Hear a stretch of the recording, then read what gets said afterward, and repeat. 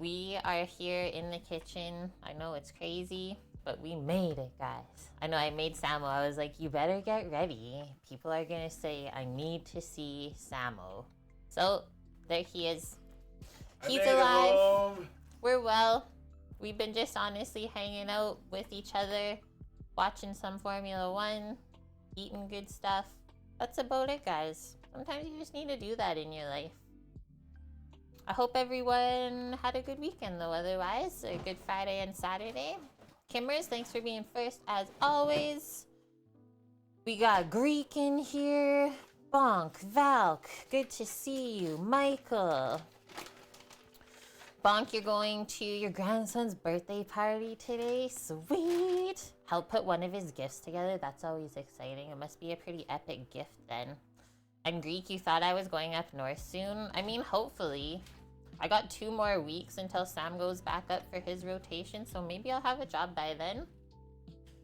Okay, who else we got? Welcome in, yet it is. I think that's it, guys. Sometimes you just need a good chill. I mean, I know that Fridays we always do, so that's why I just have learned over the times that, yeah, there's no Friday streams when Samuel comes home. Sometimes there's not even a Saturday one. Round dose, nice. A small recliner chair for kids. You're not sure what you're in for just yet. Screw the instructions, right? Just wing it. Wookie Goddess, hello there. You're gonna lurk most likely because you just got done cooking. You'll be getting hungry. Sounds wonderful, friends. Yeah, we had a good morning so far. Samo slept in. I was up pretty early. You do read the instructions? I would hope so. It's like the amount of times that you try to build an IKEA thing and you're like, I don't need the instructions. And then you get near the end and you're like, I probably should have read the instructions.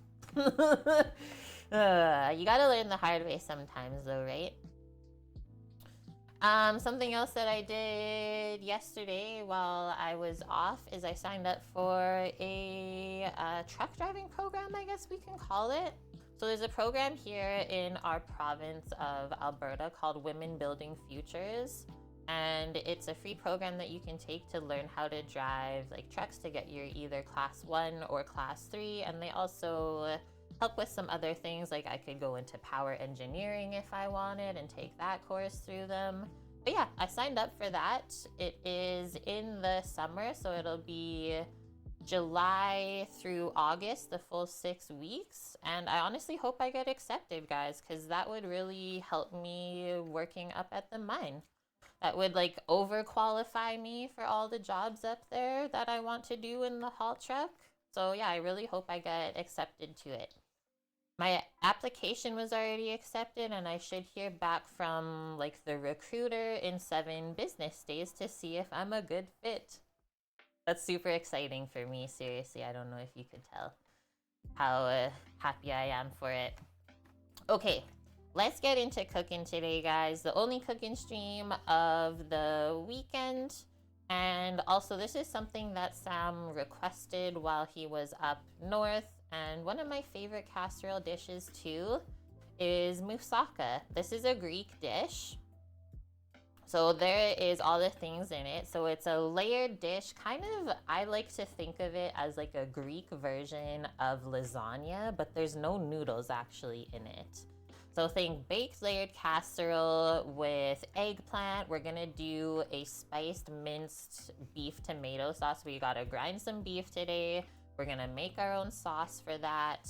And then as well, the top layer of it is so good. Also like the best topping for lasagna too, if you ever have this, is a layer of bechamel.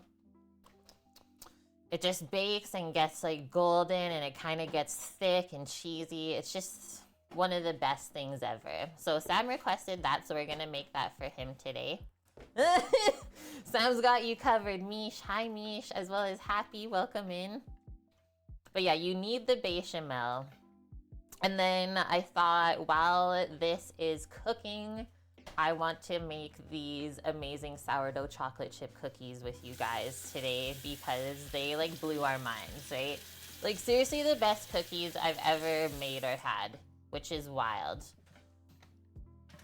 And they don't take long at all. It kind of blew my mind. Like, you make the cookie dough, you only chill it for 15 minutes in the fridge, and you literally scoop and bake. So I thought that would be a very fun one to show all of you today. Because the worst part of making cookies at home is, like, letting it chill in the fridge for 3 hours after you make the dough. And I was very wary of this recipe being like, oh, you only have to chill the dough for 15 minutes. I set my timer, I followed it, and they work perfectly. So here's the recipes for today, guys. We have made this moussaka before on stream. When I searched for it in Discord, it was 4 years ago. So it's been a while. And if you click on it, yes, it is in Greek, but you can switch it to an English version. Like, that's kind of how you know it's really good, right? If it's a Greek recipe. Chill and bake in 15 minutes. That was wild, Rolo. I was like, yeah, right, you're lying to my face right now. They didn't lie. Lying to her face. Okay, let me get this set up in English version. What did everyone else get up to this weekend? The weather is finally nice here, too. It finally feels like spring. The grass is, like, just starting to poke up with little green bits. And we actually did end up going to the farmer's market yesterday, too. Just didn't feel like streaming it, I suppose, because a lot of times the parking around there sucks, but we lucked out. Got some eggplant from the farmer's market. And a lot of other yummy veggies, so we'll use the farmer's market eggplants for our moussaka today. I think it's gonna taste amazing. The weather is crap there again, really? Another late season storm on the weekend. It just doesn't stop. I thought ours was really bad, bonk. But I think you guys have had it worse. That sucks. We were supposed to get a bunch of rain and possibly snow, but it looks like it's only hitting the southern part of the province now. We lucked out. Eggplant emotes in chat? Yeah, if only, right? I think there's one that Twitch made. I could be wrong, though. If you have one from another stream, though, by all means, post them up. I'm just gonna make our prep list and away we go. Nice. Patio weather today. No wind in West Texas. Enjoy it. Go hit up that patio. It's pretty nice here today, too. Finally no wind either, because the last couple days have been crazy. It's nice and warm in Victoria. Are all the, like, trees blooming and stuff already? I can only imagine.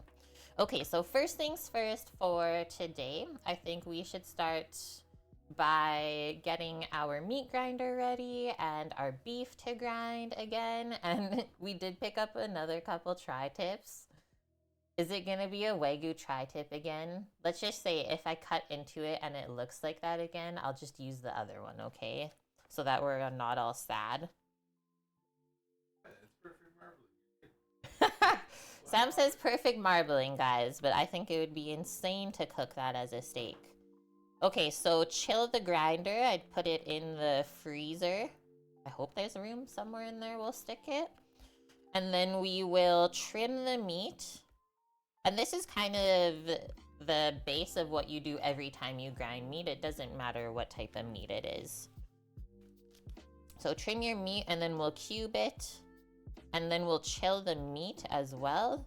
For last time I did 45 minutes and that was wonderful. Yeah, you gotta save those ones, right? You're using local Wagyu for your smash burgers? Nom. I mean, we do still have some of that tri-tip grind that we said we would make into burgers too. Gotta do that before Samo goes. Okay, and then after everything has been chilled for that 45 minutes, then we can quickly grind the meat. It usually doesn't take more than 5 minutes. It's very quick. And then you're good to go so that you can make your sauce from there.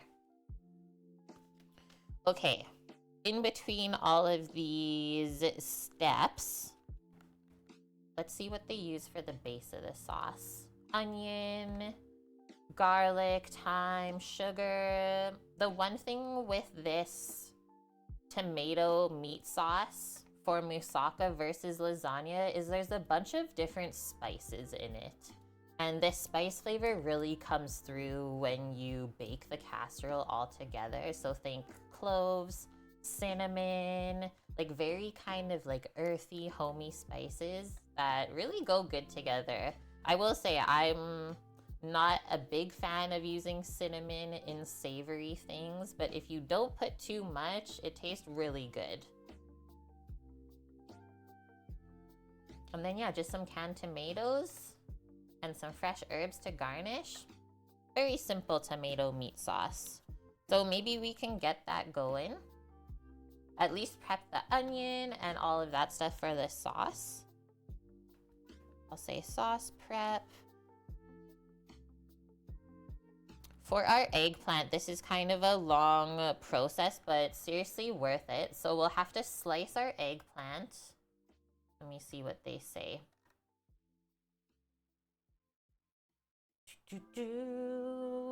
They don't salt their eggplant. So a lot of times when you're taught to use like eggplant and zucchini, different, I would say like kind of spongier sort of vegetables, they say to salt it to draw out some extra moisture from it, but maybe we don't do that first for this because we have to fry this. So you slice your eggplant, think of like how your lasagna noodles sit in the casserole. So you make your slices and then you fry it in a pan before you assemble it. And I think doing that frying step is what's gonna draw out that extra moisture versus doing the salt first. Mickey, what? You got a new puppy? 9 weeks old called Bailey? Yeah, I was gonna say, what breed? That's so exciting. I love dogs. A black lab. I was gonna guess that because I know that they're really popular in the UK. Hi, Oko. How are you doing? We're just going over the list for today and then we'll get started. Okay, our eggplant and potatoes go in here too. Slice. Fry. And that's it. And we will season them as we do that too. Did you already pick it up, Mickey, or you just put the deposit down for it? I know some breeders are picky how early they let their puppies go. And yeah, adds a little crispy to it when you do the little frying first. It's true, it won't go like all mush in the casserole, right? Okay, that sounds good. And then lastly, our bechamel sauce. This is also a mother sauce that we're taught in culinary school. So there's 5 mother sauces. I would say out of all of the mother sauces, tomato sauce and bechamel is probably the ones that I make the most often. And you should know how to make them yourself too. They're really not hard. You get them Friday. Please post photos in Discord in the pet section when you pick them up if you can remember. Okay, that's it, guys. After the bechamel, we can say assemble. Hopefully everything is cooked out by that time. And then while the casserole is baking, because it takes a little bit of time to bake, at 350 Fahrenheit, and they say 35 to 40 minutes. I'll probably go a bit higher because my oven's cool, but we'll definitely follow the timings. So leave yourself 40 minutes to bake this, and then while that is baking, we can do our cookies while we wait.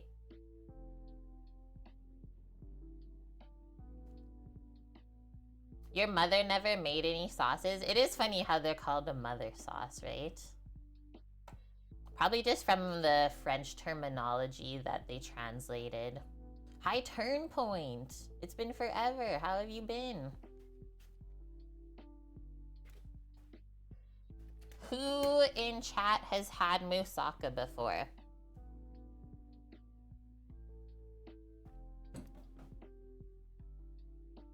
I'm going to get the meat grinder and we'll get the beef out.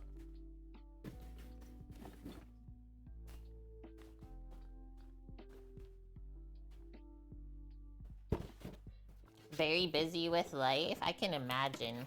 We're all super busy, hey? Quite often growing up, yum, Greek. Would your mom or someone make it? Bonks had it. Mickey, you've never had it? Michael never had it. Thunder Spanner, you make it often. It's okay. I like how like passionate you are. I like your passion, your energy. Okay. So I tried to scrub this guy up. Remember when you guys got mad at me? It was really rusty. So I really tried to scrub it up good. It'll probably take a couple times, but it's looking better than the last round. So just know. But there's effort being had.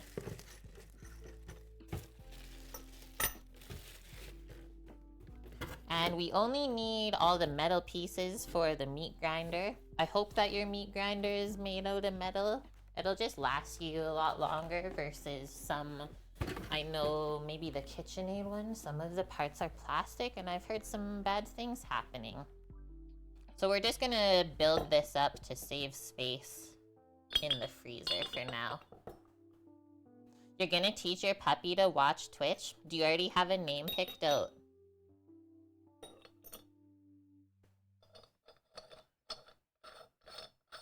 Just saw the thumbnail preview of me holding an eggplant. What's that about? We are cooking with eggplant today. I picked these up from the farmer's market yesterday, and we are using eggplant to make our moussaka. Oh yeah, you said he was called Bailey. I like that name. I really like that name.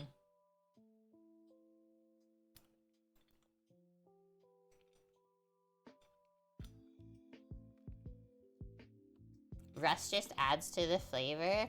I mean, luckily none of that part goes into the food. I don't know about other people's meat grinders though. Oh man. You're doing so, Blood Oak? You hate that it's Sunday again already? Where does the time keep going, man? When did you put this pop in here? Okay. I don't know if anyone else has the bad habit of doing that, guys.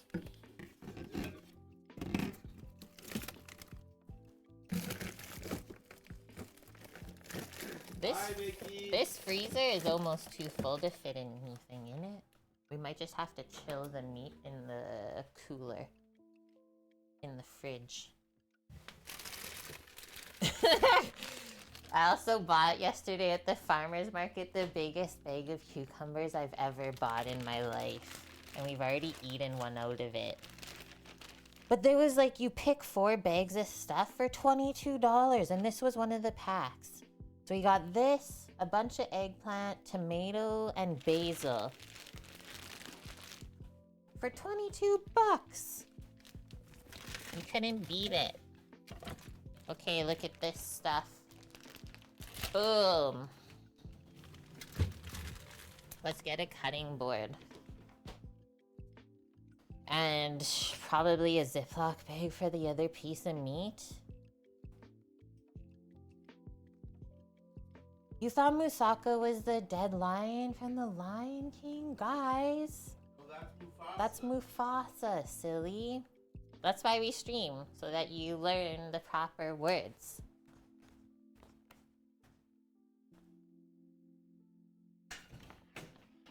Okay, we'll need our boning knife too.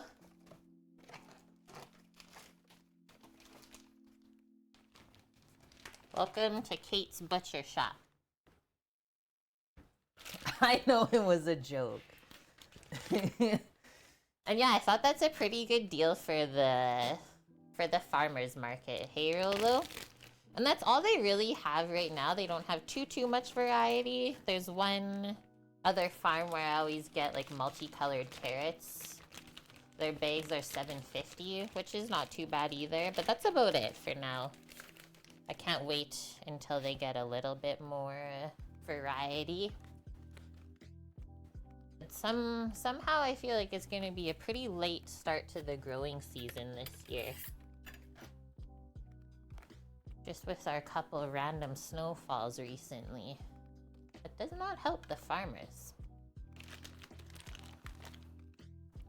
Okay, so $60 or $58 for 3.6 kilograms of Canadian AAA beef, which is just one below the highest designation here in the country. Right? 58 bucks for 2 tri-tips. Do you guys remember this? Like years ago on stream, when we could never even have access to tri-tips. Ask the butcher shops, ask all around. Nope, can't get them. Now, every time we go to Costco, they have them in stock. So I don't know what happened there. Maybe there was enough demand that they started selling it to the Canadian market, because what we were always told is that there wasn't really demand here, so they all just got sent to America. Which is fair. Gotta go off of the supply and demand. Okay, I'm gonna go for the smaller one.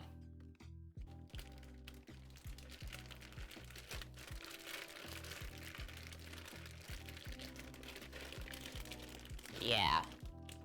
So this one's pretty small. Nice fat cap though. And the other one's like really big. Just doing this stuff in this sink because I don't want to get the blood or the purge all over.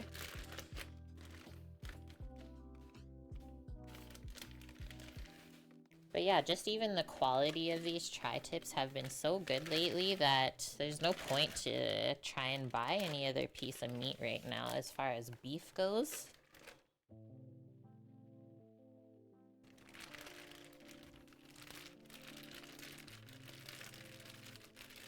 I also saw some people were saying like the regular grocery stores here were starting to sell ungraded meat from like Mexico and South America. And people went nuts about it. So they're probably not doing that anymore. Hi Katniss, it's been forever. Good to see you. There's such thing as Canadian Wagyu as well. Probably.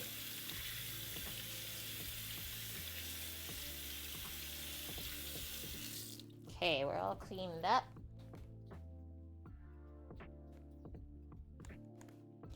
Gotta pack this baby up for the fridge.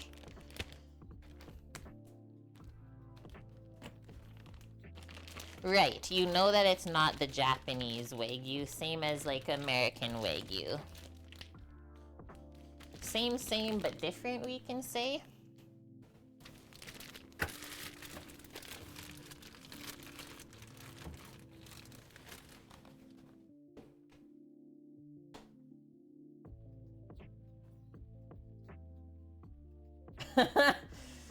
It's true, yeah. Alberta is like the Texas from USA.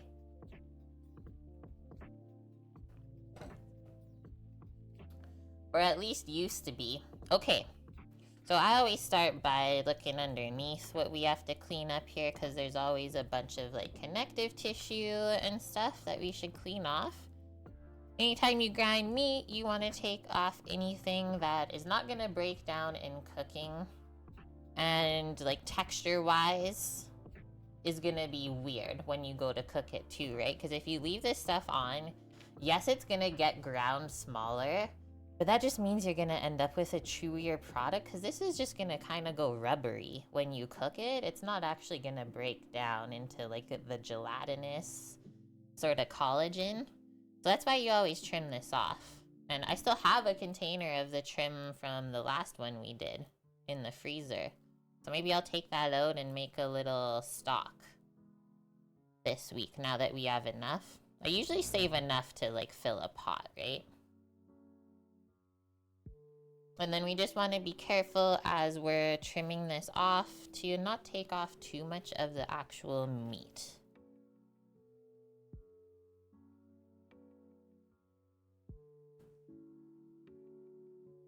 So you can really decide, I guess, how picky you want to be when you clean your meat. And don't be afraid to like turn it around to get the best angle for yourself.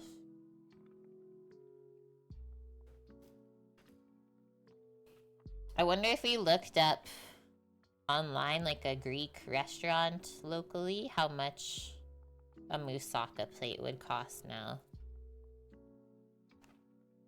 That's been like one of my favorite things to do lately on stream. Do the menu price comparison. $25 probably, Greek?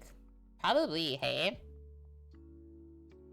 Just for one piece though, like think of that. That's crazy. Need to get this little bit up here.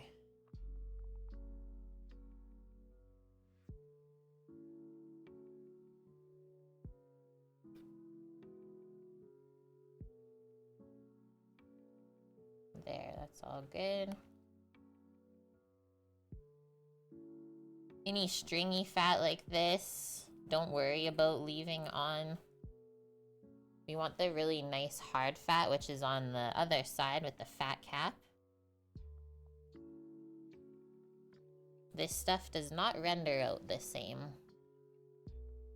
So don't worry about trying to save it.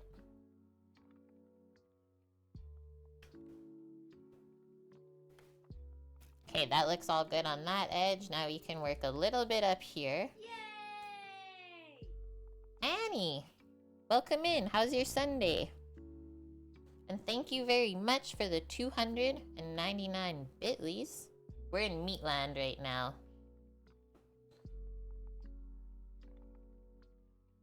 Your fat is hard too? Well, you got the good stuff then, Rolo. It's laundry day today, Annie. That's a pretty typical Sunday thing, isn't it?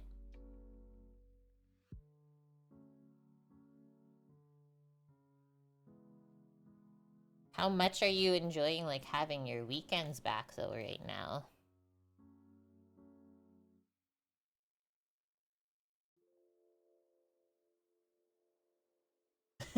So much. Nice.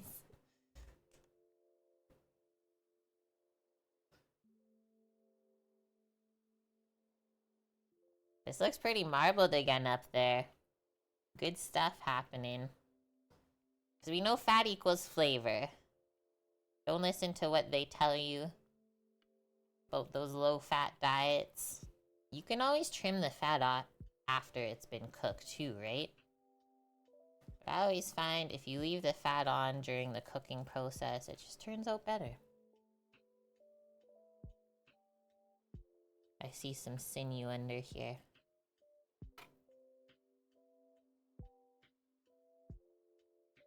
A tri-tip almost reminds me of like a miniature brisket. I don't know why. Just something about it as I'm cleaning it. It's kind of funny.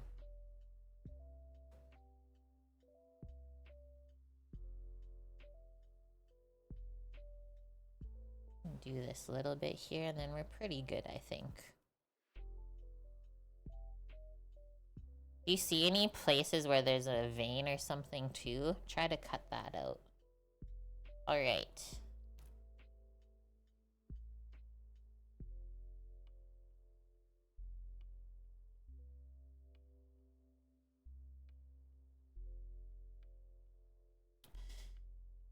Yeah, it's making it feel even closer to summer for you now that the weather's getting good.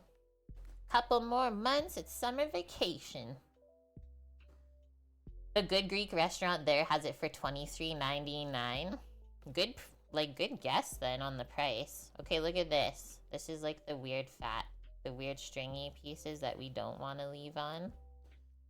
That's what I was talking about. And then this stuff over here that's really white, that's the good fats.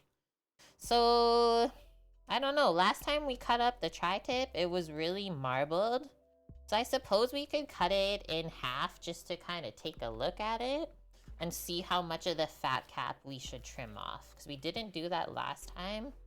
And then we ended up not needing any of the fat cap because it was so nice and marbled already. That looks pretty good. It doesn't look as crazy as the last one. Like, the last one was seriously looked like Wagyu. There was almost more fat than meat. So let's trim off a pretty good amount of this. Maybe we'll leave like a 1/4 inch or so. And then you can kind of see how this fat, the nice hard fat, kind of flakes apart like that. It's really nice. But to get this first layer, I usually just use my hands. You can kind of pick it up and then get underneath it. Almost like skinning a fish is what this reminds me of. You just keep it nice and tight. Boom. Gone. Since this part is kind of coming off anyways, we might as well. And then you can start to see the meat under there as well.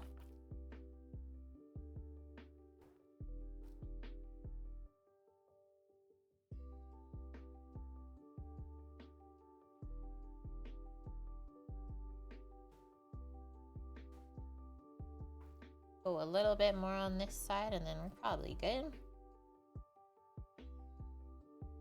You can see how nice the knife cuts through this fat too. That's how you know it's the good stuff. So like if we went to render this out, that'd be really, really good to cook with afterwards. And that is exactly what I'm gonna do. Okay, so that piece is all happy. Let's just work on this one next. This is a really small tri-tip actually. Perfect for our grind though today. So same as the last one, just to get into this fat. Take off that little stringy part.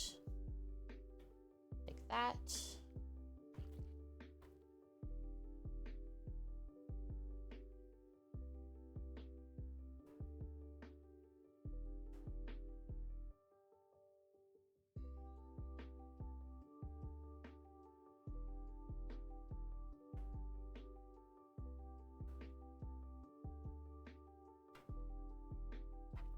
It's pretty thick on that end. Just slice down like that even.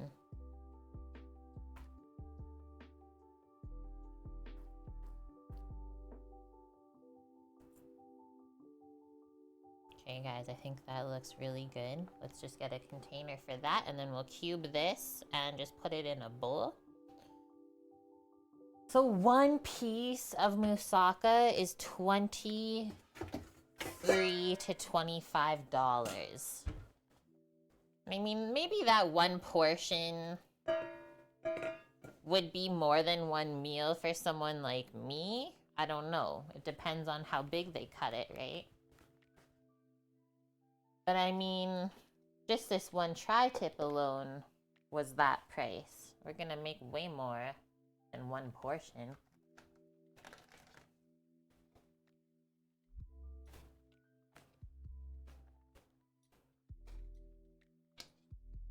It is a bit of a labor-intensive dish, right? Any kind of casserole like that. Same with lasagna. So yeah, if you don't want to take the time to make it at home, you're gonna pay for it. Just like how you pay for ground beef. The convenience of just going to the store and buying that, right? You're gonna pay more versus us buying just this whole muscle and then grinding it ourselves. Things to think about. Have another sip of water. If it's bigger than your head, it's a good deal. That's a good way to go about it. Okay, so now I'm gonna make like strips, let's say. Almost like cutting steaks. And this is just to help us cut it into cubes. No bigger than a 2-inch cube for my meat grinder at least. And then into the bowl.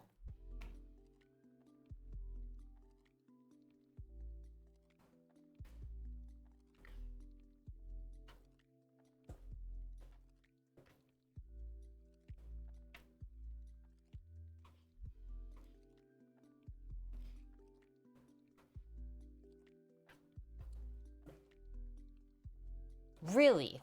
In the Netherlands per kilo, you would pay almost twice as much for a piece of like whole muscle like this than you would pay for already ground beef.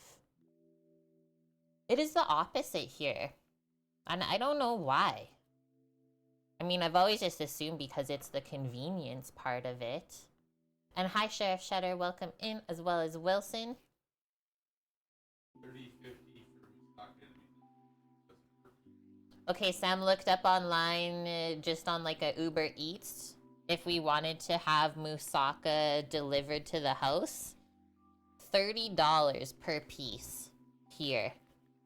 I mean, that includes the delivery charge, but still. It doesn't include it?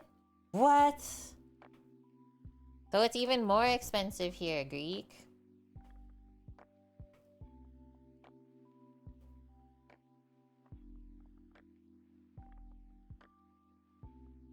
Yeah, some places on Uber Eats are expensive and other ones are so inexpensive. You just gotta find the good ones, I guess. These are pretty good looking steaks. Not like quite as good as the last ones. Still, it's gonna make amazing grind. If you guys hear yelling, they're having like an awesome soccer scrimmage match in the park across from us. They just started before stream. I was like, Sam, I gotta go play. Gotta get suited up.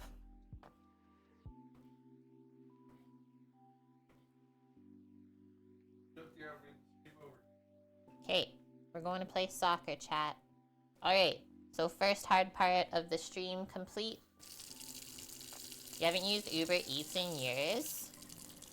It's like they know when Sam comes home because they'll give him 40% off coupons. Like, they're definitely watching you. So that's often when we'll do it, but we won't just order it if there's no sales or promos. Oh, Michael, I haven't played soccer since I think I was 20 years old. So 13 years. That's a long time for someone who, like, basically played it every day growing up.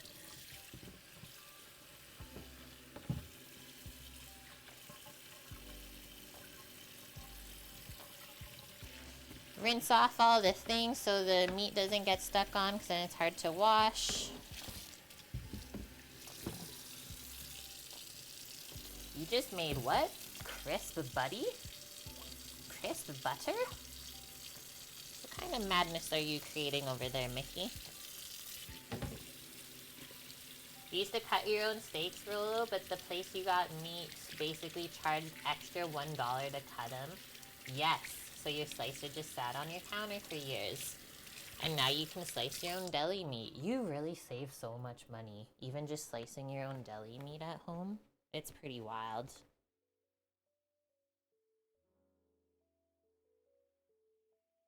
That's crazy.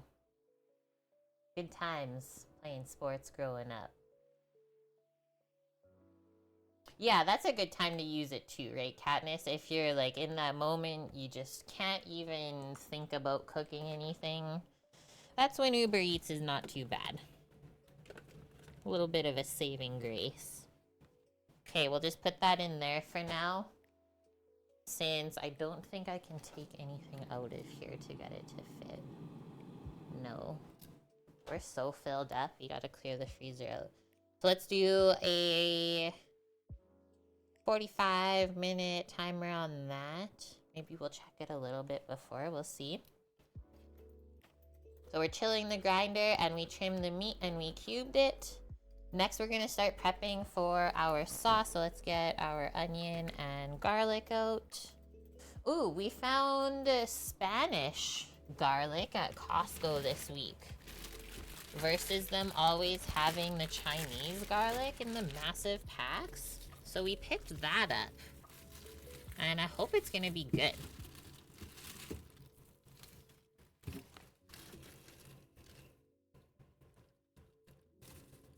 Because we have not been happy with the Chinese garlic lately. need onion, garlic. I know we need tomato paste, so I'll take out my little jar that I've been keeping in the freezer. We'll just use the rest of that up, but we'll let it thaw in the meantime. And then I think just a couple tomato cans and we're good. Hi, Frank. The only sport you didn't embarrass yourself at in high school was softball. Otherwise, forget it. Okay, this onion's all peeled and ready to go. This was extra from last week. Yeah, I mostly played soccer. I had a lot of friends that played volleyball, but that sport was just not for me. I don't know what it was about that.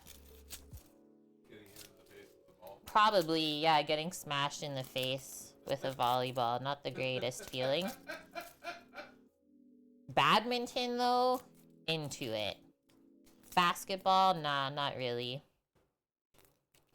Soccer and badminton, though, sign me up, man.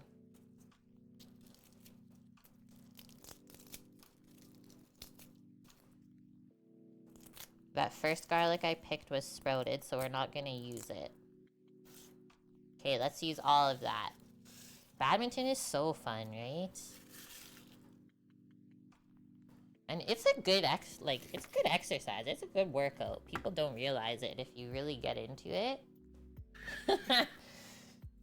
You'll be sweating. Okay, let's smash this to make it easier to peel. And then I think we'll just slice the garlic. Did I just throw a piece on the ground? I heard something, but I never saw anything. I did. Sneaky.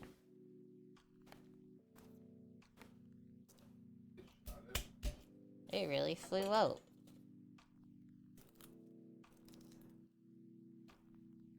You always wanted to play curling, but there's not much ice around there. Curling was fun when we did a little field trip in school. Also, a lot of schools here, you can actually sign up for the curling team. It's pretty popular in Canada. You're a chocolate chip cookie-aholic. These cookies, Frank, are the greatest cookies I've ever made. And I've made quite a few cookies in my life. This recipe, though, like the yeast from the sourdough starter in it, ugh, kind of gives that like bready sort of flavor. But then texture-wise, they're like so nice and moist. Yeah, I could go on and on.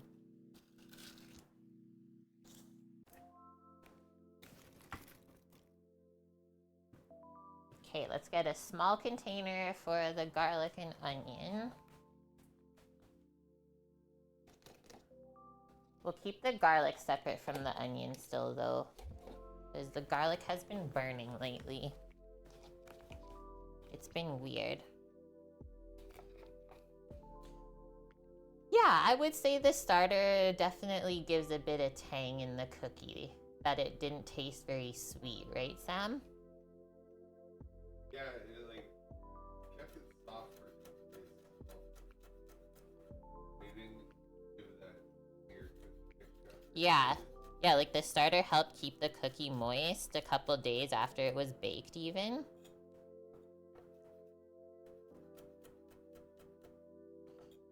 I gave a couple to Sam's friends when I picked them up at the airport, and they really liked them too. That's always like my test, right? Gotta share them with other people than your husband. Even though I know Sam will always be honest with me. If it's not good, he's gonna tell me. You had ribeye steak today? Yum. That's a really good Sunday roast. We would often cook ribeyes at work on Sunday.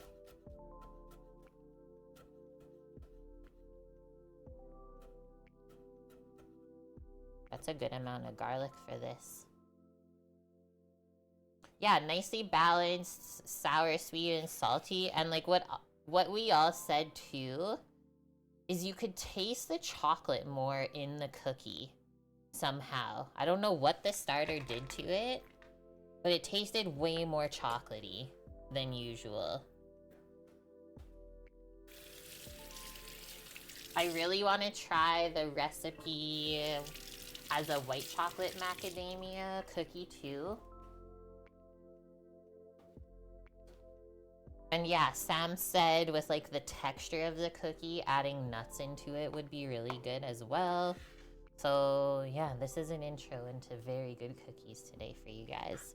But we'll get into that once our casserole is baking. So next for the onion, whenever I make a sauce, especially tomato sauce, I cut it pretty fine. I mean, we know that it's gonna cook down in the hour that it simmers or so.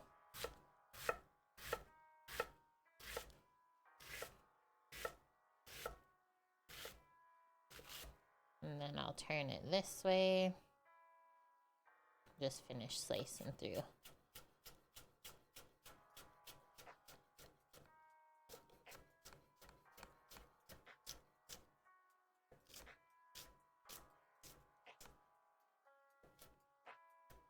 If you're not happy with those pieces, you can always cut back through them.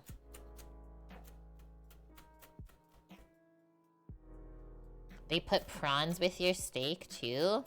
That's a fancy dinner, Mickey. Was that like your celebratory dinner for getting your puppers? Okay. Let's pop that into this little container. You like cookies that are a bit soft in the middle, a nice crispy chewy edge. I would say these are it. I also scooped the cookies like really big. Made big old cookies, and I think they baked up so nice that way.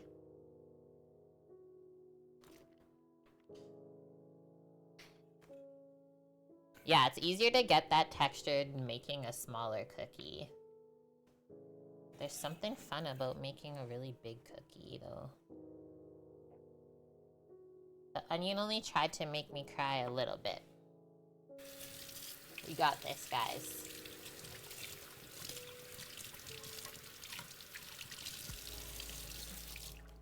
Rolo, during catering last Christmas, you discovered you could grill 48 12-ounce ribeyes in 12 minutes in your combi oven.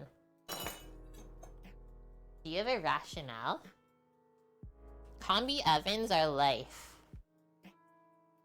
The greatest, like, kitchen helper. It's like not even a robot. It takes the place of an actual person. That's why they cost so much. Guys, if you've never seen a combi oven before, think of, I don't even know how to say this. It's called a combi oven because there is like hot heat as well as steam offered. So you can set like how much dry heat you want versus how much like steam you want to impart if you're roasting meats or stuff like that. And then a lot of them have just like a probe attached. So you put the probe into the meat, set your little beep boop beep boop boop boop boop on the robot part of your temp and timing that you want, and it'll like take care of the rest for you. Some of them even turn on their own. It's wild. A chef's dream for sure. The only time I've ever got to use one is in culinary school, and I think that's it. That's how rare they are to come by. Welcome in, Dust. How are you doing? Nice, Mickey. You bought that meal for your mom and dad?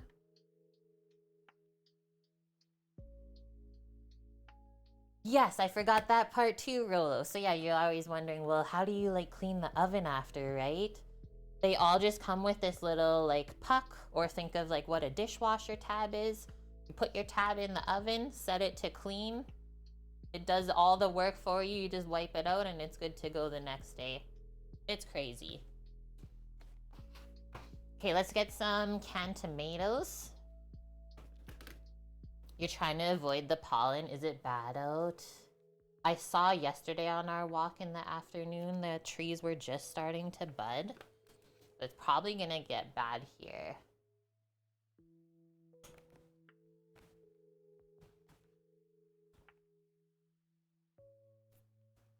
I don't know if we need 2 cans of tomato, but I'll bring that over. As well as our dried thyme, because they said to add some of that in the sauce. Just check the recipe. I'm really happy that Costco partnered with San Marzano and that they keep carrying these canned tomatoes because they are pretty life-changing. Seriously makes the best sauce ever. 400 grams. Well, this is 796 mils. Let's just go with 1 can of tomatoes then. I think... Are we still getting snow up here? I don't think we are going to. A couple places down south are supposed to be getting a storm, I think tomorrow and the next day. But I think we're gonna luck out. Let's get the can opener.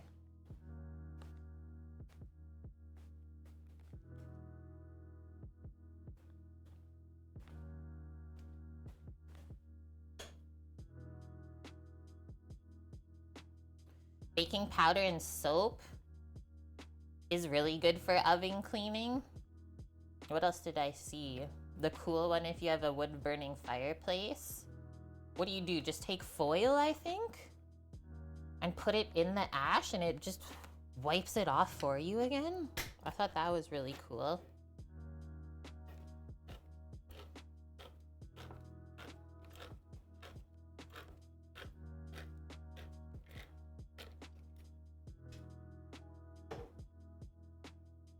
So these are whole tomatoes.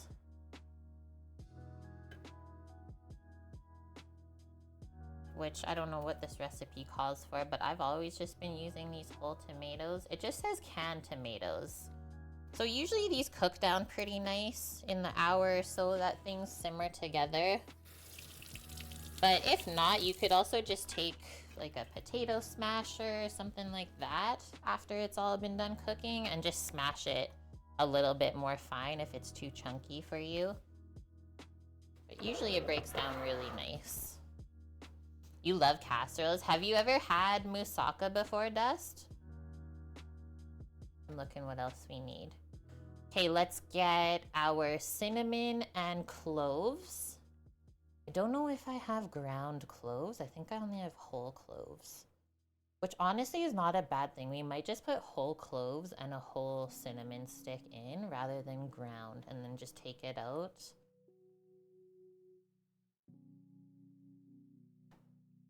Oh man, this casserole is so dang good, dude. I call it a Greek version of lasagna with eggplant instead of noodles. And this was kind of an intro into eggplant for me, I think.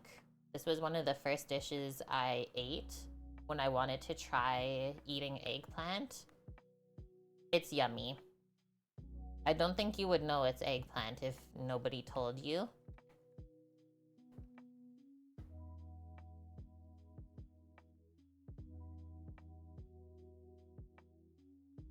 Oh, it was the newspaper. That's the one, Frank. Sorry, I don't have a wood-burning stove yet. Dip newspaper on water in the ash to clean the wood place window. Now you know, guys. We're teaching the people.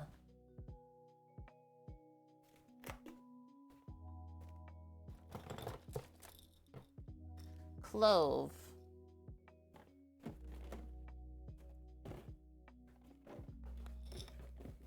Cinnamon stick.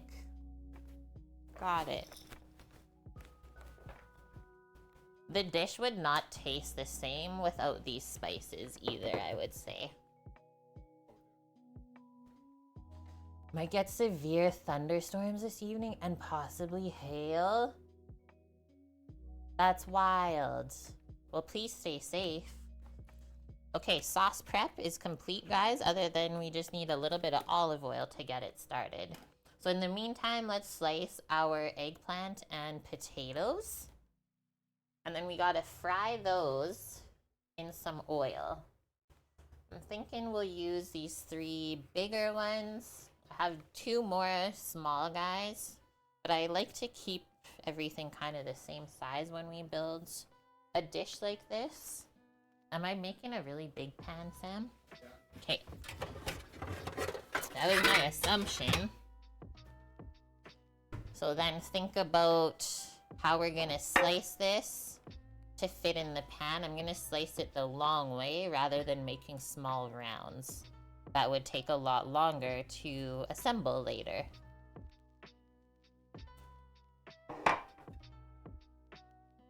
Careful with eggplant. A lot of people don't really use them or don't know. Sometimes there's like some spikies up around here. These look pretty fresh that they're not really built up yet. But I've been poked a few times when I first grew them. It hurts.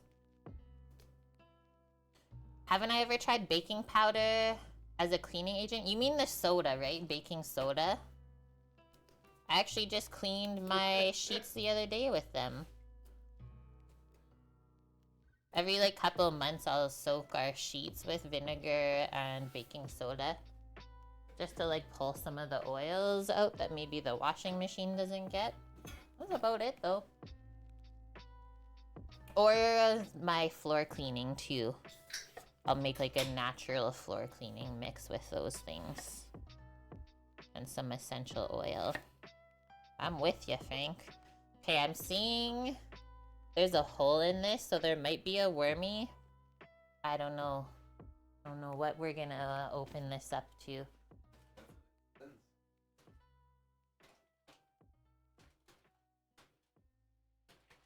Samo says, that's a nice lens. Okay, how do we want to do this? Maybe, I mean, sometimes it's easy if you put it on the flat end, but probably not this time. I'm gonna do like 1/3 inch thick slices.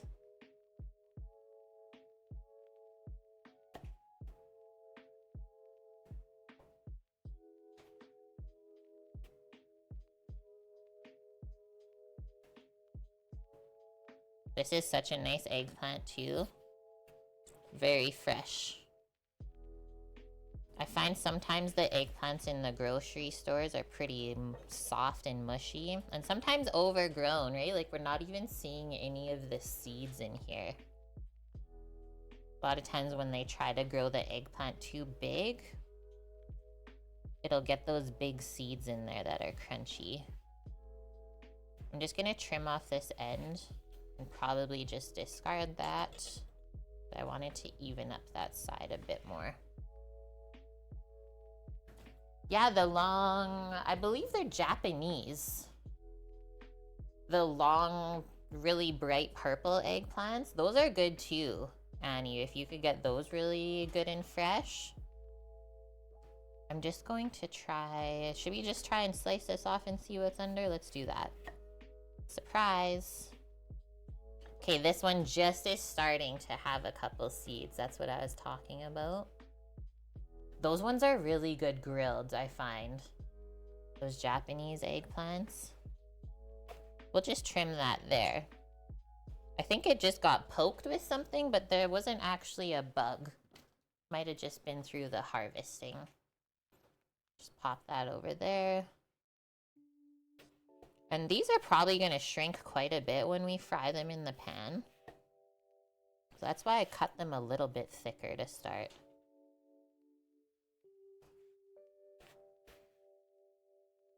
The potatoes we can cut thinner.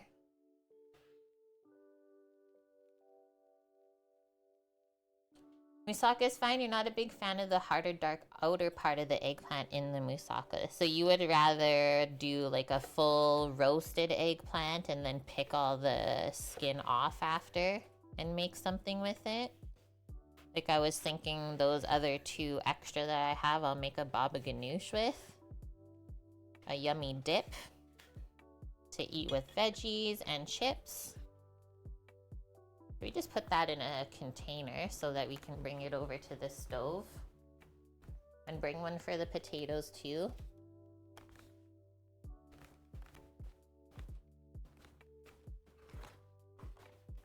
Oh, you have some Indian recipes that call for those eggplants too. Yeah, they only had these ones at the farmer's market yesterday from what I could see. And they looked really good and fresh, so I wasn't worried. So that, just go over here. Potatoes next. They're not in the fridge.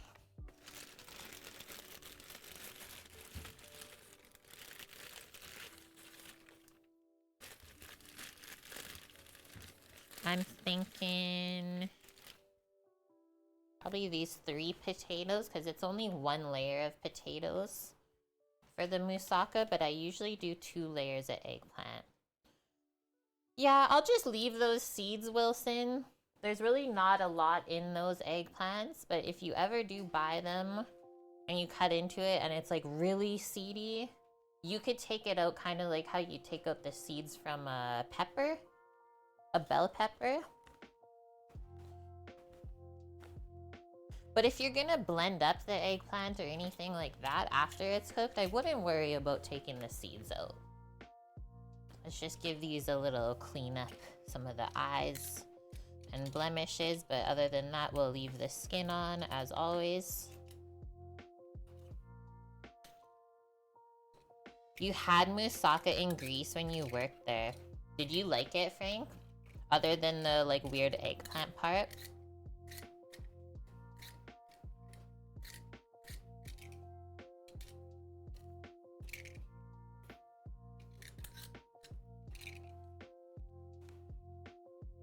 The dark skin is slightly bitter. I've never found that, but maybe they like pre-roasted it and didn't take off some of the charred pieces of skin. That's the only thing I could kind of think would give that flavor. Hi Scooter, how are you doing? We are grinding up some more tri-tip today, Dust, for the beef. But yeah, otherwise you could just use regular ground beef.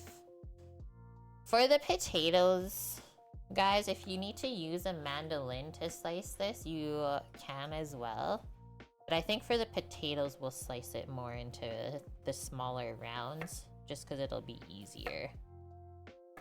And for these, we'll go 1/4 inch thick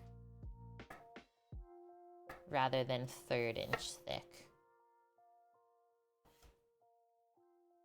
I like the way that the potatoes really absorb a lot of the like sauce and juices as this all bakes together in the oven. And it'll be easy to keep it all together like this. And we go to fry it. Palooza, you're the best.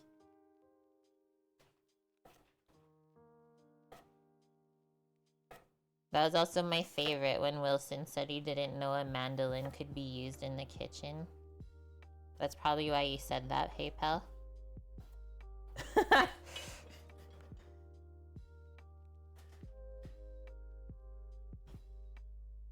You're never too old to learn something new.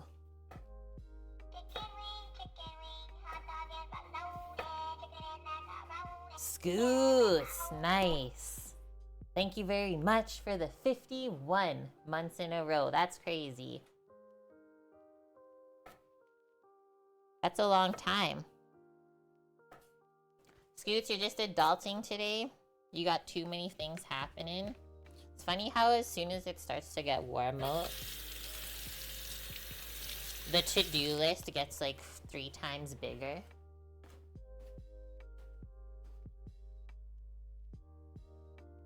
That's right, Dust.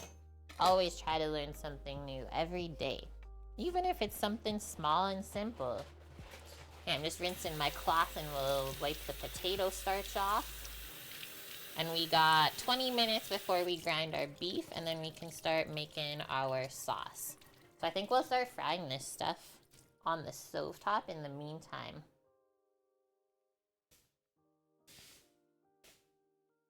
And then all we really have left is grind the beef, make our beef tomato sauce, and then our last bechamel sauce. Do I like taffy apples? I do. I don't know if anyone knows. Is it the Rocky Mountain Chocolate Factory? Is that what it's called? Rocky Mountain Chocolate Company? But I always, not always, but sometimes as a treat, that place was in the mall. My mom would take me for like a candy apple. So dang good. Okay, let's get a pretty wide bottomed pot or pan here, skillet, to fry our veggies in. We don't need a lid. And then we just need some little bit of oil in there. I'm gonna use olive oil. Use whatever you want. Rocky Mountain Chocolate Factory, yeah, that's the one. What else? The peanut butter cups they make there are insane.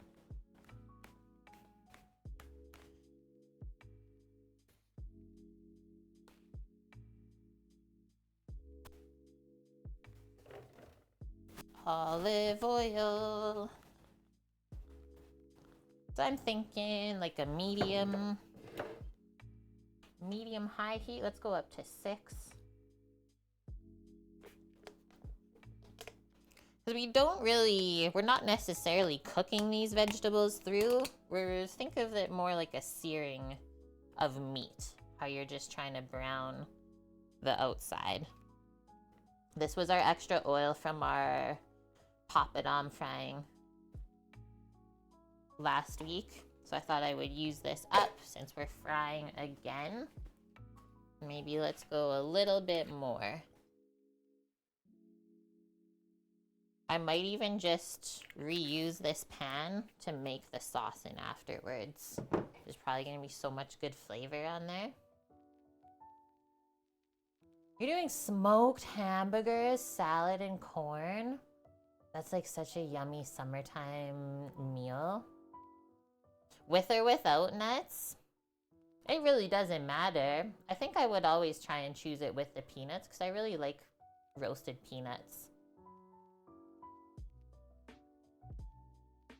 Rocky Mountain Chocolate Factory is based out of Colorado, really? For some reason, I always thought it was Canadian. Let's get some tongs. Might as well grab a spoon while I'm here for later.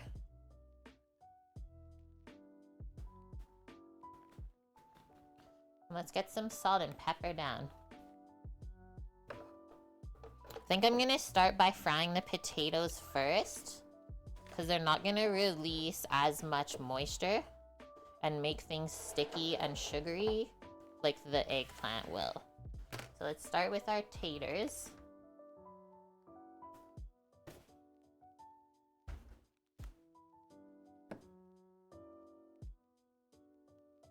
How do I clean this pan? How did I clean it last time? Last time we did something really dirty in it. We made the honey glazed bacon wrapped pork tenderloin. Holy. So you know how Bonk was like, oh, soak the honey right away, but I was like, I don't want to put all the fat from the pork down the sink. So I used a bench scraper, a metal one, to scoop all that stuff up what I could. There was a lot of honey like stuck to the bottom, so then I soaked it for like an hour just in some soapy water and then just scrubbed it. Sometimes I use my metal scrubby like this one, and other times I'll use the Scotch scrubby. And then you just want to make sure that you dry it really good after so it doesn't go rusty. You have to season it. A lot of people say to season it, but I think it already is seasoned. Like we cook enough in it that it kind of stays seasoned. Usually you only have to season a pan that you just get. And then if you do that right, it should stay seasoned for quite a while. 'Tis the season, yeah.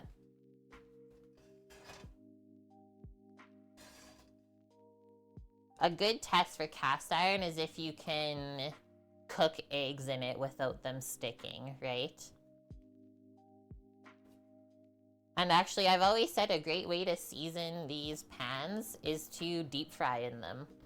Just fry something in it for about half an hour, and then the whole thing is seasoned, right? Instead of taking the time to like put it in and out of the oven, why don't you just cook something in it? Okay, this is smoking, so just be careful as you put this in. I guess we'll turn on the fan. Guys, let me know if it affects the sound too much.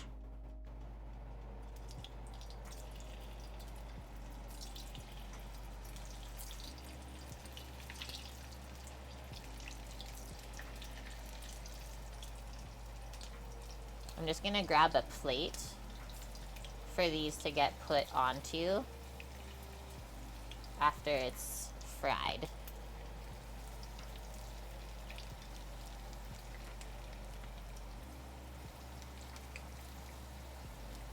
I sneak one more in there. Give it a little shake. Beautiful.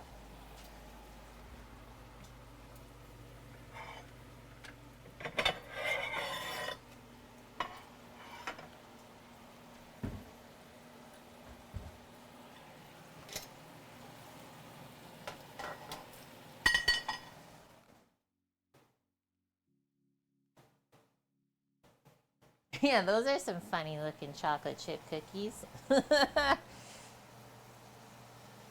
So good. Oh, also, this recipe called for zucchini, but we didn't feel like buying zucchini if we already had all the eggplant. So really up to you. I think it'll turn out just fine. Just do a little check. Just starting to brown. I'm also gonna turn this because my burner is uneven.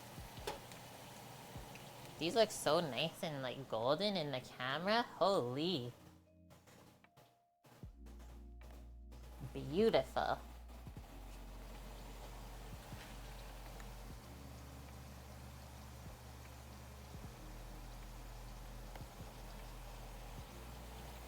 If it's too hard to flip with tongs, sometimes I just use a fork.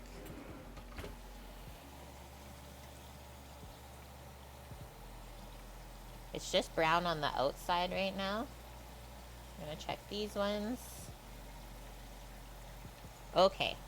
I think I'll just start to flip them.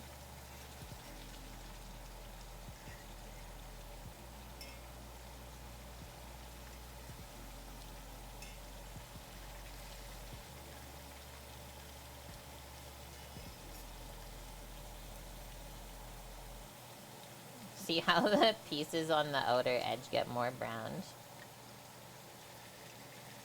That looks so good though. So all of this caramelization is gonna add more flavor into the dish.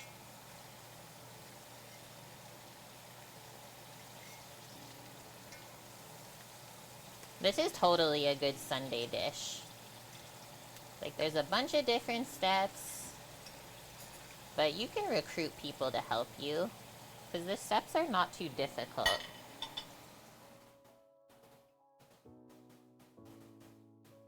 I think what they do for this apartment building, Pell, because our whole, like, side of the fridge is all dented too, I think they work with some of the appliance companies that sell, like, the one-off dented pieces for cheap. It's the only thing that's kind of added up as to why the stovetop would be so bent like that and they didn't, like, replace it.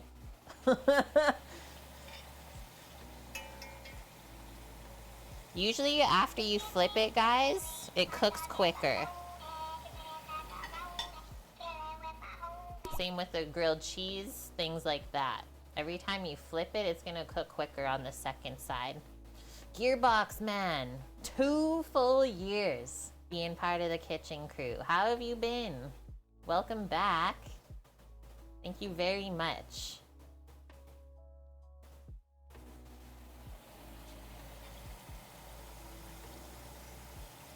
I just want fried potatoes now. Okay, look, it's starting to go golden brown. Scoop them out onto the plate. Drain some of the oil too if you can.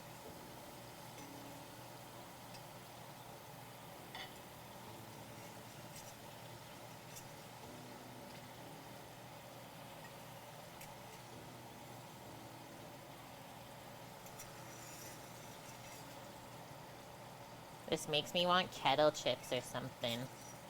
Oh, it looks so good.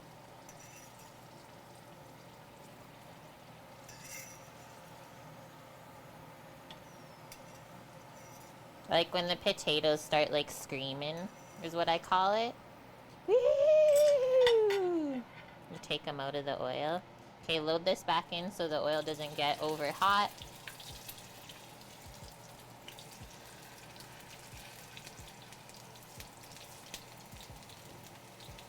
These are a bunch of small pieces now. This will be the last round of the taters.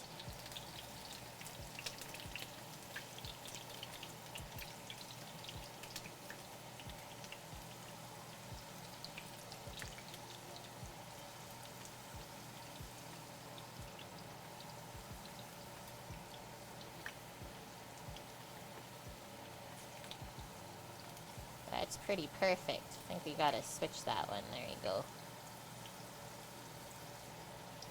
Whoa. Bam. Potatoes, gone.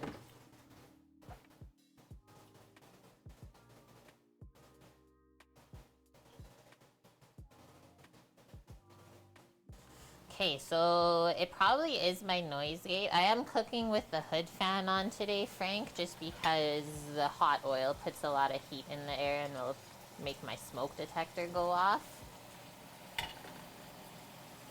But Sam said tomorrow while I'm streaming, because it's not going to be a typical stream day for me, we're going to go over some of the audio settings. Try and sort this out, because we don't understand what's happening. Okay, look at that. I'm just going to do a little sprinkle of salt and pepper while it's cooling.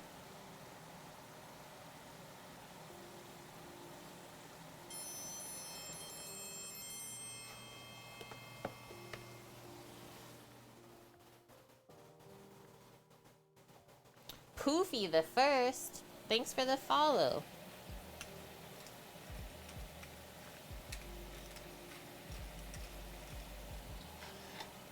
First round of potatoes are seasoned.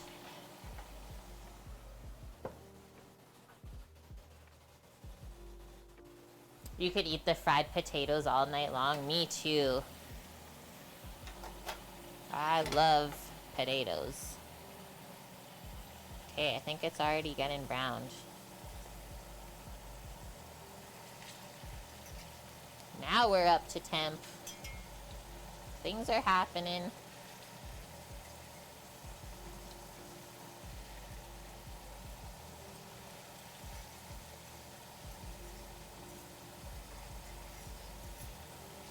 I can't even imagine how good this would taste having it actually in grease.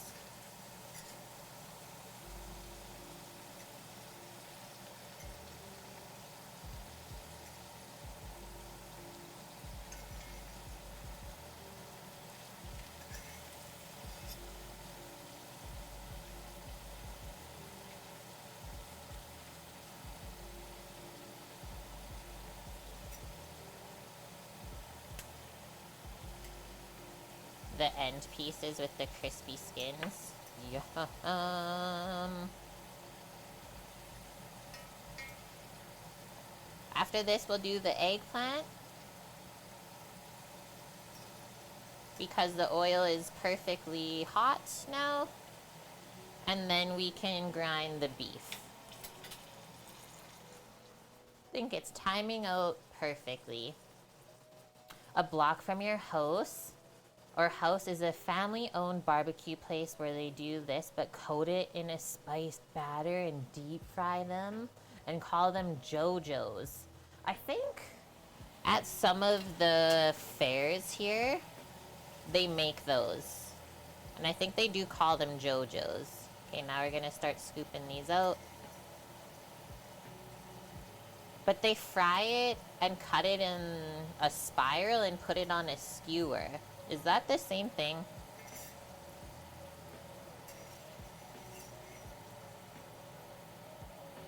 I can't remember if I've ever tried it. Sam, I think we tried it once, right? potato deep fried spiral.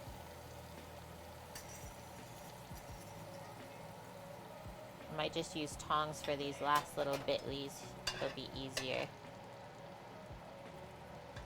Okay, when we put the eggplant in, just be careful, because there's a bit more moisture in the vegetable than the starch. Please beware of your digits and your face. Literally all of the things. Turn it down just a little bit too. So far so good, actually. I thought it was gonna be more splashy. You wanna open the door? If it's getting too hot, let's fit this one on the side and I think we're good for now. You don't want to go too low on the temp of your oil, because then what you're frying is just going to soak up all the oil and not really get crispy. So you do want to hit that happy medium as far as temps go. Alright, I'm going to season those while we're waiting and just put them to the side to kind of cool off. And then we'll get another plate for the eggplant. Yeah, just because of the water content in veggie versus the potato.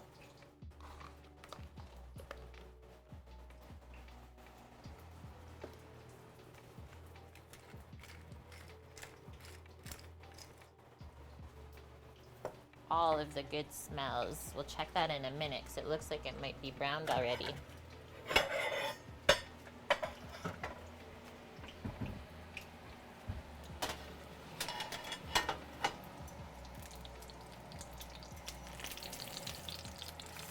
That's what it's looking like. Ow! See? How it's cooking?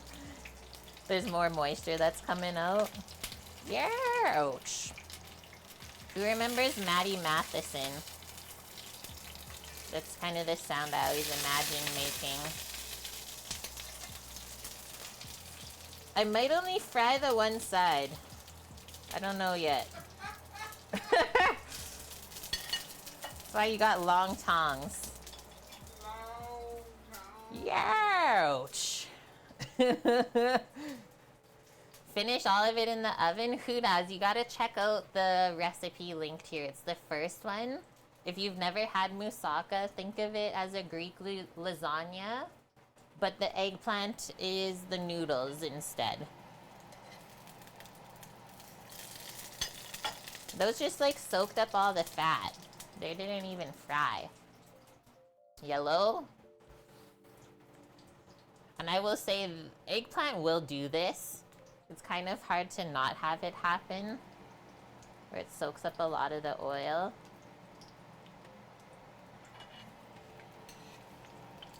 The pieces that just have the skin on the other side won't take as long to fry.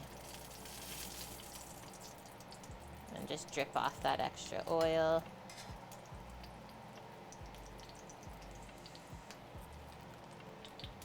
Just keep adding them in as we go along here.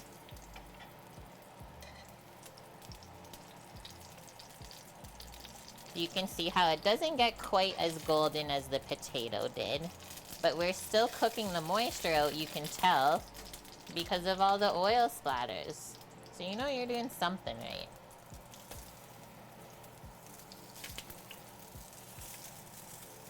And you might have to add more oil in to the pan for the eggplant, because it'll absorb some of it. So just be aware of that as well. Like when you hear that sharp kind of sizzle, that means you need a little bit more fat again.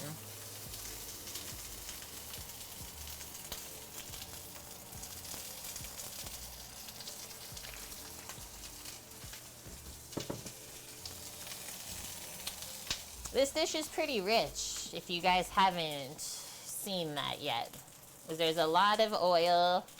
The bechamel sauce is pretty heavy and rich with the milk. But the spiced tomato sauce really does a good way of cutting through all that richness, I will say that.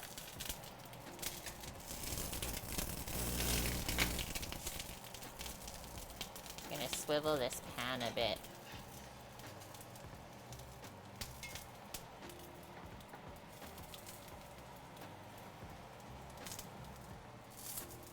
We still need more, I think.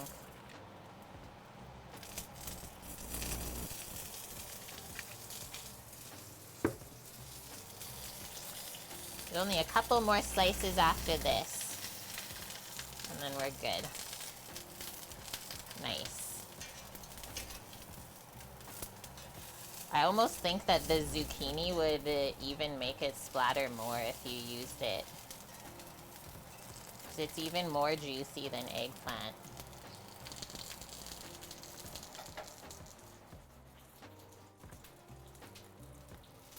You're trying to decide if you should put out your hummingbird feeders yet? As long as it's doesn't freeze at night, you're fine. Which probably where you live, you should be good to go. Because yeah, sometimes it's nice, like we would put out the feeders early just in case there wasn't a lot of flowers around for them yet. At least they had that bit of food to get them started.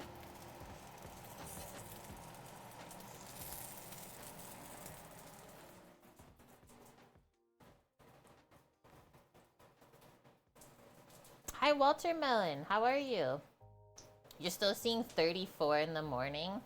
So that's like kind of close to freezing, right? Almost on that one. Let's do this one out. How's this one? Not really browned yet. Let's give that a little press. How's this one? Get in there. Couple more moments for those, and then one more reload. You're having a low-key weekend. That was us the last 2 days. And then today, I felt like cooking something and streaming with you guys, so here we are.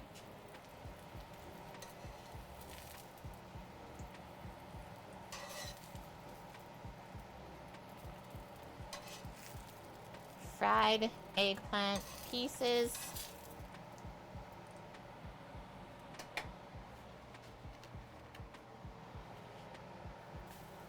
Maybe I can fit all of these in. This one's like curved, so we gotta be a bit strategic. I don't know if that one will fit. It might have to go in after they shrink a bit. Okay, so that smoke you don't want to see if you're shallow frying at home. That means you don't have enough oil in the pan.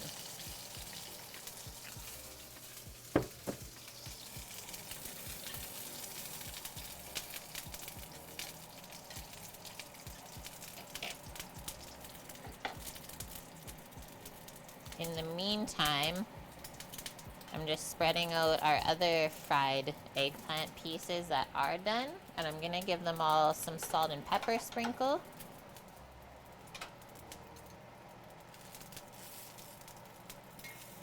Just making sure these are all frying evenly. Do them hummers feed on pure sugar water? Can't the sugar water be too concentrated? You need a certain recipe. What was it? 1 cup of sugar to 3 cups of water, I think it was. You'll have to look it up though. Don't just take my word for it, because I haven't had a feeder in quite a few years now. But yeah, you make a specific ratio of sugar and water, and then it's really, really important that you cook it. Some people think that you just mix the sugar and the water and dissolve it and that's it, but you have to cook that to get any bacteria out that might be chilling in there. Otherwise, the birds can get really sick where their tongue will swell up and they can't eat anymore. So if you ever see black mold in your hummingbird feeder, take it down instantly and give it a wash. Oh, these pieces started frying up good.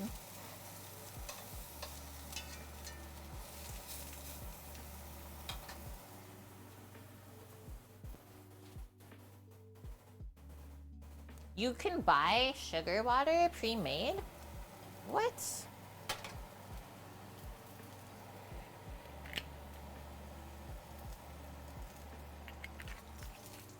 I'm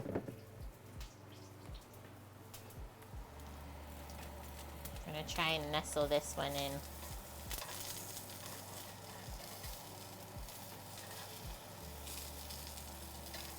Told you it would shrink. Woohoo! Okay, we're almost there. This is gonna smell insane when it starts cooking. You've never seen hummingbirds there in Alaska, Mary? Might be too far north where you are for them. Just gonna let the residual heat finish this other one, guys. But let's take out our other pieces.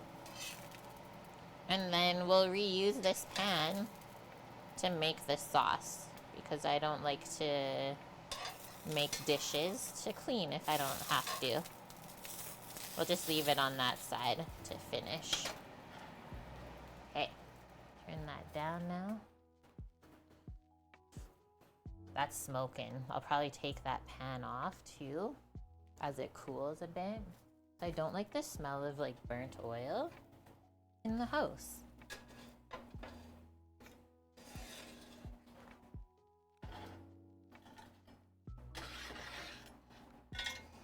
Nice. Beautiful. Okay, eggplant and taters complete.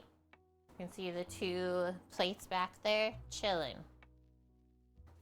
It was our favorite, Mary. The hummingbirds that we would get on the island. They're the coolest little things ever.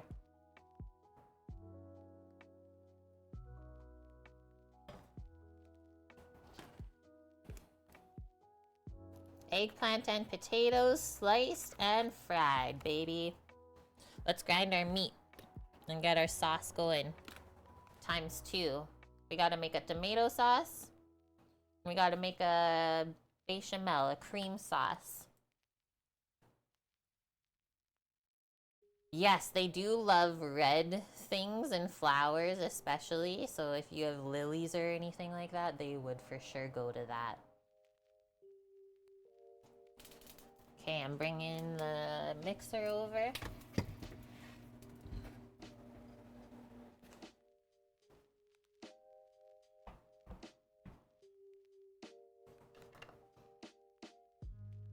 I'll never forget the one time, this was in the morning, we woke up, we were on the island, and there's always a lot of hummingbirds around in the mornings.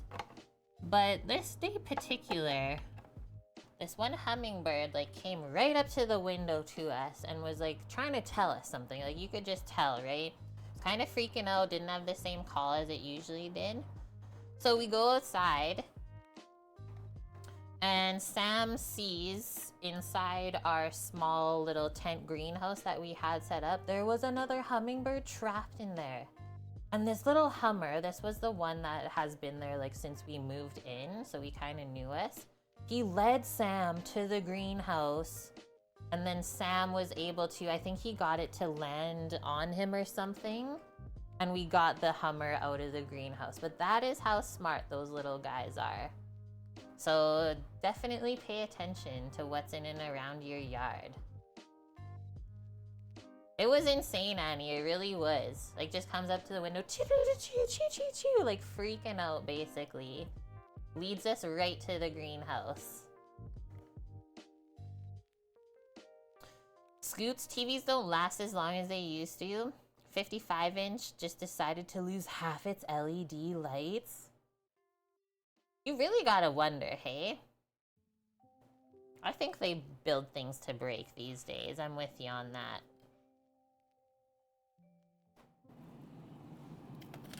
Okay, this has been chilled.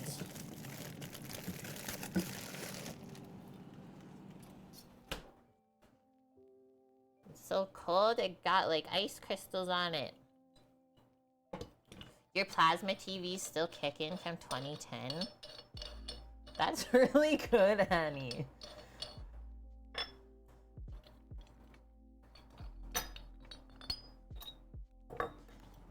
Yeah, probably that too, Wilson, you're right. Like I said, that was the one hummingbird that was there since we moved into the house.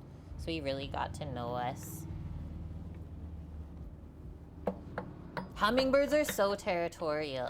It is very entertaining to watch.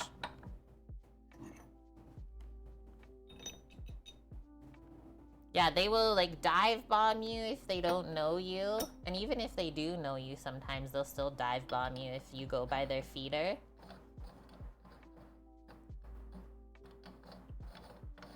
That was such good free entertainment on the island.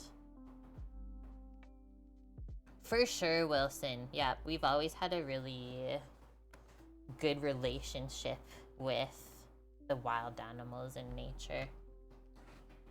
Turn this way.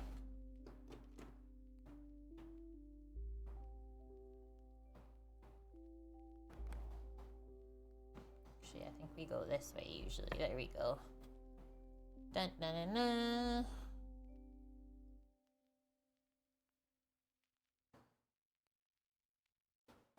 You stream pretty much everything now, honey? I think a lot of people are like that, though. Are the grinder parts frozen? They are. They were in the freezer for over 45 minutes. Change this a little bit, actually. This should be good. Let's just get a bowl to hold the ground meat. And then I just have to do a little test run because we run this at half speed to make sure it all sounds good and I set it up right before we start grinding. But usually I'll turn it on, test it, and then just go right into the grind. So just took that out of the fridge, and that's also been in the fridge for 45 minutes. If I had my way and had enough room in the freezer, it would have went in the freezer instead, and you'll get an even nicer grind. But alas, perfection cannot always be achieved.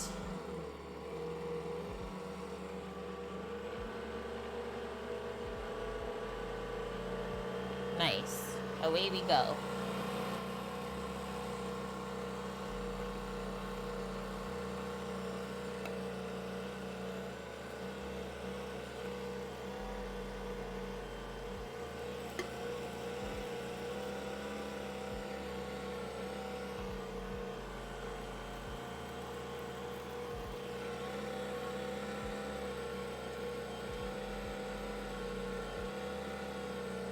That looks good though. Really nice grind. I'm gonna go closer.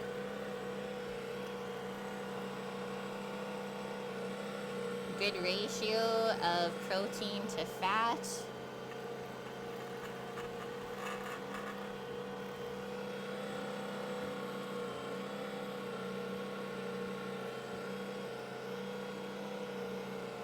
Once you grind your own meat, you can't go back. Trust me, I've not gone back yet. It's just the texture of it and the flavor. Nothing like you've ever had in the store.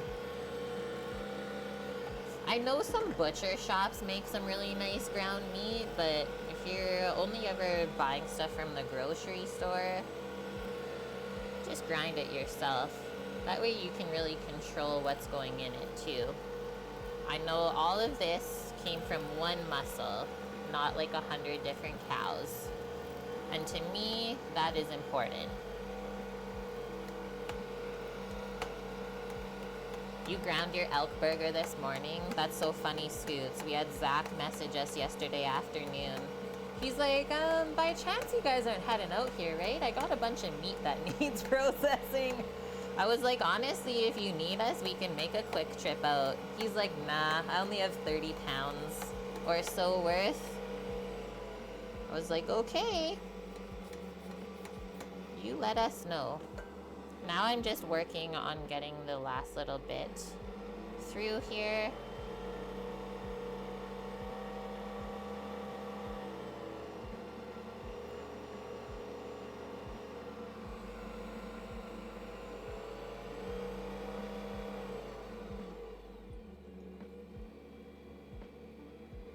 else coming through?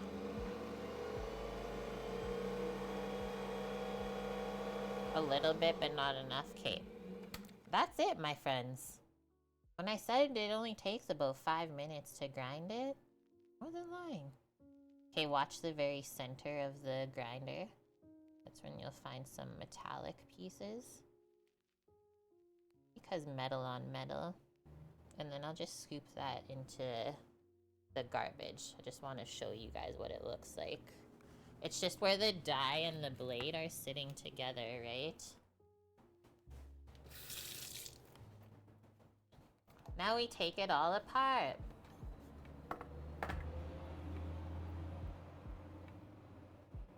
Scooter, that's awesome. You had your grinder for the KitchenAid for 10 years. So it's good to know that it lasts.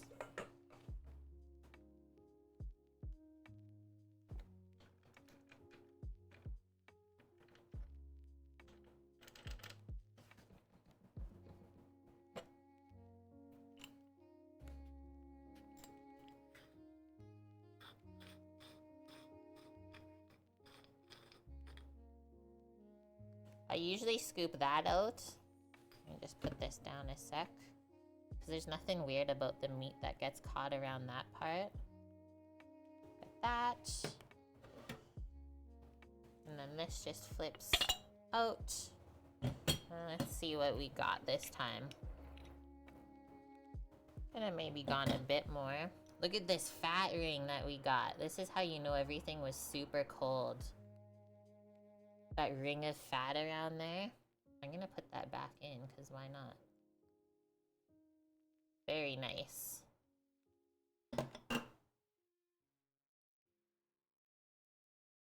The warmer your grinder and meat that you want to grind is, kind of the more mushy everything's gonna get, right?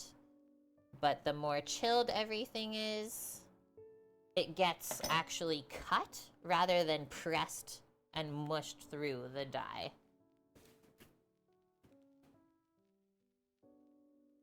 And I've even ground like frozen things before when I worked at the one restaurant on the island and we made charcuterie and stuff.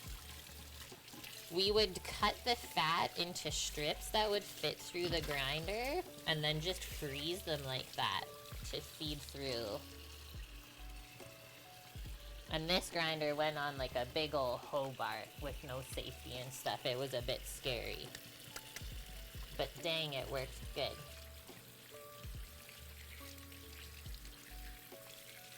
Even if you don't use it too often, Annie, it really comes in handy.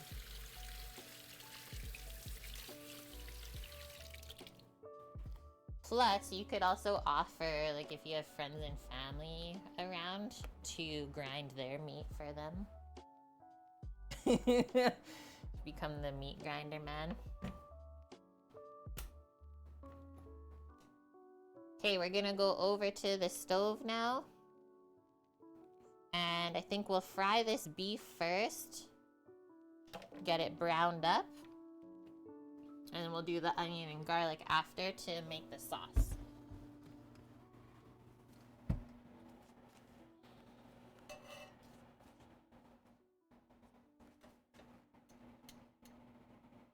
The pan is still really hot.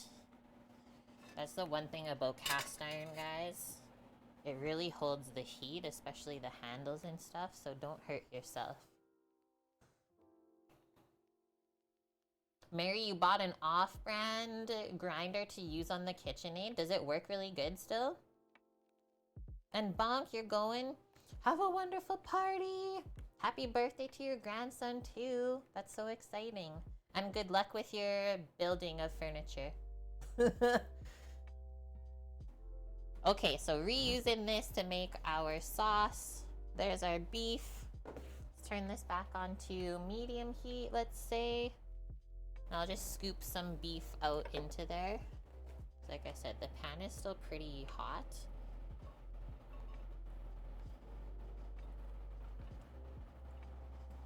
I'm gonna do a good layer worth.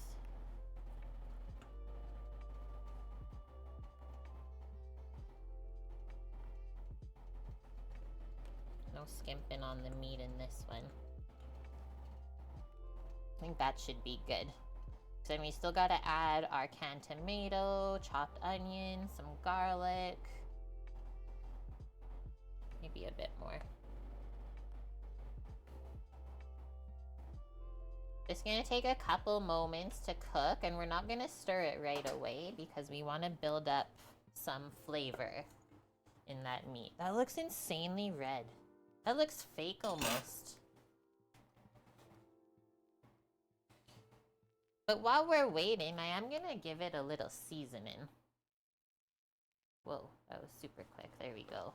That's a lot of beef. I know it's gonna cook down. There's quite a bit of fat in there. I'd rather have extra than not enough.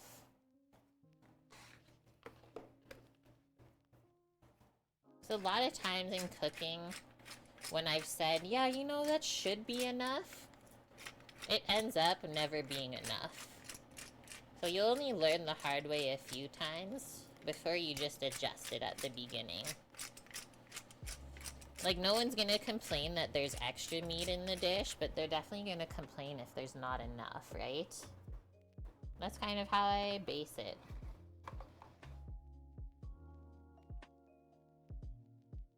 That was only the one small tri-tip that we ground up, Wilson, and we still have the one big one to probably roast this week or something. That was only the one small one. So let's say that was 1.5 kilos. Like 4 pounds maybe?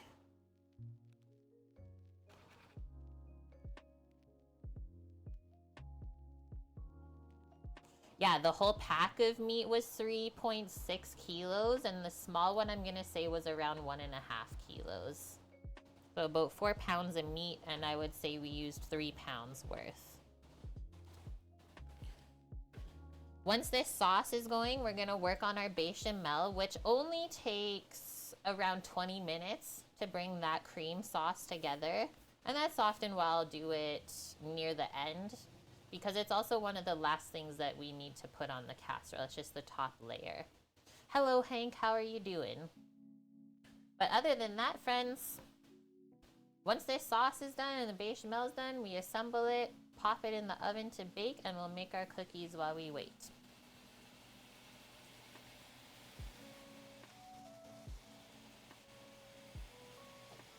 Just have a peek. Nice. Good things are happening. I might turn this up a little bit while we're getting it going.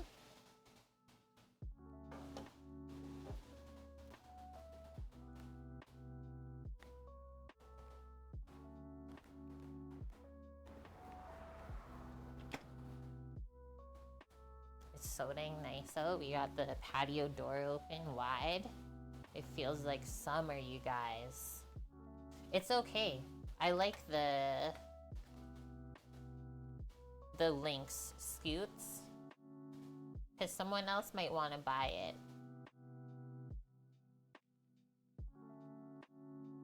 Never be sorry.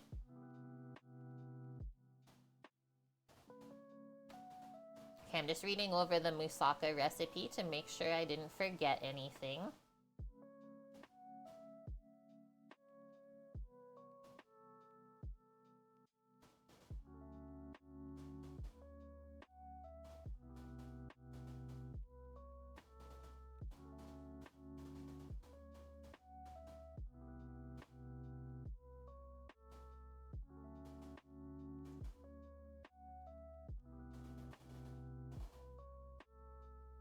Why does it say that there's chopped tomatoes in this? But there's no chopped tomatoes in the recipe. There's only canned tomatoes. This sounds crazy. I'm assuming that they meant canned tomatoes, not chopped. Sometimes we use the wrong word. That's okay. Thanks for the follow as well. Okay, so usually I wait until this moment where you can see some of the gray parts coming through the meat.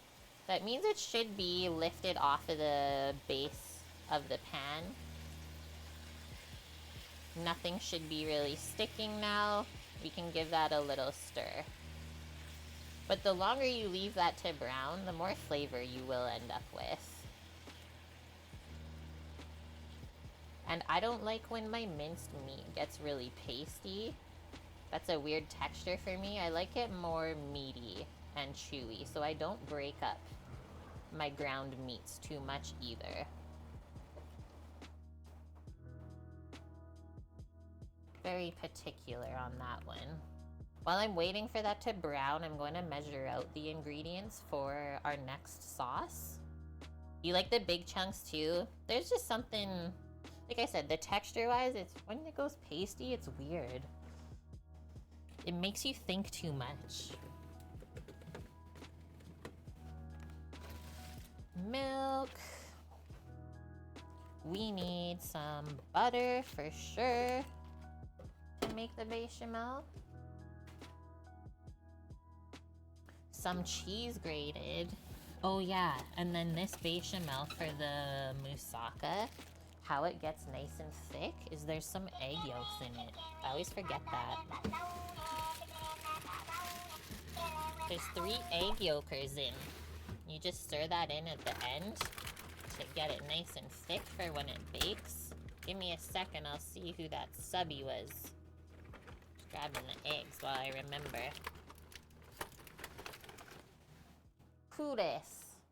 It's Eric. Hi, Eric. How are you doing, dude? How's your weekend?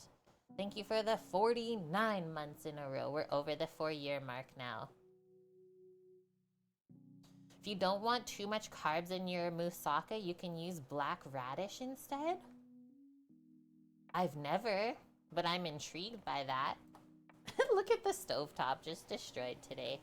Okay, let's give this a stir. You can see how much moisture we're cooking out right now. So you always have to cook out that moisture first before you can really start to brown the meat. That's why I don't stir it up too much at this point. And it never really looks good when it's in this part of the process. Don't worry though. It's gonna turn out delicious. So it says we need 100 grams of butter and 100 grams of flour. I usually don't measure out my flour for making bechamel. I just eyeball it until the butter gets nice and pasty. Because every time I've measured out flour for making a bechamel, I always need more. You use that for potato gratin? Okay, I need to look up what this black radish is because I've never heard of that before.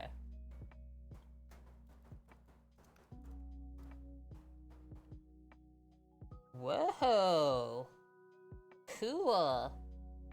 I've never even seen that here.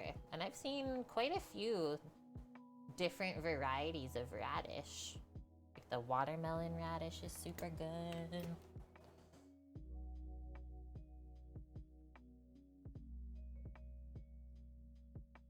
We need 750 milliliters of milk.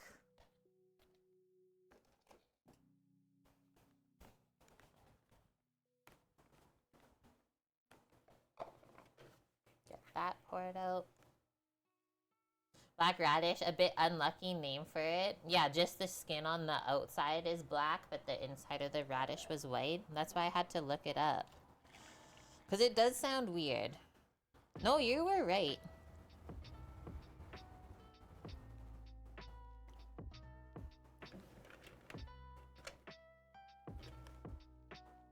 Milk. Put that over by the stove.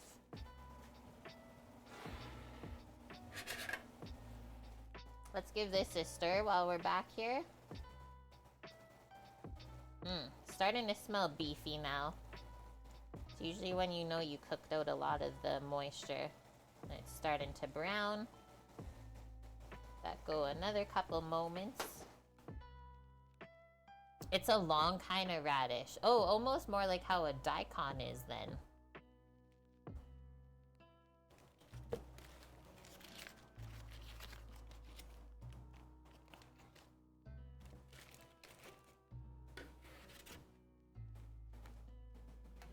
I've made kimchi out of daikon. But that's a long white radish.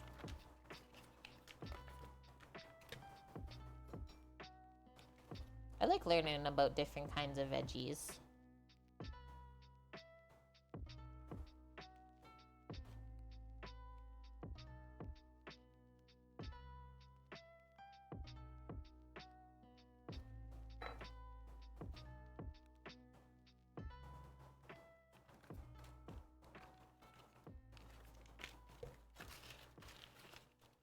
I'm just going to scoop that stuff out into a container for now so that we can fry our onion and garlic next.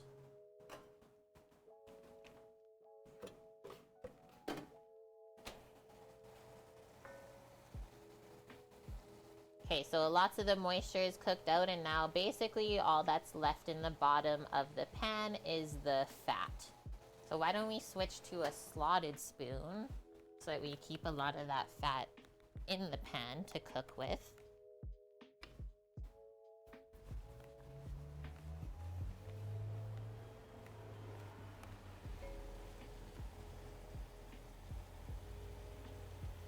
And we'll turn it down a little bit while we do this. We don't need it as high for the onion.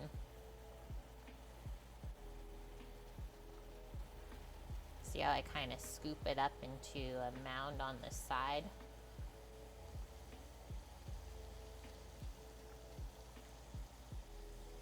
It's easy to strain out the fat like that.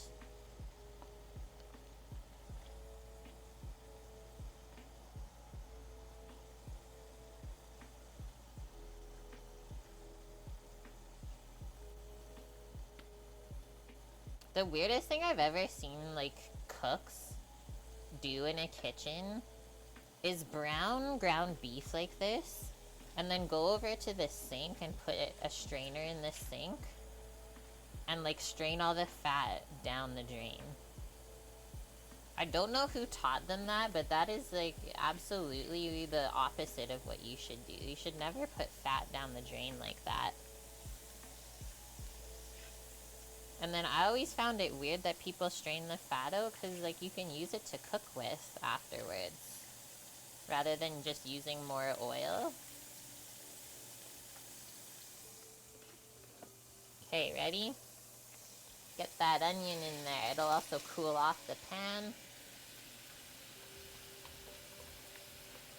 And now the veggies are gonna help lift off a lot of the flavor that we've built up on the bottom of the pan.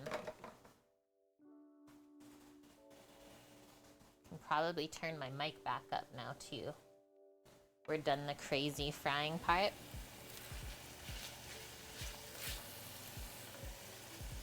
And then always a good idea to season the onion and the garlic at this point. We always season throughout the cooking, not just at the end.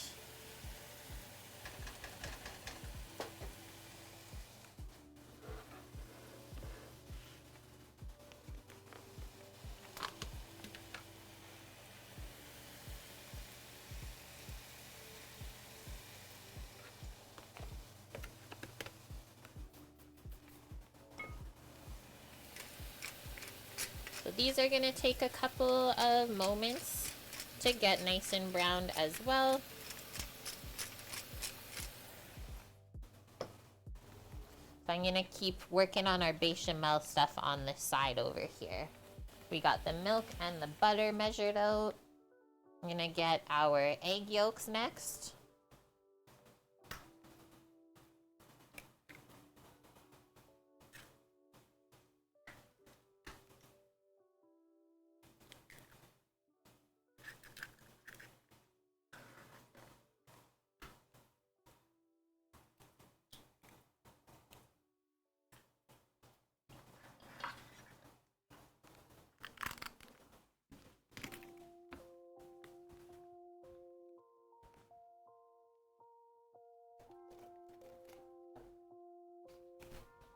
How I get my egg yolks, I always crack all of the eggs into one container. Show you here. And then we just scoop the yolks out of the whites. That's how I was taught by my pastry chef in culinary school, because you always have to separate a lot of eggs when you're baking. And this is the easiest way. It might not be like the cleanest. You have to touch the eggs with your hands. But I think this is still easier than trying to use the shells. You really risk breaking the yolk open that way. I just do that. And we wash our hands after.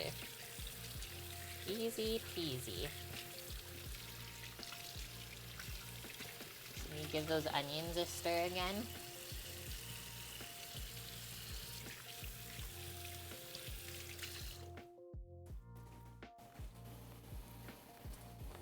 We're building up the layers of flavor. Nice.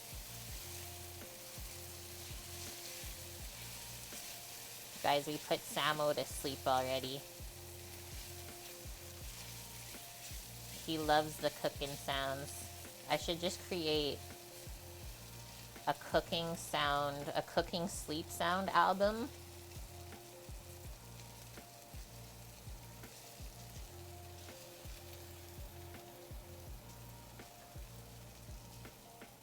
Spread that back out.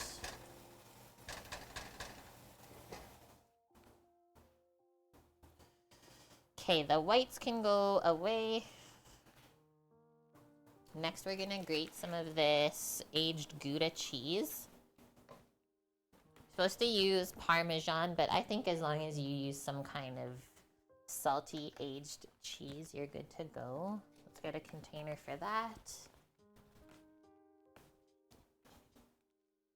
An ASMR cooking album. Yes, Dust.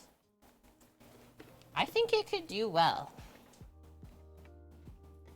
For those of us that like cooking and stuff, and food, these sounds are so soothing. Let's do it on the fine side of the grater for the shredded cheese. Sounds good to you? Okay, let's do it. Maybe I'll get Rando involved. Get some acoustic guitar in there. Oh my gosh. I'm just gonna break this so it's easier for me to grate. We're getting close to the rind. I don't want to waste any of it though.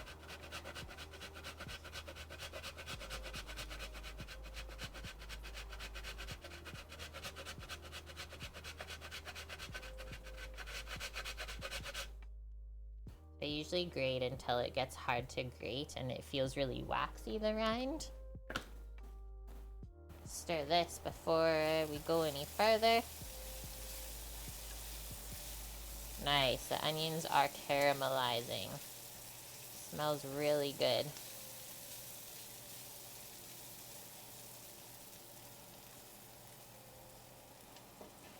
I think I want to add the garlic. It's time. I don't want the onions to get too dark. Because anytime you burn something or get close to burning, it's going to taste more bitter. And that's not a very good flavor. So stir the garlic in and we'll let that cook for a couple more moments. And we'll do the spices next. We got clove and cinnamon. Can this fit? No, it can't. We always fry our spices a little bit before we add the liquid and make the sauce come together.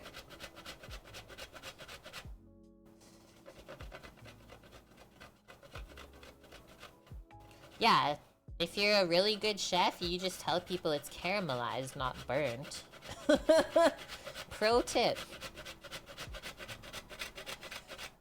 Eric knows. He's been around the block a few times.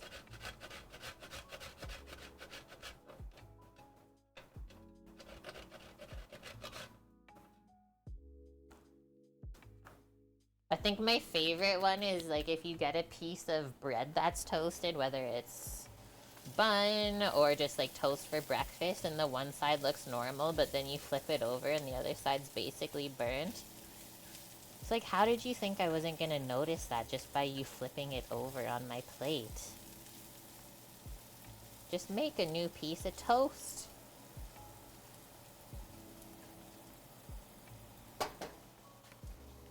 Okay, let's do 2 whole cloves, because cloves are very strong. Boom, 1, 2. I'll do a little nub of cinnamon stick. We also have some thyme going in here. Let's do that one. And And actually, it's gonna be the tomato paste that goes in next with this. Our dried thyme, or you could use fresh, up to you. Turn this down a little bit more.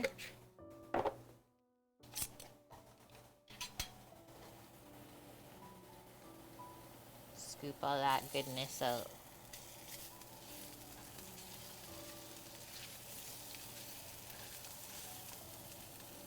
Just gonna add a little bit of water to get the rest of that. With a small spoon. That way we can mix it in really well. And so we really want to mix the tomato paste into all of this. Until it's like one fluid thing.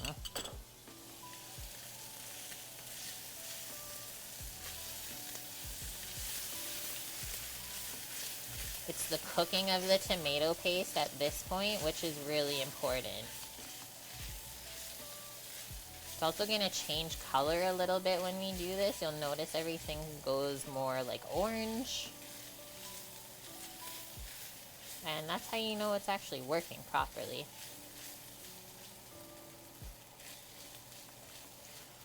If you don't cook the tomato paste out at this step, it could also make your dish taste bitter. Because right now we are working on caramelizing that tomato. So it's instantly already smelling like more sweet. And that's how I know that it's almost done cooking. But if you just put the tomato paste in with the canned tomato at the same time, it's not going to turn out how it should.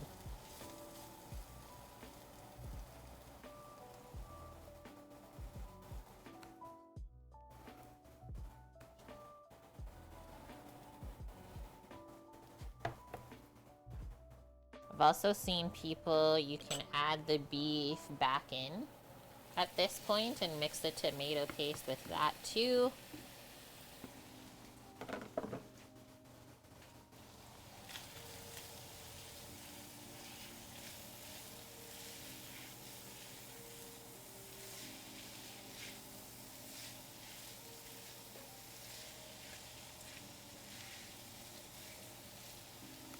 Get back in there.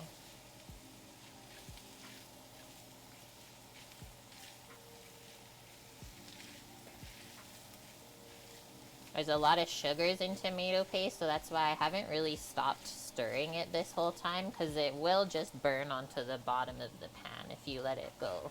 Okay, now, whole can of tomato, and I'm just gonna rinse this out with a bit of water to bring our sauce together. I love that quote. Ain't nobody got time for that. I say it almost every stream. Boom. That'll be enough to simmer out. Clean can. Let's give this a stir.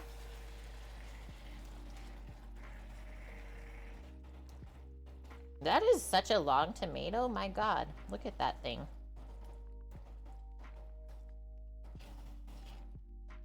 This was a basil in the San Marzano can, if you guys were wondering what the heck that was. Also why I love those cans of tomato. They got the basil built in. We might need a little bit more liquid.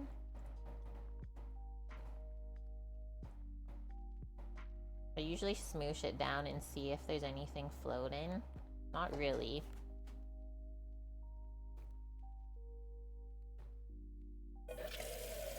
Have I seen where the quote came from? I think I have, but I forget. Can you tell me? Can you refresh my memory? Okay, so just a little bit more water because I felt like it wasn't very saucy back here. And then let's cook this on a medium-low heat so it simmers. The spice flavor goes throughout the meat and then the tomatoes cook down. And usually I'll just kind of go over the tomatoes, give them a little smash with my spoon to get them started.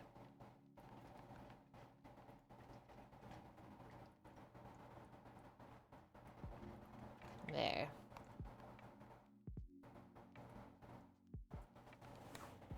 And as this comes to a simmer, be careful, because it might kind of act like a volcano and try to splash you. So just be aware of that.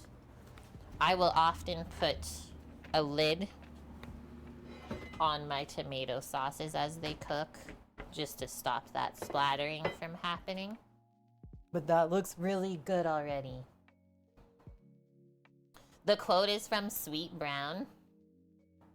And the barbecue fire, sweet. I will definitely watch that after stream. Okay, turn this down a bit. Now we are trying to even out the heat. And we do know when we use a lid that it keeps more of the heat in. Just gonna prop the lid on the side a bit. And then let's come over here. We'll finish shredding our cheese while we wait. And then we will go over and make the bechamel together next. We're just cruising right along. I did not call this a quick and easy Sunday stream because I knew that it would not be. I should have called it a not so quick and easy Sunday. I think the nice thing about casseroles though, when they're all done, is that you have so much portions of food at the end. So as much as it seems like a lot of prep work, it's not that bad. What's that, like a cup worth of shredded parm?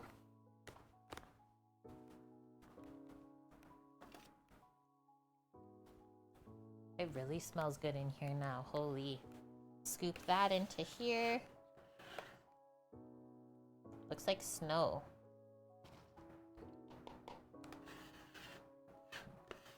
Casseroles, 2 to 3 meals. It depends on how big of a piece that you want to eat, right? But yeah, usually around there. And like how many people you're feeding. But leftovers of casseroles are the best, right? They're one of those things that will taste better the next day after it sits. How's it going, Tony? Mish, I don't know where Annie went. Maybe he's taking a little break. Okay, come back over. Actually, I'm gonna switch my camera around right now because we're going to the other side of the stove to make the bechamel. Give me one moment. Also need a little pot.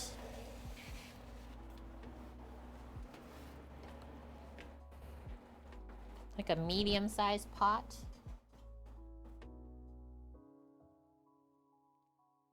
I think that'll be good.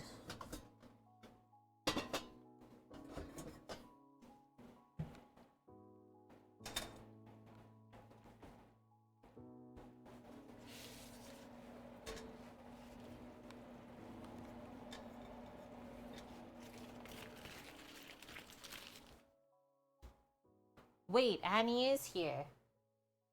See, you just have to say his name. You're welcome, Mish. That was a great joke, actually. Don't run with bagpipes. You could put an eye out, or worse, get killed. Oh my goodness. Thanks for posting that, Wilson. I will check it out after.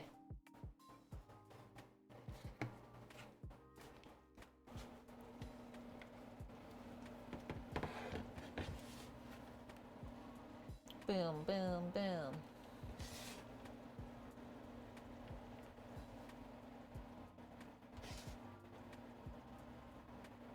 This was a funny view last time, but it worked really good. Let's see.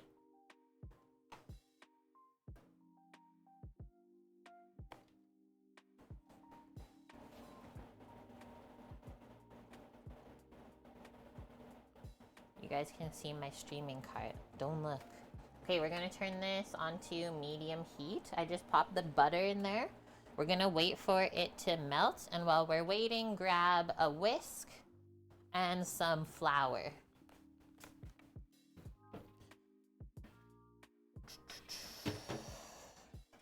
Just use this other flour.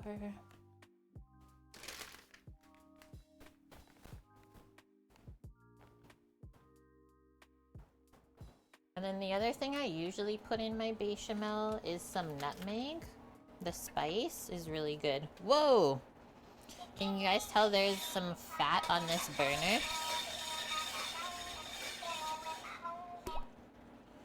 Literally this cooktop, these cooktops, least favorite in the whole world.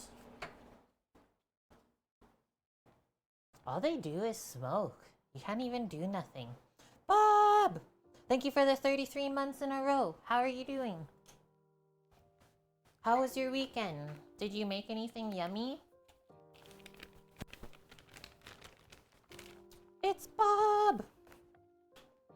I got the nutmeg for us while we were waiting. Let's open our bag of flour. You can get a little scoop.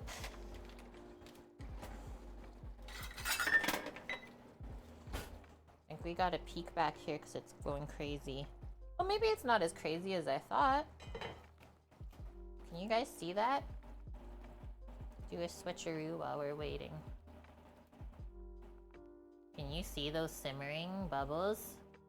Maybe we just gotta switch the view like this actually, hey? Perfection.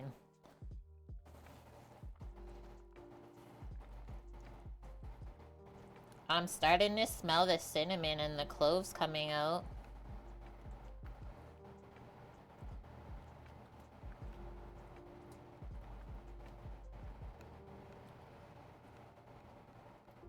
Holy, that looks good.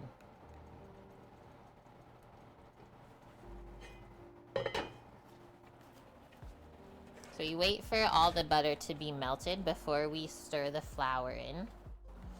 You built a cabinet? You gotta post a photo of the cabinet in projects in Discord then. If it's photo worthy. What is this cabinet for? I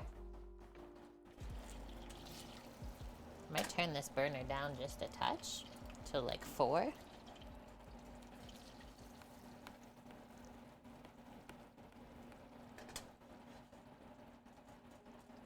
And yeah, I'll wait for this butter to be really bubbling before I add the flour in.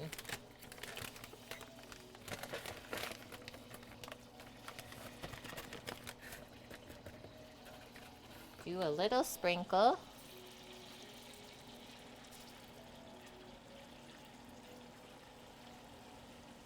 Let's see where that gives us.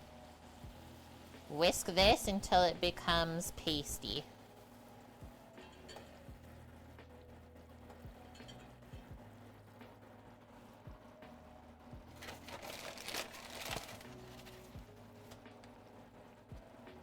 We need it more pasty than that.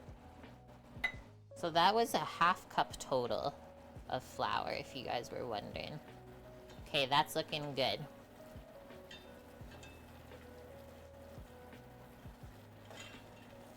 We can even go a little more. I usually make this. This is called a roux, R-O-U-X, in French terminology.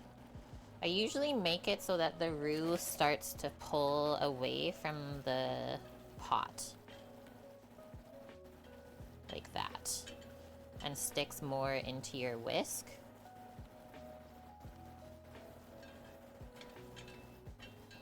So now from here that you have your roux, we are going to slowly add our milk and whisk after every addition so that we don't get lumps.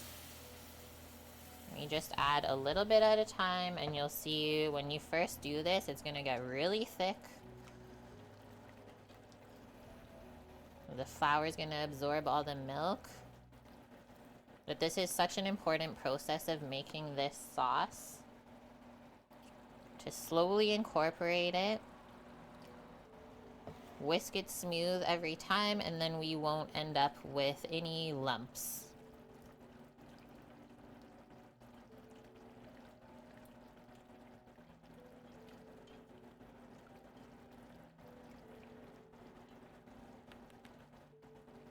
So like this looks like it's gonna be lumpy, but just wait. It's gonna get really thick again. And I'll whisk it till it's smooth. There'll there'll be no more lumps. Because if you leave all those lumps in and just pour your milk and stir it, the flour is just gonna cook into that lump. So that's why you don't just go to thicken any sauce by just sprinkling flour on top to stir it in. Because it would just cook into a clump. This basically looks like mashed potatoes almost. Or like melted cheese. Okay, so that's all nice and smooth. Now you can add a little more.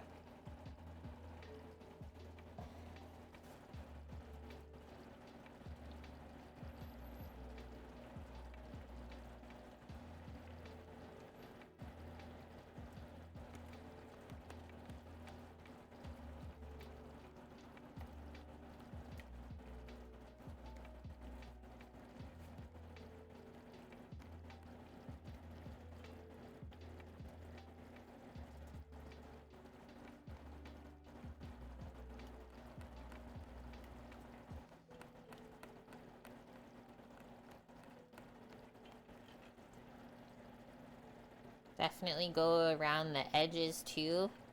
Sometimes the flour likes to get stuck.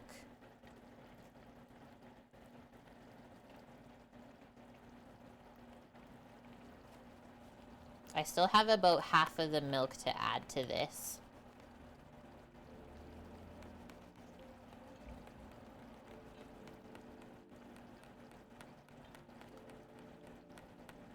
But we always stir it smooth before we add any more liquid. Okay, that should be good. And then once we have all the milk added, we wait for it to come up to a simmer. And we want to be stirring it that whole time because I find that the flour likes to sink to the bottom of the pot in this process and it'll want to burn if you don't stir it. And then you'll have to start over because it'll make everything taste burnt. And now that we don't have any lumps building back up with the flour, just add the rest of your milk. Whisk that all in, it's nice and smooth. I'm gonna add a pinch of our nutmeg. Oh, you just built like IKEA stuff? Cool. That's always exciting though. It is already Sunday, Wilson. It's crazy. This is where you screw up gravy because you mix in the liquid too quick? Yeah, because lumpy gravy like sucks, right? Just a little bit more nutmeg. This dish can handle the spices. Rinse my hands. And then we can add some seasoning too. I like to add salt and pepper to the bechamel. Just give this a stir as it's coming up to temp. And so then as this starts to cook, it will thicken again. The flour will bind with the milk. I think we gotta refill up the pepper grinder. But let's do a nice pinch of salt or two to start. We can always add more after the sauce is thickened. And then right at the end, when it is thickened, we stir in our egg yolks for extra thickness and some cheese. This is like a fancy bechamel, we can say. Most bechamel sauces or cream sauces like this will not have the cheese or the egg part.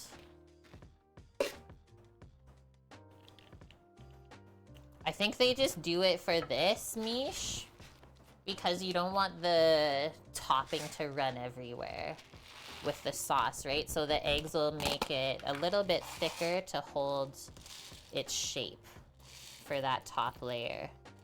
And that way you can make nice cuts through it.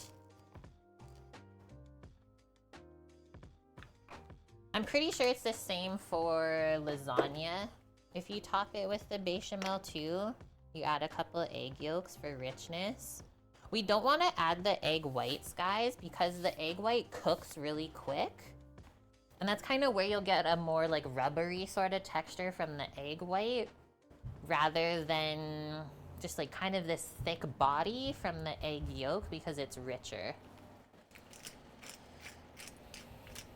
A lot of people are picky about putting black pepper in bechamel, but I don't really love white pepper in bechamel because the flavor is different than black pepper. So I always say I just don't care. Okay, nothing's really sticking yet. I just turned up the heat a little bit for this. Let's give this another stir. Seems like it's cooking together really well. I'm also gonna give this a taste, I think. See how our sauce is coming together. It's cooking down really nice though.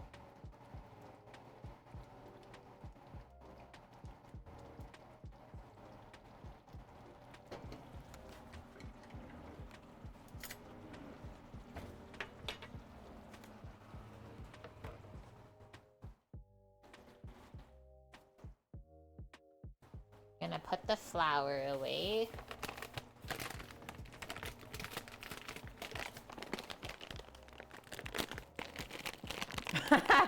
It's true, Mish, yeah. I've also never seen eggs in a buttercream. Did you attempt to make that or no? With that one chocolate cake.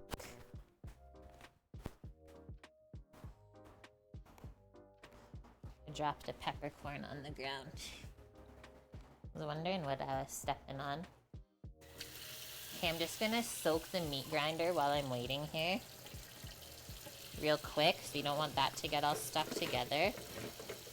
A pain in the butt to wash.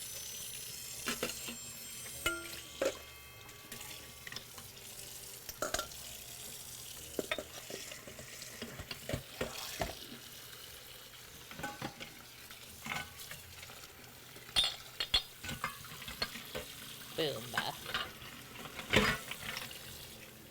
Who's this? Colonel Panic. Thanks for the follow. Welcome in. How are you doing today, friend? Oh, it's your mom's birthday coming up.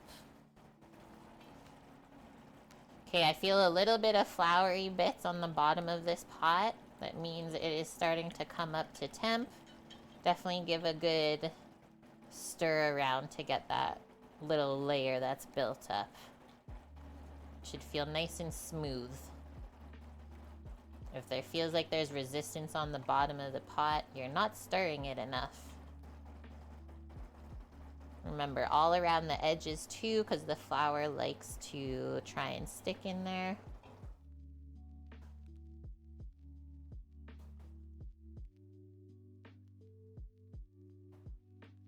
Yeah, that buttercream, maybe don't attempt it for like a cake for someone else. I would only attempt it for a cake for myself.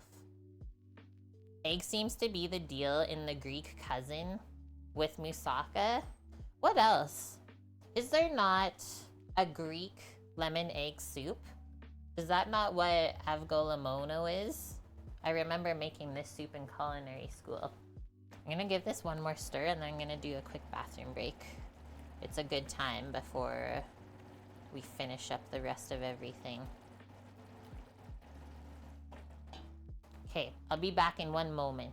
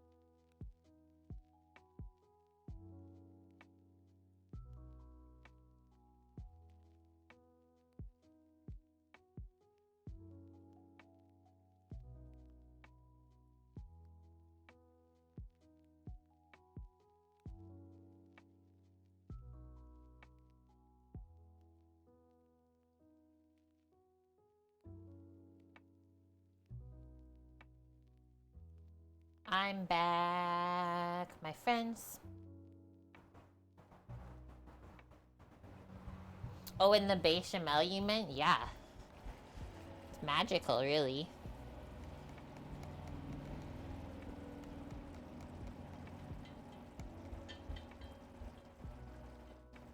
It's getting thick, can you guys tell? Just the way it looks with me stirring it now.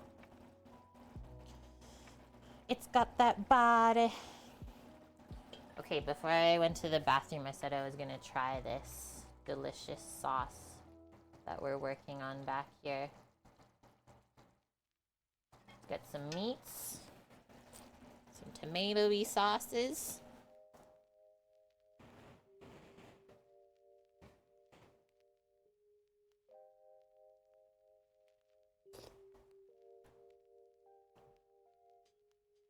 The texture of the meat, it tastes like steak. The spice flavor from the cinnamon and cloves is perfect. I wouldn't go any more or less. We can add a little bit more salt, I think. But I'm gonna do that once all the liquid has been cooked out, right? Because if we add salt now and then cook it down more, it could end up too salty. So we always do the final seasoning at the end. And then when we go to taste this bechamel, which is looking like it's close to being done, what we're tasting for first is like a starchy kind of uncooked flour flavor. That tells me that the sauce is not ready yet.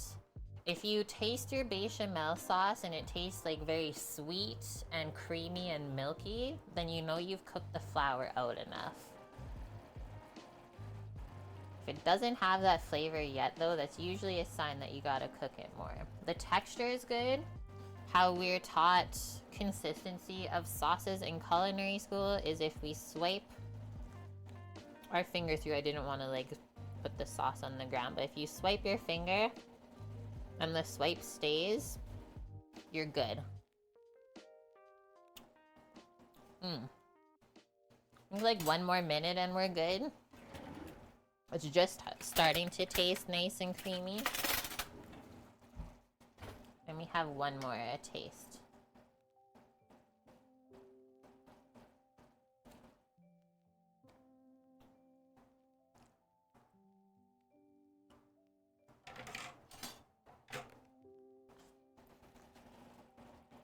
One or two moments more.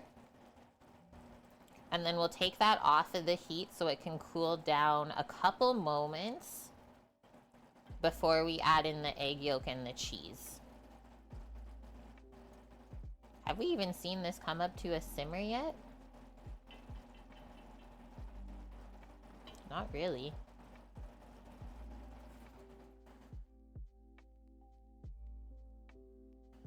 Okay, so I'm thinking 2 layers with the eggplant and the potatoes, and then we do the top layer of the bechamel and we're good to go. No, it hasn't even come up to a simmer yet.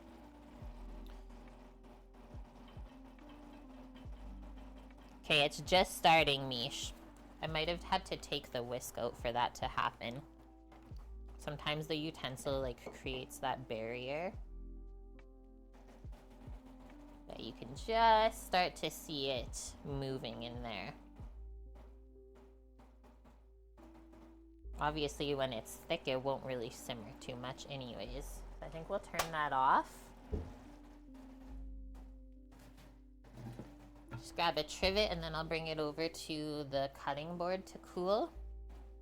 And then I'll switch the view back over to the sauce.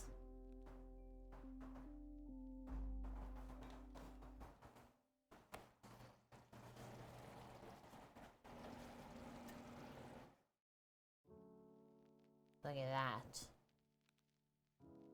So we don't add the cheese in while it's cooking because the cheese will just stick to the bottom of the pot and cook onto that, and then we won't really have any cheese in the sauce. So wait for this to cool and then we'll stir in the cheese and the yolk. Who in here has made bechamel before?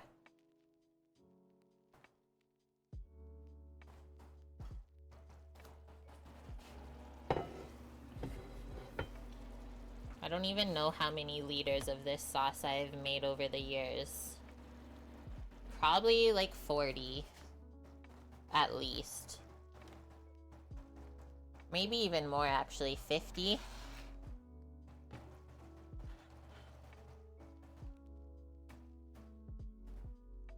You always make your own? Good job. Good job, you two. Can you even buy it pre-made?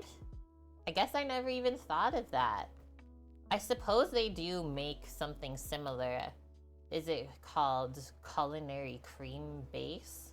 I think. Just trying to think when we worked in the camp and I saw this weird package of like a powdered sauce thing you could have used. Culinary cream base. I believe that's what it's called. It was gross. It was not good. It wasn't like liquefied, but yeah, you could add like milk or water to it and that would be your bechamel. Not even close. Let me tell you. Look at that though. It looks amazing. You can buy bechamel in glass jars and you can buy cheese sauce in glass jars in Denmark. Mish. Europe's holding out on us. This is looking about right as far as consistency too. See that? Just this little bit of liquid sitting on the top layer. Just gotta work on cooking that out a bit more. And we'll be good to go. I think we're actually okay if we scoop out our cinnamon stick. Call it a day. And then we just have 2 whole cloves left to scoop out. That's it. So let's let this go a little bit longer. By a little bit, I mean like 2 minutes. That's it. So then maybe we should work on getting the oven preheating for this casserole. Don't mish you. That's what I say when I get excited. So they say 350 degrees Fahrenheit to bake this. I'm gonna go 375 because my stove is cold. It cooks cold. Okay, and then the only other thing for garnish, we're just gonna slice up a little bit of basil, chop it up fresh. So we got that from the farmer's market too. I'm looking this up. I'm accepting all of the Danish cookies. What? That's so dang cool, Mish. Thanks for sharing that. We don't have anything like that here.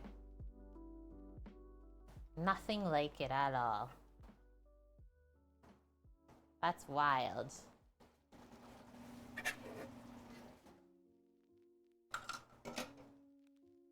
Bring the pan over for assembling. It's like an assembly line. The casserole factory. I'm gonna create some space here for myself.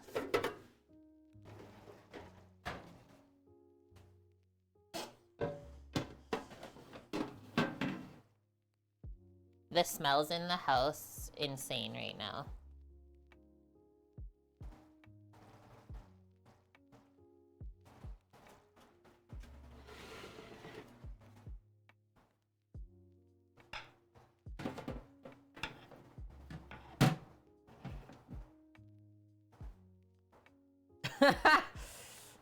The link is safe. I clicked on it.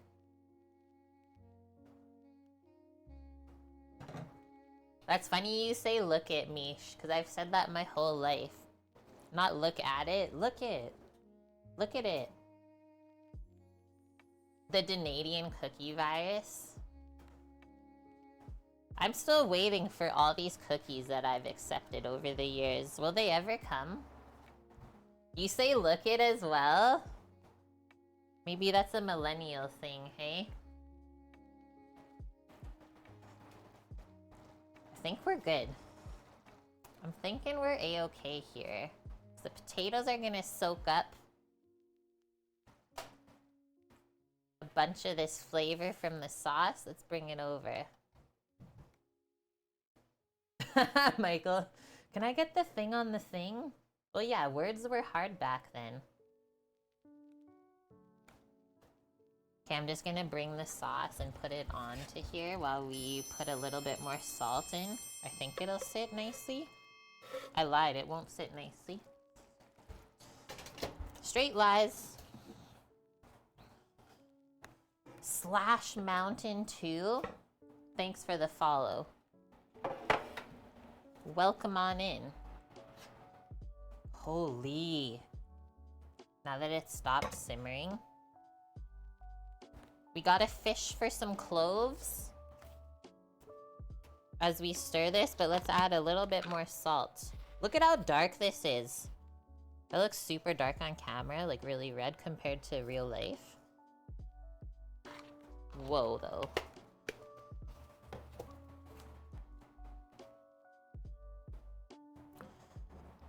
Dust is Gen X? Wait, so then is Sambo Gen X too? Probably. And see how the tomatoes like aren't fully broken down? I don't know, I like my tomatoes kind of chunky like that. Because we're still gonna cook it again. It's usually just the ends as well. Let's kind of smoosh them with a spoon. Okay, first clove complete. There's only one more.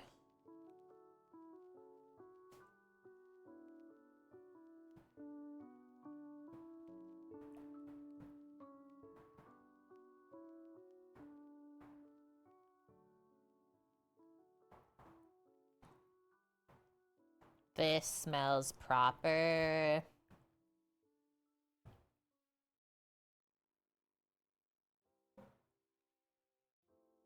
There's one more whole clove. If we find it, we find it. Don't ask me what happens if we don't find it.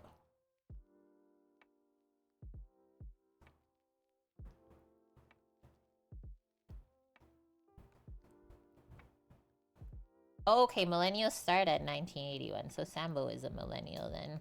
Guys, I think we're only fishing out the one clove here. We'll call it clove roulette. Whoever gets it, RIP to them.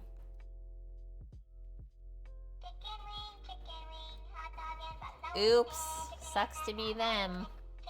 Hey, Mr. Krabs, as well as to Reno. Reno, we're almost at 4 years together.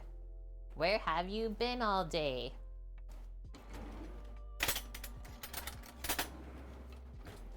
We're living our best Greek life today. My mouth has not stopped salivating.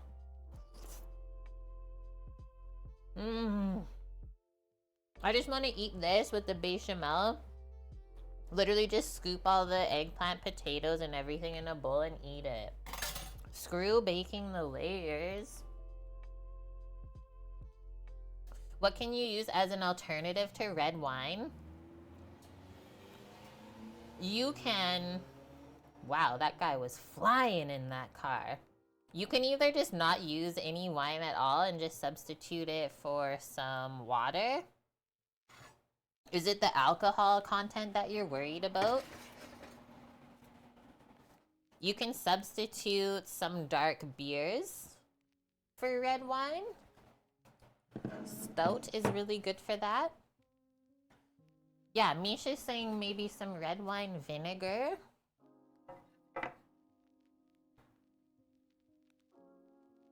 So it's the alcohol, but you want to use it in the bolognese. Some other things I've seen people use, because it's like acidic and kind of, well, it's really sweet, is cranberry juice. I don't know. But yeah, there's just been times where I just don't use the wine at all and don't worry about it.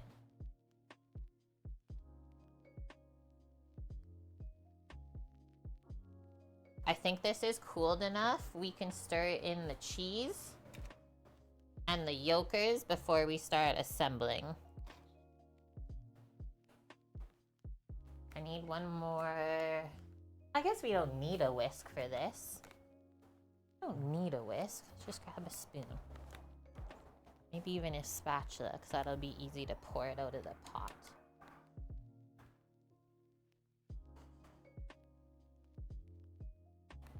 Okay, we'll go cheese first into the bechamel.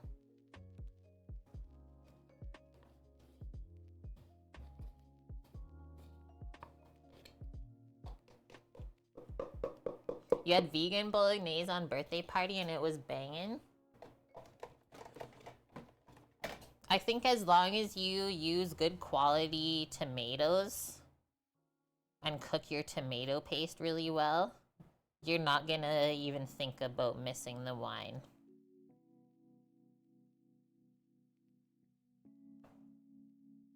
You guys see how the bechamel builds up that little bit of film, the little milky skin on top as it starts to cool off? That will also happen with puddings and other sort of custards that have milk in them like that. Let's stir that until it's smooth first. You can also see how hot it is still because it's really steaming a lot.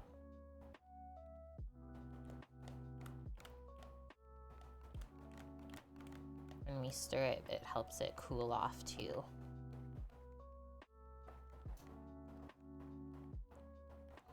Some dry sherry to the bolognese, Bob.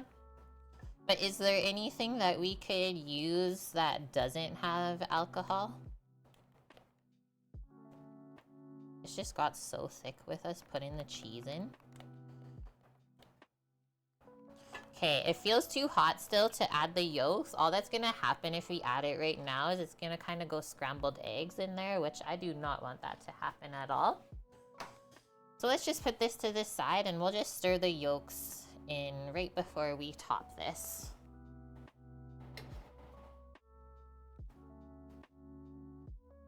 Where you live, the tomatoes are so watery? Really? So you need to use more tomato paste then versus canned tomato.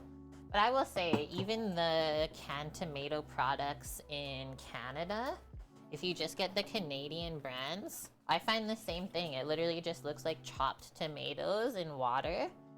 These are the only tomatoes I will use now. And I never understood the hype about San Marzanos until I started using them. And yeah, just the flavor, the texture that it gives you in the end, you really can't beat it. Yeah, at least the cherry tomatoes have a bit more sweetness, right? I'm just reading really quick to see what our assembling thing is.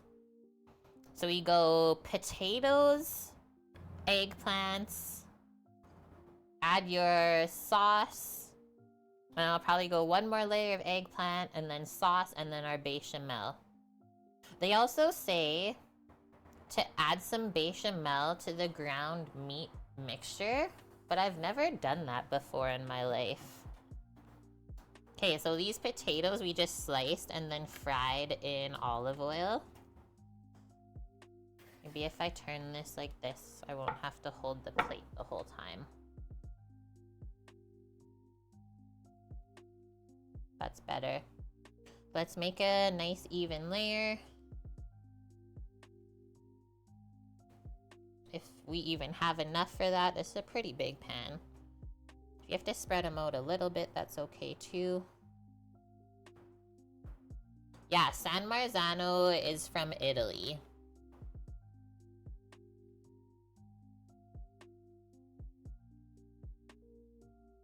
That's pretty crazy that that's how much those tomatoes cost here. Or there, sorry. What did we pay for this case? I think for 6 of those cans of tomatoes, we paid $20? $21?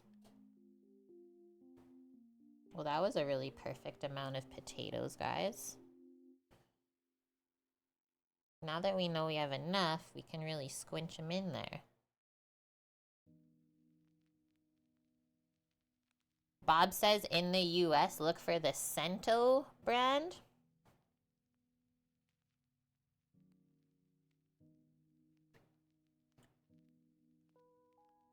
First step complete. And there wasn't that much oil. Like they said, oh, put all your fried veggies onto a plate with paper towel to wick away the oil, but there wasn't that much leftover oil. I'm glad I didn't waste that. Okay, next. There's probably going to be more from the eggplants. Let's see. I would say they're worth it. Simply because you were commenting on how your tomatoes are always watery, and that's how I always felt too.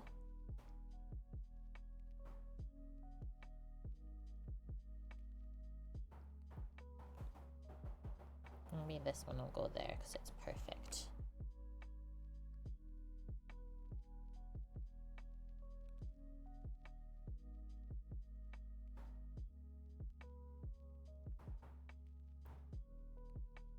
I'm going a thin one in there too on the bottom. I'm trying to put like all the really skin, the pieces that have all the skin on them, on the bottom here. Maybe we'll switch that one too. Okay. Now we can do one more small layer in the middle of the eggplant. Just gonna rinse my hands really quick. They're so oily.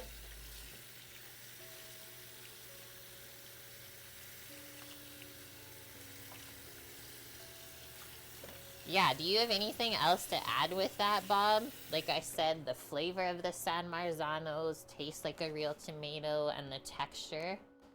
Like, we only simmered this meat sauce for, what, 30 minutes or so? And that one can of tomatoes is just perfect. Okay, I'm just gonna do my scooping over here because it's safer. It's right beside the pan. I'm just gonna grab a ladle.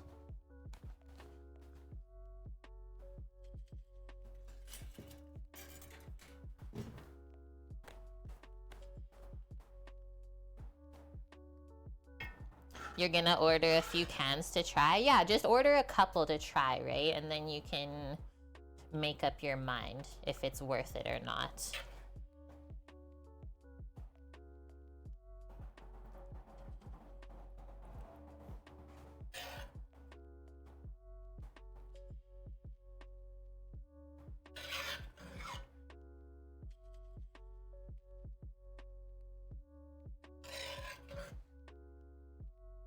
Okay, let's work on spreading this out. I have about a third of this sauce left in the pan.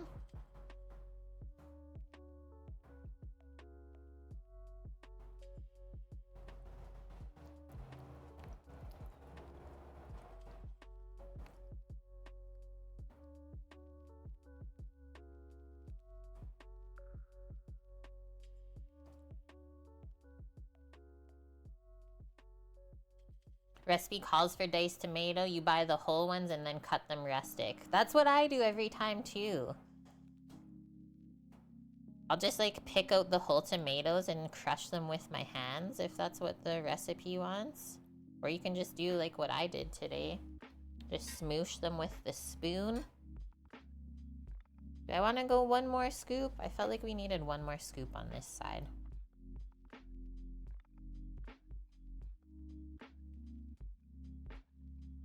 And we'll do a little bit more eggplant. It'll be pretty spread out, this layer of eggplant, but that's okay.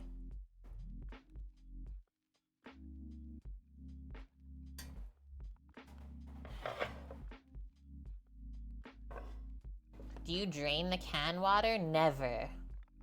Never. You just pour it all in. I mean, it probably is pretty similar to what dolma stuffing is, right? Because this is the base for moussaka. Very similar flavors, I would imagine. How do I want to do this? Maybe I should just put them all straight across.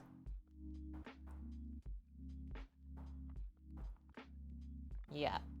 Let's just put one layer across.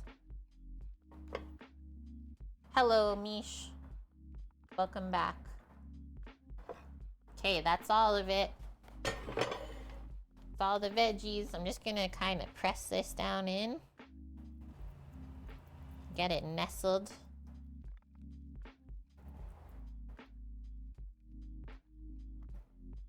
Don't need the ladle anymore. This is gonna be really heavy for me to lift.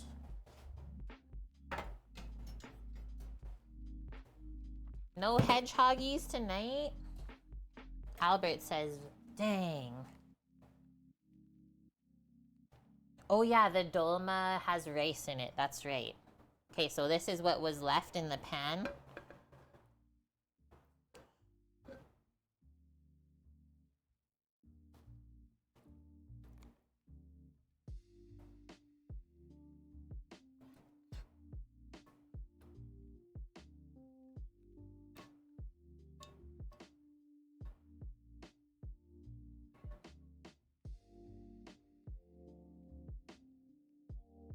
Don't waste any of that goodness.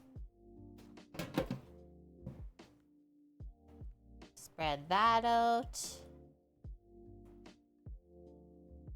Say goodbye, eggplants.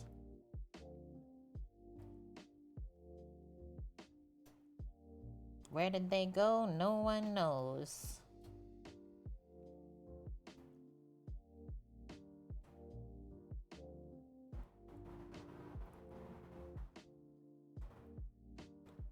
This corner's a little low. Gotta do some shimmy and shaking over there. I guess the other thing we can do, we can just take the whole pan, give it a little shake, and it should even out. Okay.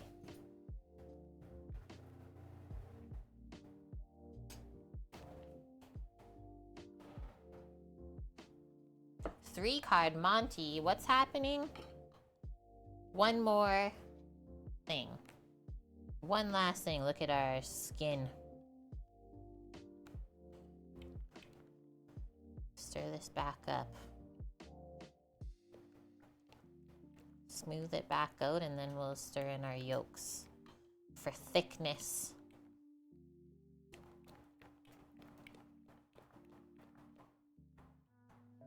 If you don't want your bechamel to build a skin like that, you can just put a piece of plastic film right onto the surface of it, and it won't do that.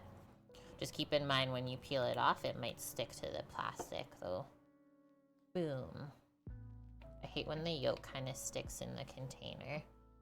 Mix this in now. It's cooled off enough that we're not just gonna make scrambled eggs.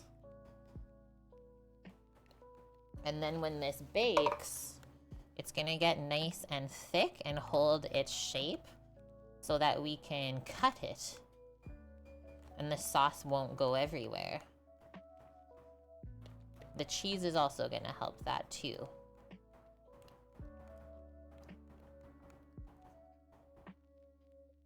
And the oven just beeped, so we couldn't be more perfect timing. Okay, that looks like it's evenly mixed in. No yellow streaks around.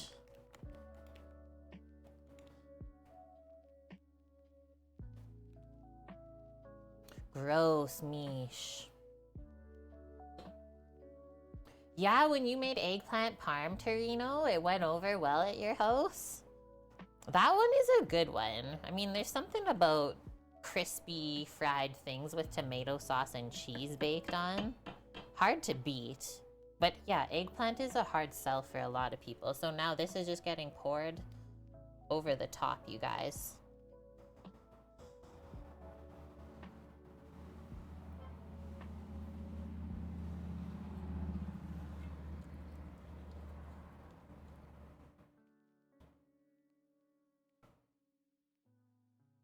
Kind of like seal up the edges, right?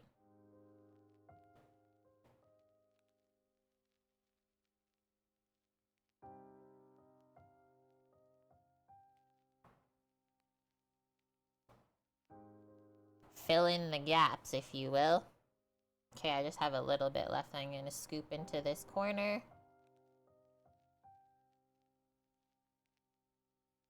Seal it up. Even though you'll probably have some like grease stains coming through once this all starts to bake together. And that's okay too. Holy. Make the Homer drooling sounds now. And then one more step. It probably won't bake over because there's about an inch headspace on this, but I always put a sheet pan underneath my casseroles when I bake them. Just in case. Because I don't like cleaning ovens.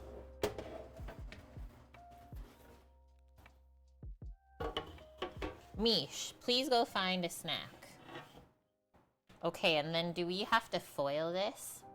It doesn't say we have to put a piece of tin foil over.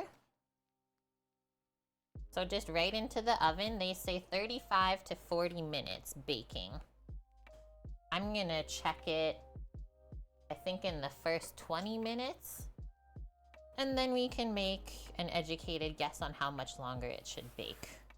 This is like a good 10 pounds.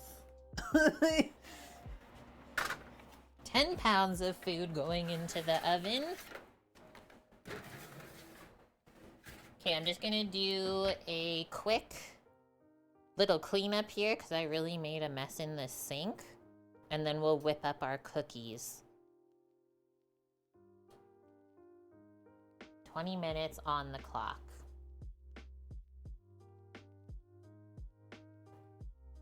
Nice, Reno. Yeah, zucchini bread.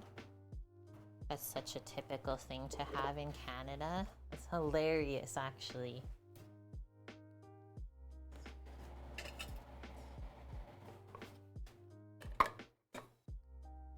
Maybe I didn't make as bad of a mess as I thought.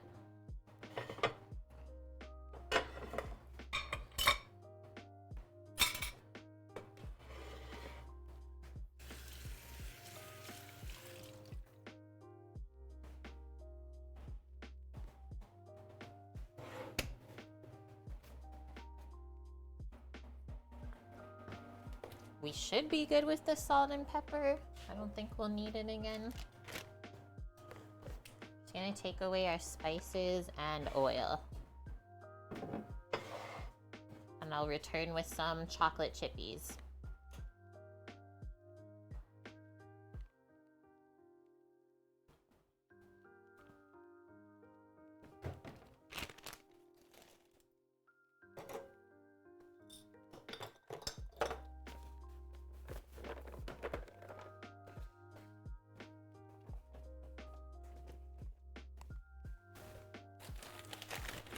Chocolate chips and baking soda for this cookie recipe.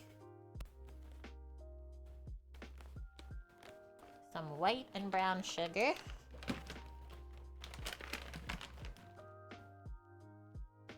Any of you guys make hummus? Do you really need tahini? You don't like need the tahini. Like I was gonna make hummus this week coming up from the dried chickpeas I bought. But it definitely helps with the nice nutty flavor and texture, I think. The tahini. I've never used peanut butter instead. But yeah, if you can't find it, you don't need it.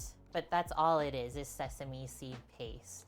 So I don't know how good your blender is, but maybe just blend some sesame seeds with a bit of oil. Thanks for posting that, Pell. Is it that easy?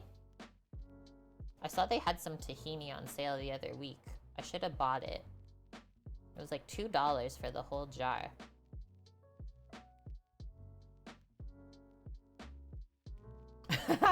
Mish, peanut butter and hummus? I've never.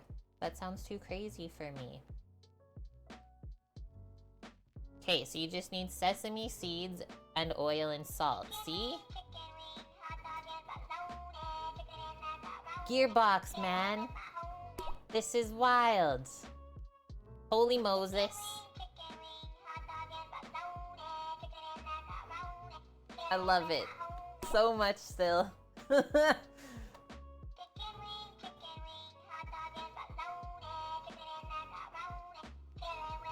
Hi, Gabe. Good to see you. I'm putting emotes in chat.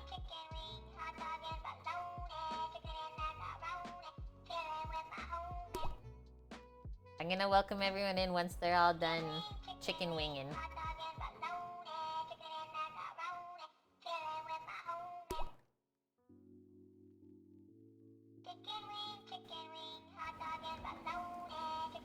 Go. Go. We need butter.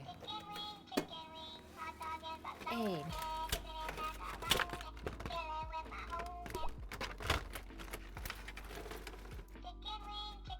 Sourdough starter. It has been a while. Okay, I think we're almost there.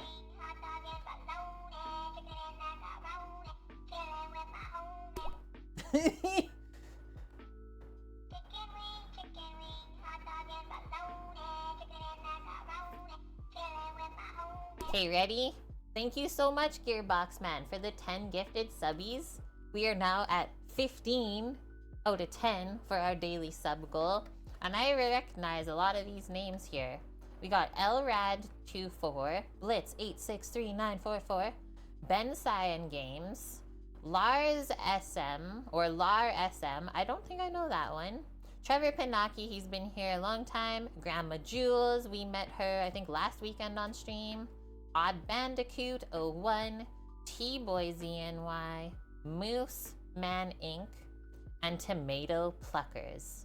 Welcome in, my wonderful people. Welcome to the Kitchen Crew. If you've never been here before, we cook different recipes every Friday, Saturday, Sunday on Twitch. We have an awesome Discord channel where all of those recipes are posted for the last 6.5 years.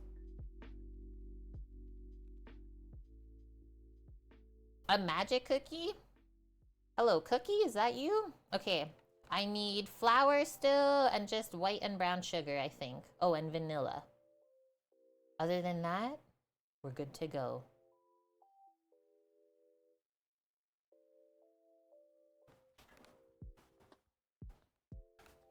How fast can we whip up cookies? These ones, pretty dang fast.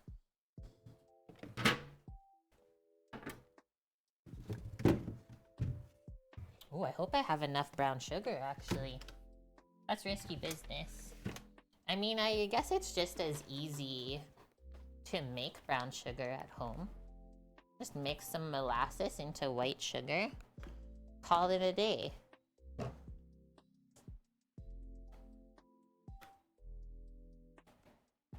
Okay, we're using the mixer twice today. We're really putting the in-car stream to work.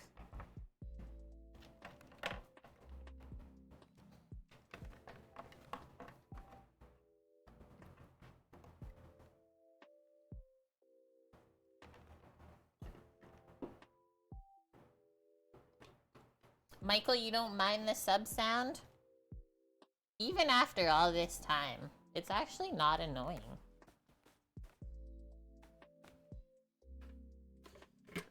I'm with you, man.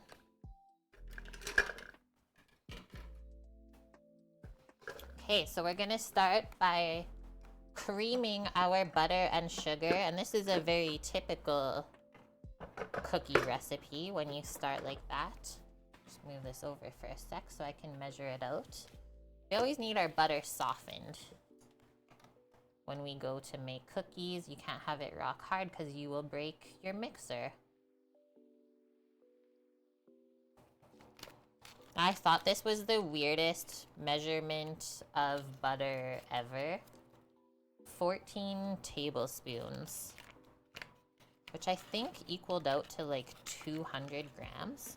Hey Siri, how many grams is in 14 tablespoons of butter?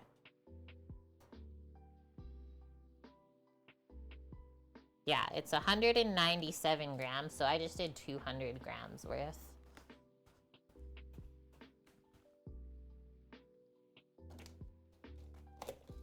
let's get the scale, I suppose.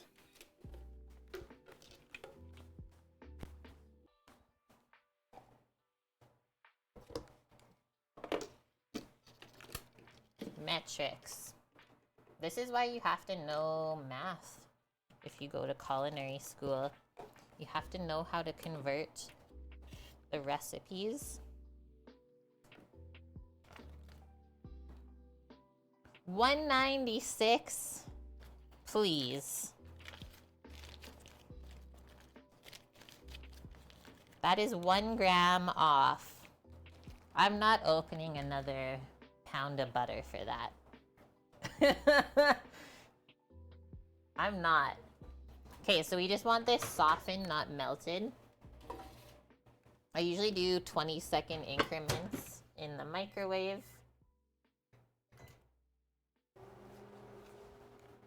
And then we need 1/2 cup each of white and brown sugar.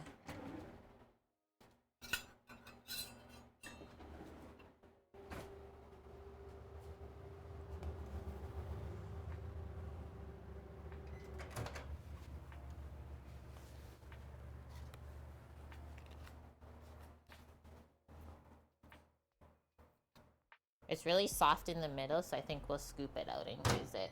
I don't want it to melt at all. Just grabbing a spatula.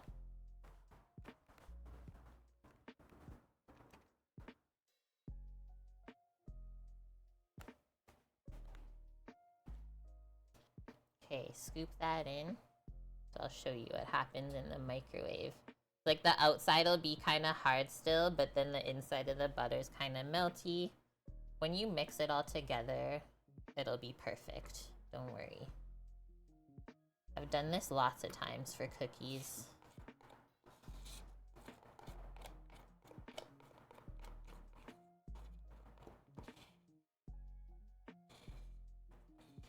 Make sure we scrape all of that out though, since we were already 1 gram short. And I'll probably use a little bit less flour then, right? You're really soft in the middle, Mish. I mean, thanks for your honesty.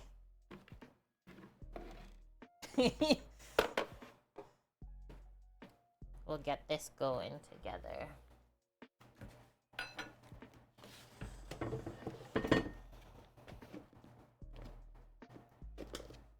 And creaming the butter and sugar for cookies is one of the most important parts. If you don't mix it enough at this point, your cookies will not turn out as they should.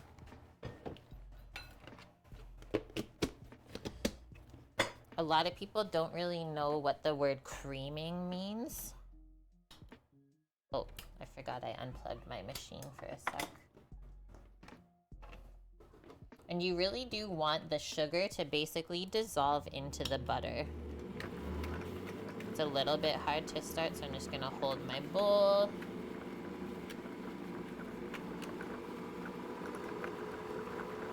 Before we even mix in the brown sugar.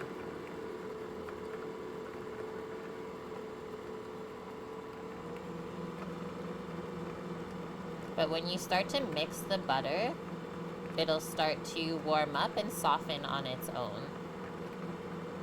But you really don't want to be starting with cold butter out of the fridge to do this, because I can imagine it would break your machine. Even this is like pushing it. And it was just lukewarm.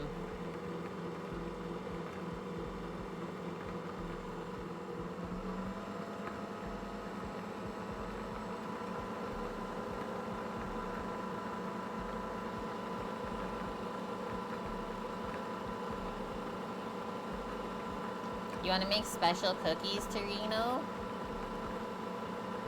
That's cool.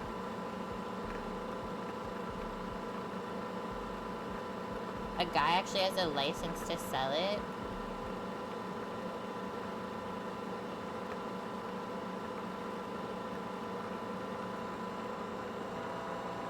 I'm turning it up now. I'm gonna start getting my brown sugar. I have to go on a mining operation for it, so don't mind me on this side.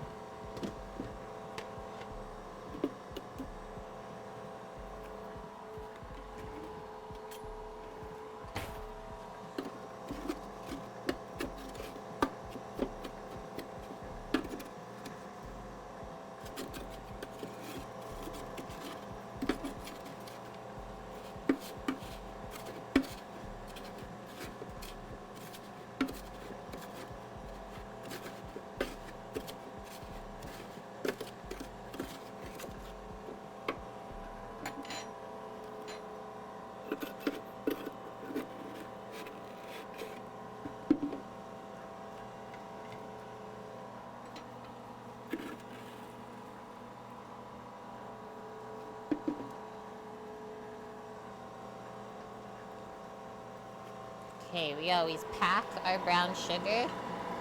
Can you guys kind of see the butter is getting lighter in color? A little bit hard to tell just with this angle of the lights. But we're gonna scrape the sides.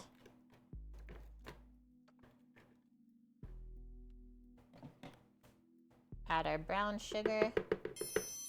Ugh, I don't want it to come out in just one brick.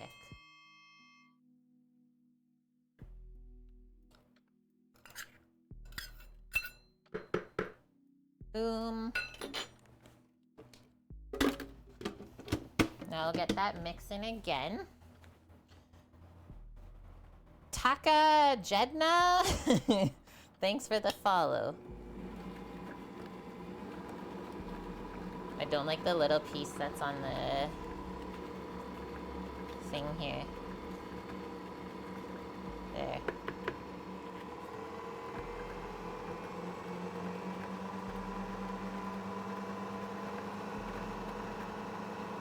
Okay, so next,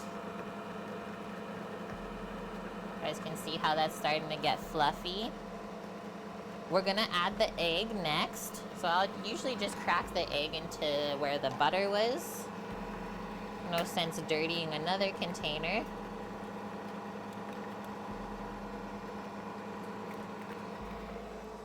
Usually go egg and vanilla, and then I think we add the sourdough starter.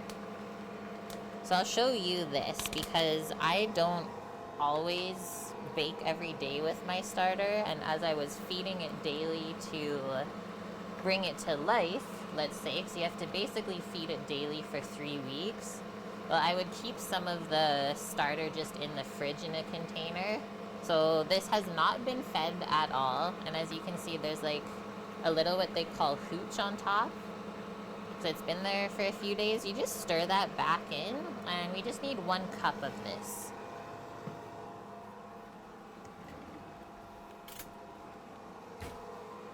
Your nickname means some girl. That's cool. Welcome in. It's good to meet you. And yeah, look at this. Like, as you stir the starter, you could totally tell that it's alive.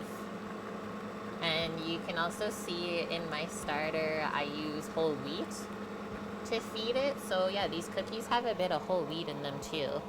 Literally the best healthy cookies I've ever made in my life. Like, so good that I want to sell them. It blew my mind. Oh, you're from Poland. My mom is half Polish.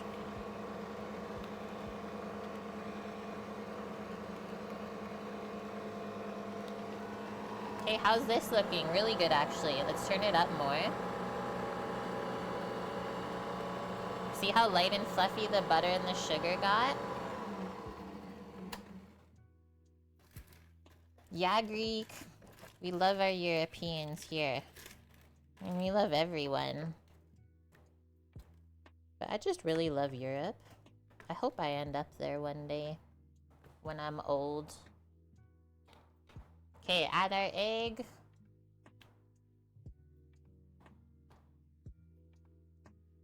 I can't do this and not ship them out. Yeah, we should do that, hey? Every time I bake on stream, whoever is actually in here, I'll ship them something from it. Okay, so now we're gonna mix the egg until it gets fluffy again. I'm gonna grab a 1 cup measure for the starter. I'll pour that in while we're waiting.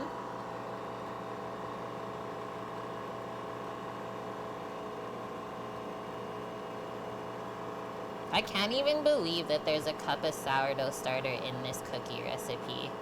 You would never know it.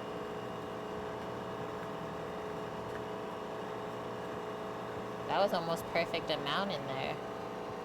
Okay, we'll stop there so we don't overflow it.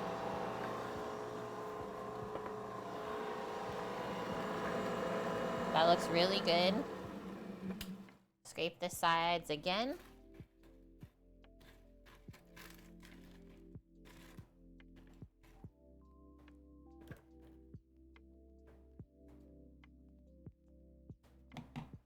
Now a little bit of vanilla.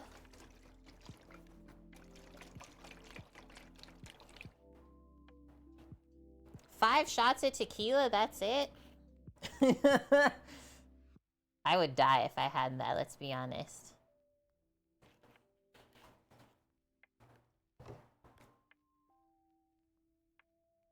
Ready?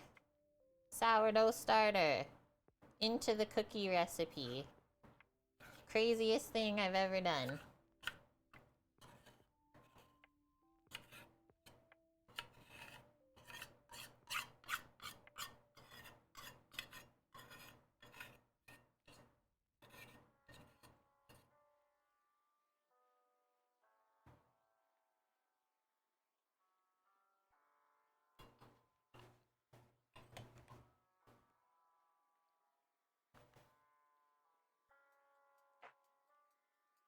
Yeah, right? Just from the discard itself. It's actually so cool. Okay, that's my 20-minute timer on the moussaka. We should be about halfway through the baking process. I'm just gonna take a peek. It's bubbling around the edges, but that's it. So why don't we set another 10 and then we can check it again. That will be a 30-minute timing. Okay, now we're gonna mix this in really good. And then all we have left after this is to mix in the flour, baking soda, salt, and chocolate chips.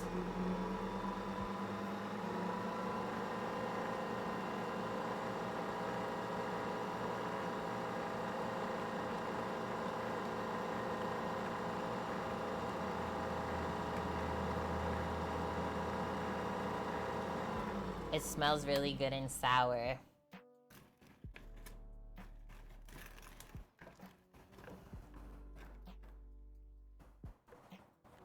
I'm gonna do one more mix around.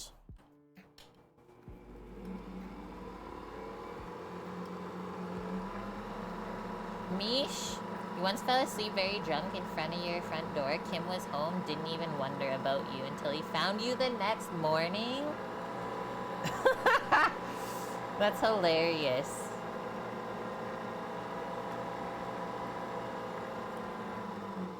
I have a story kind of similar to that, but not about, like, being drunk. It's, like, way worse, actually.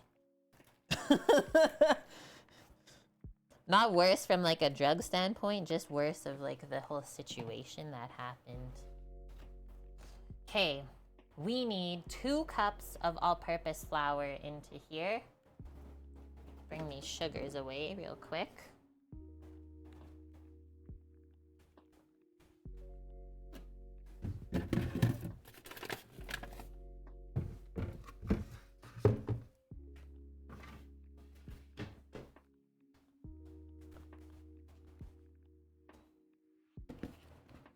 Okay, so my story.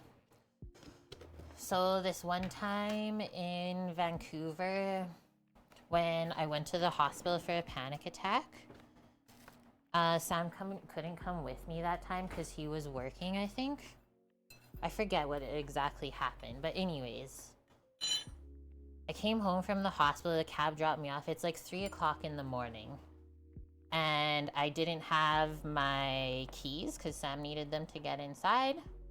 So I tried calling Sam on the intercom of the apartment building and let me in. And for some reason, the intercom that night would not connect with Sam's phone to buzz me in. So he got none of my like 40 phone calls that I tried to phone at 3 in the morning to let me in. None of those. I ended up having to walk over to the McDonald's that all the other homeless people sleep at. And that was my night. Very humbling experience. Until Sam woke up the next morning and saw my text message. And then I could come home. It was the worst thing ever. I couldn't have been in a like worse state of mind for that to happen. I thought my entire world was like ending, right? But now we can always laugh back at the experience. In the moment, though, my gosh. Okay, 1 teaspoon each of baking soda and salt. Really easy to remember.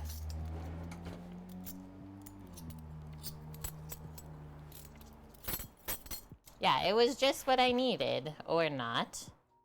Let's just say Sam felt really bad the next day.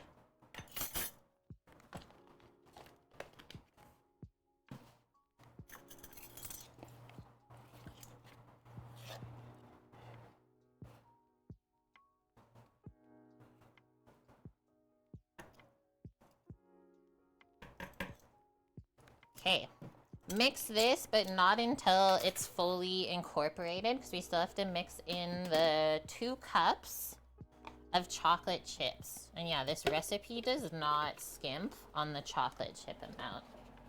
It's so good.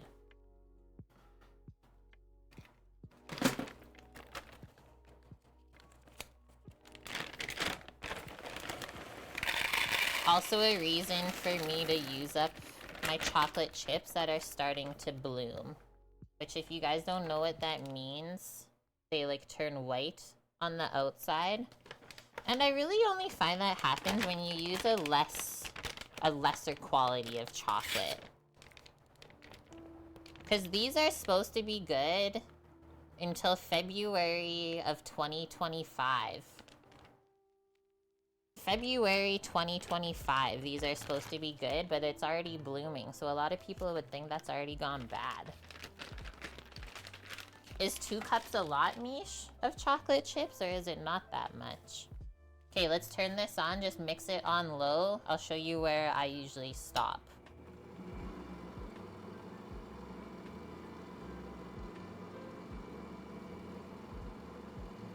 It is a lot, it's so good. Okay, I'll stop there when it starts to get crumbly. Take this apart. Get rid of this beast. I'll clean it up after stream. Because I really want to show you guys these cookies. I'm gonna get a wooden spoon now. The spatula will break if I try to mix in the chocolate chippies with it. I mean, I have also broken a wooden spoon mixing in chocolate chips, but that dough was really thick. You feel really strong though when that happens. You break a wooden spoon. Like, wow, I don't even know my own strength. But first we'll clean off the beaters. If you make this in a KitchenAid, just use your paddle attachment. If you were wondering what the heck to use.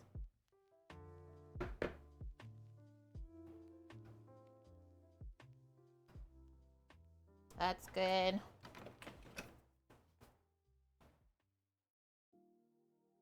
It needs to be solid chocolate Greek and just a little bit of actual cookie. So now I'll just give this one kind of mix, because sometimes there's some wet stuff in the bottom here. Nice. Pour this in.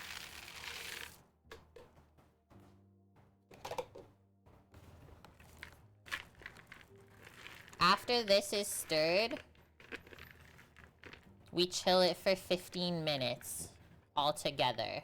You don't scoop it out and chill it. I mean, I haven't tried doing it that way, but this dough is quite soft when we first mix it like this, so I feel like it would stick into the scoop if you tried to scoop it now rather than after it's been chilled. I've only made these once though, so maybe we'll try it a different way next time. Now I'm just gonna scrape this off so everything is mixed in evenly.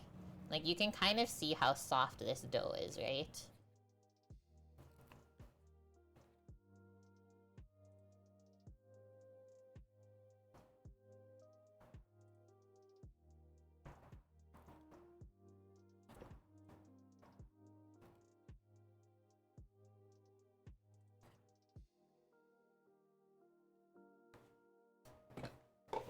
And I'll scrape this into an even layer for it to chill as well. Kind of clean up the bowl. Make sure everything is incorporated evenly. Oops. That's not what I wanted to do. You will have the cookie dough there.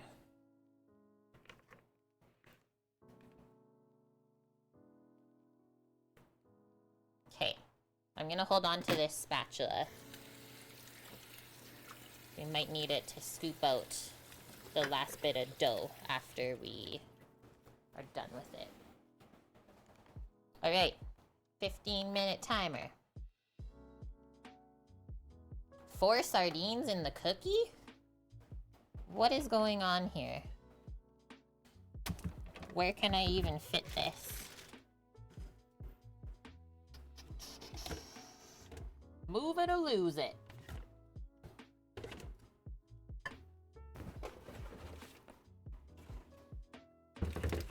Bam. Beautiful. Okay, in the meantime, I'm going to line 2 baking pans with silicone mats or parchment paper, whatever you have.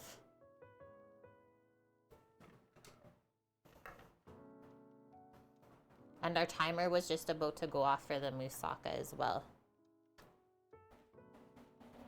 We're really rolling along here. Let me just get this flour put away. Fish flavored chocolate cookies. It would probably appeal to some dogs.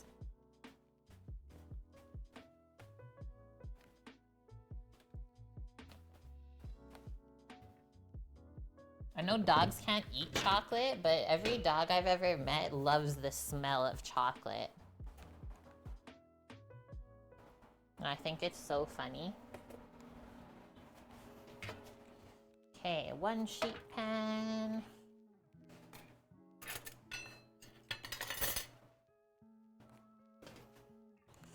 Other sheet pan. He finally lost it. What'd you do, Mish? So these are my silicone baking mats, and I only use them for sweet items. No savory stuff, no garlic for sure. Unless you want it to taste like garlic forever, then by all means, roast things with garlic on there. Bob's tricking you. And I'm getting the scoop for the cookies that I used, which is a pretty big one. I mean, the recipe does say, I think she used like 3 tablespoon scoop. This is the one I used. Like, right in my face. They were pretty big. And they took, I think it was a 15 to 18 minute bake time. So pretty long, right? Because it's a large cookie.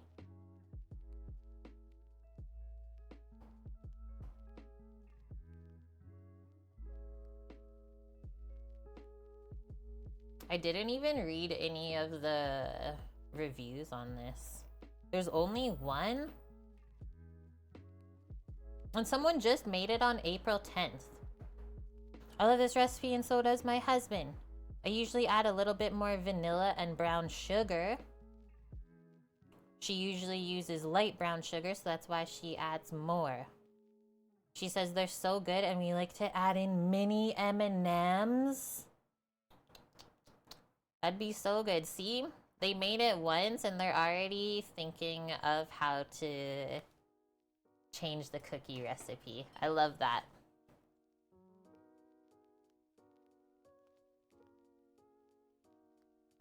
Okay, I got a peek at the moussaka. It's not really browning on top. But I mean, my oven doesn't usually brown to begin with. I always have to turn on the broiler.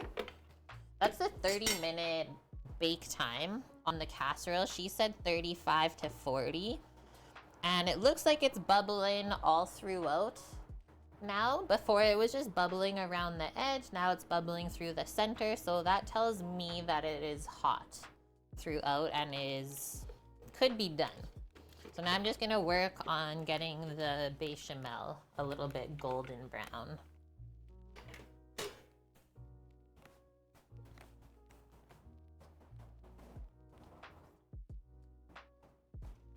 And that's about it, guys.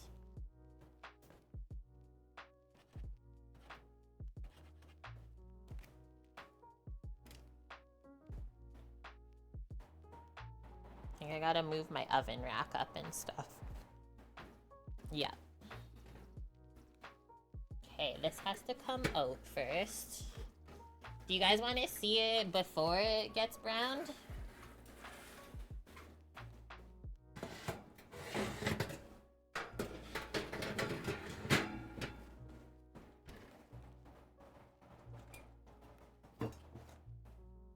Okay, we'll come over. I told you the grease would come over the top of the bechamel. But it's so good. Because, like, I'm sure you could eat it like this, no problem.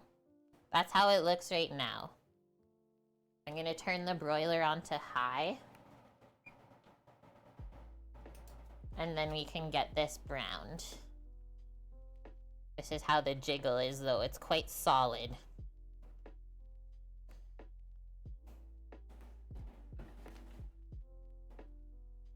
Is this gonna be too close to the top? With the casserole? Nope, should be good. Just be a little bit difficult for me to see.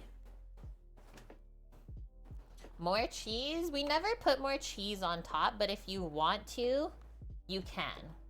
Traditionally, you won't go more cheese. It's mixed into the white sauce already, the Parmesan. Greek reminds you of your childhood? Yes. The bugs. When you use the dried thyme like that, it always looks like bugs. Like little flies. Please. Just gonna get this hot air out of here.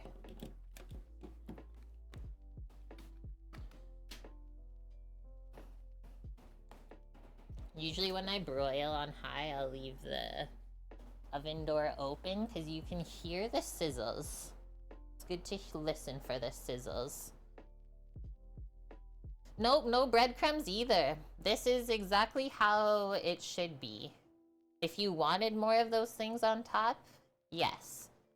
But I always like to make things traditional the first time so that we understand the flavor of it, and after that we can switch it up.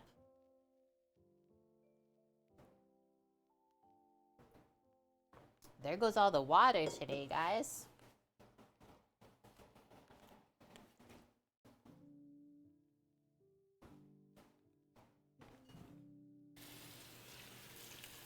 This is fully traditional. And then, Greek, did your mom ever make pasticcio?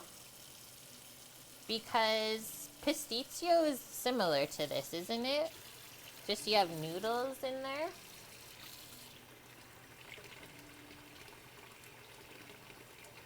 Garlic bread would be really good with it.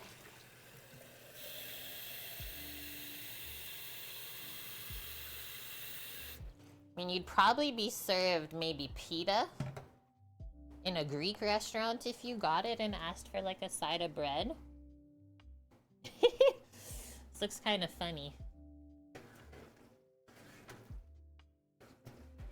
The way it's browning up, there's just like one dark bubble.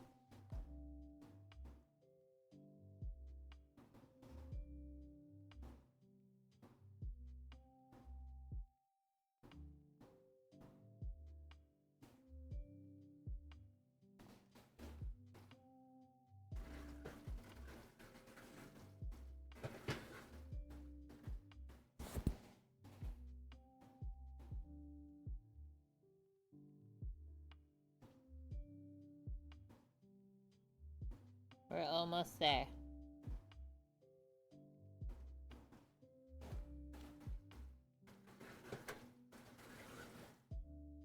I think that's good enough for me. Just turn that off and let it finish. Pita and potato. Oh, the Greek lemon potatoes.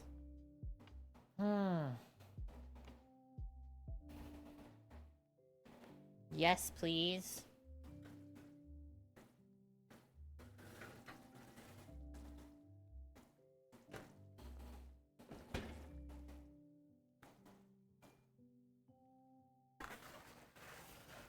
It looks insane.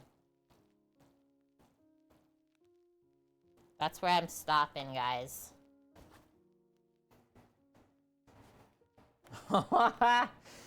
Holy!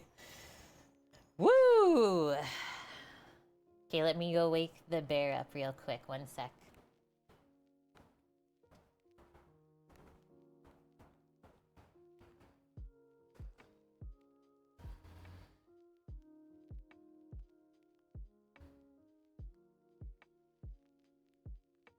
Hello. It's almost time. Can you smell it? He's excited. Yeah, this is so hot. You have to let it rest just with any other casserole. At least 5 minutes before you even plan to cut into it. Because if you try to even cut into it too early, you're just gonna make a mess and all the layers are gonna fall apart. So just let it rest. Just like any other piece of like roast meat, anything big like that. Always let it rest first. We only have like 5 minutes on the cookies to chill before we scoop them. So honestly, maybe we'll just let this rest while we scoop the cookies. Get those in the oven to bake, and then we'll taste our moussaka. That is pretty perfect. Let me just rearrange these sheets, or not the sheet pans, the oven racks.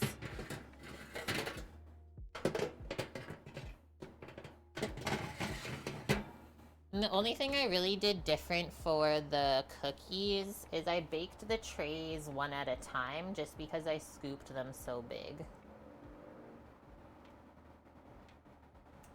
That is about it.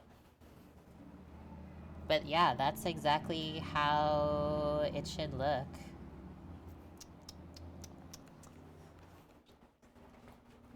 We'll go with the awesome little luncheon kind of plates, because this is how I imagined you might get it in Greece from the little tavern.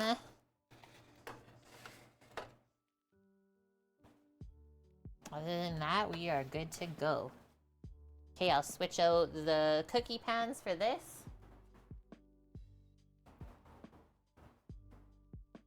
That too, yeah, starchy foods hold a ton of heat. There's potatoes in here, the sauce on top with the flour to thicken it. Look at this though, as it cools, it's like solidifying together. Yum.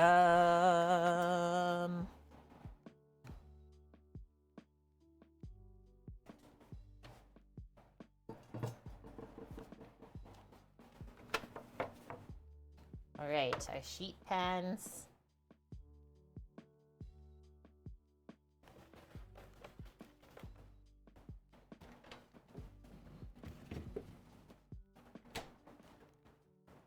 Okay, there's our cookie dough. Maybe we'll come in just for a moment so I can show you that when we go to scoop it, it's not as like soft and scraggly now, right? Like it actually holds its shape. So fill that and then just onto the pan.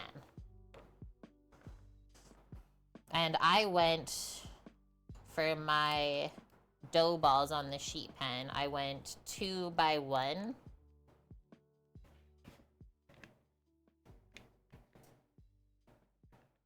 So smooth that out, press it out.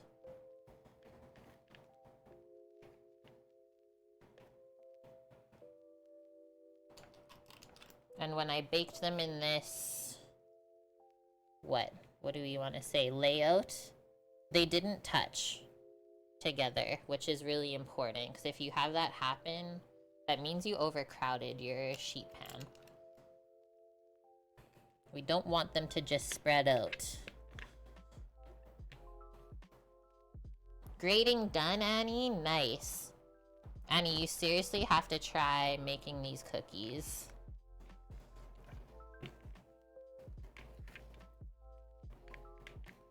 They're so dang easy.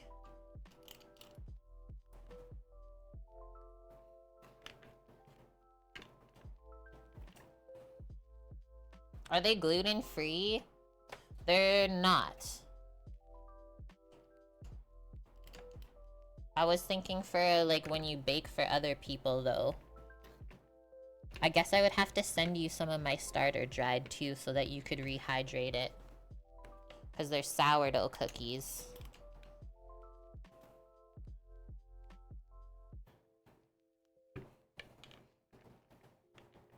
By the way, guys, if anyone does want any of my starter now that it is fully active and happy, I can definitely dehydrate it and send it to you.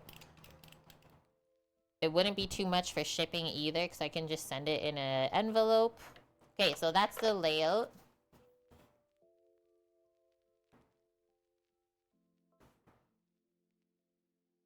And it doesn't have to go back in the fridge.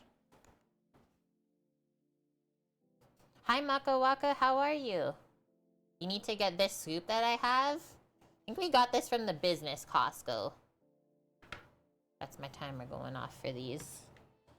But you can probably find them online, on like Amazon, I'm sure of it. Or a restaurant supply store that's local to you. Because yeah, if you make a lot of cookies, these scoops will save your life. Trust. They have saved my life.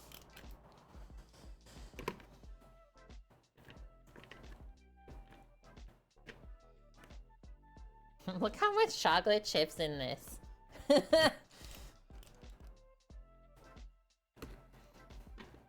Makes me happy.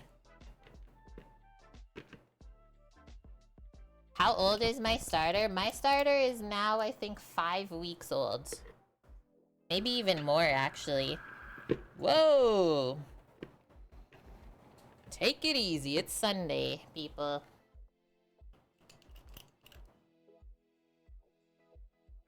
I'm logging. Oh, he's logging. He's logging his cookies. I don't mind that style of cookie either. Where you have the dough chilled and then you just cut it. That's pretty easy. Let's scrape this off. It's getting sticky. I think I'll scrape actually the edges.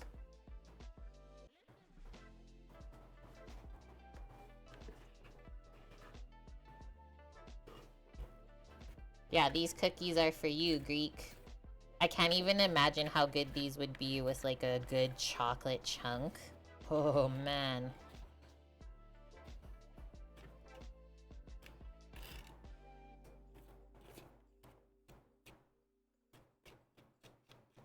But I really want to try white chocolate macadamia, and then Sam also said with this base cookie dough recipe without chocolate chips, try and make, if you guys know what snickerdoodle cookies are, think of like a sort of mini donut cinnamon sugar flavor. Alright, all cleaned up. Last couple scoops. Yeah, we're gonna get into our Greek cuisine here in a moment.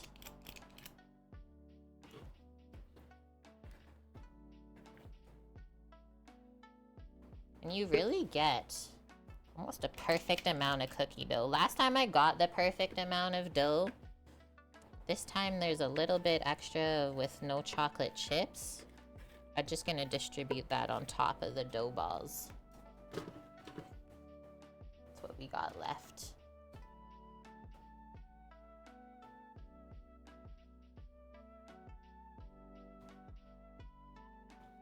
Like take a little bit, put it on top. Mostly the ones that look smaller, right?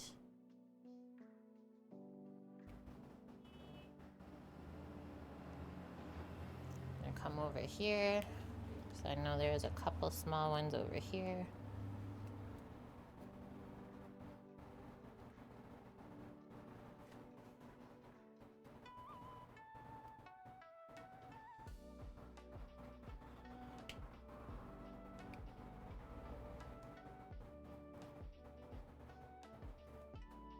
Ta-da! Thank you, Tony. Can I make a poutine? Heck yeah, I can make a poutine. I hate deep frying inside though, so I don't want to make a poutine here. Okay, first tray. Second tray. How much cookies did we get then? 7, 8, 10, 12, 14, 16 big ol' cookies. So I'm just doing one tray at a time. Remember I said that? Let's do the one with a lot on it first.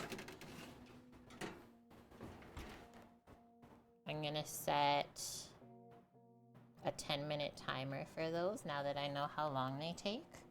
I'll check them then. So let's bring this casserole back over. It's time. Where's my roommate? The roommate's up at work, but my husband is home. And you will see him in a moment or two. I'm just waking him up. He was having a nap.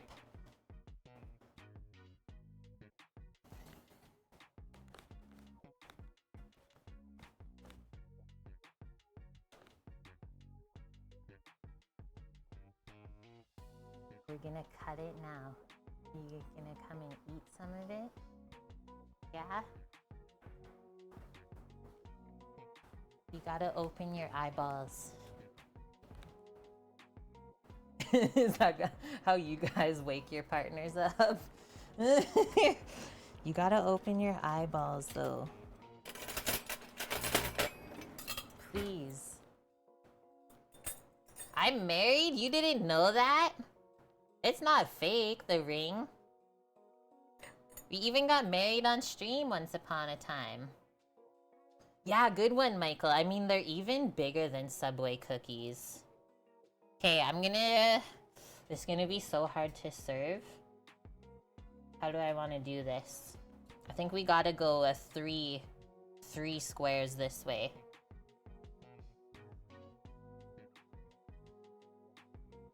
June 20th, 2020. That's the date.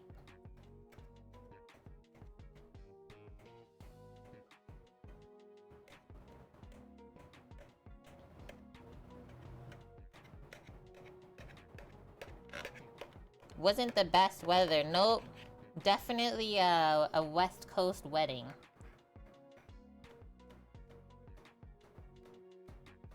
When you plan to get married at the beach, and then it decides to rain all that day, then you just have a wedding at home under the gazebo. That's life. We still have not had a honeymoon. Isn't that crazy to think? We really haven't decided where we want to go. We thought we wanted to go to Hawaii once upon a time, but I don't know anymore. Okay, can I cut through this way? The potato and the eggplant feels really good as I'm cutting through it. It's not like mushy or weird feeling.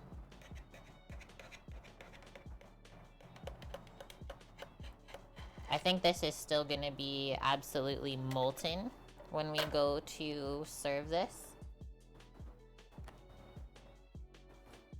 Vancouver weather? Totally.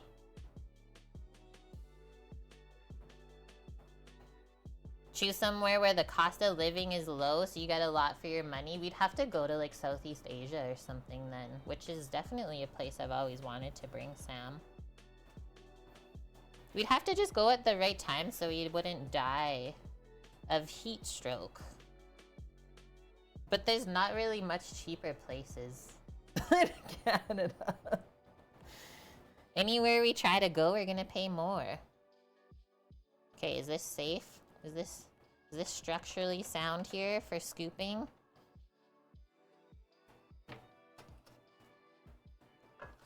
Yes! I'm gonna take him to Phuket. If I said that wrong, if I just sounded it out, that would have been perfect. Hi. Hey. That was round 3 of the waking up-age. Okay, there's sounds. I think it worked this time. Let's get our spatula. Our favorite Vietnamese place here? Fucking. That's how you say it. Mish knows. The bear has awoken out of hibernation. Okay. The first slice out of any casserole like this is the most difficult one to serve. I usually just serve it to myself because it always looks gross. So just be aware of that. I don't even know where I want to go. Maybe this one end. I'm gonna go along the edge. I didn't think it would be stuck.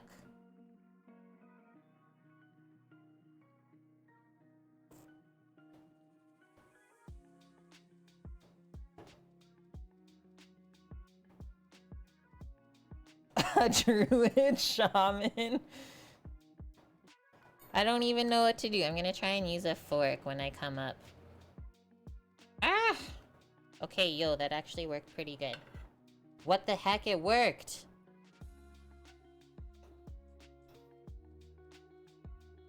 You guys!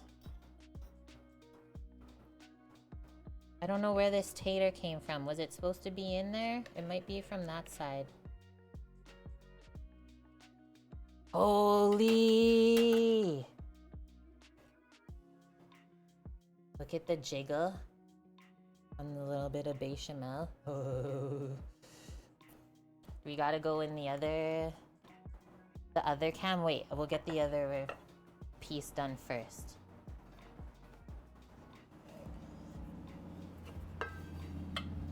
Look at all that grease down there. Okay, now we can go in from this side. So you always kind of want to push it against another piece so it holds its shape.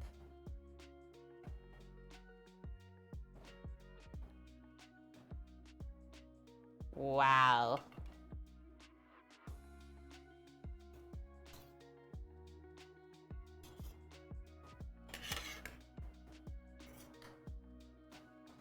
The inertia of my bechamel, make your students calculate that one.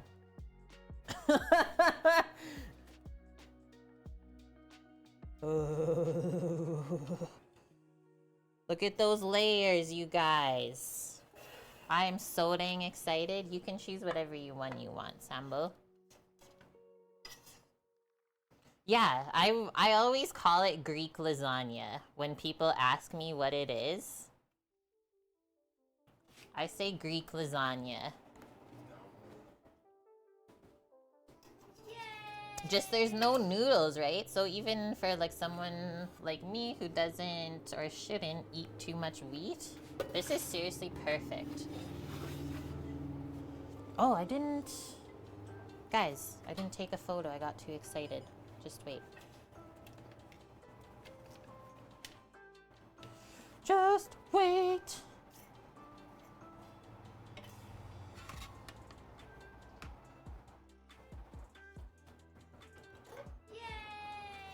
Thank you, my friends.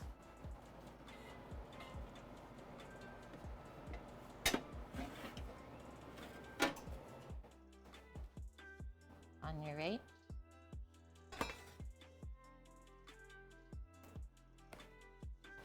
And we have a couple moments before I check on the cookies baking.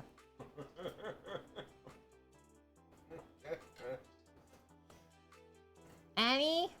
Thanks for the $2.99. Mish, thanks for the 1. Throwing them off. Someone has to. Just gonna get more light in our lives for the photo real quick.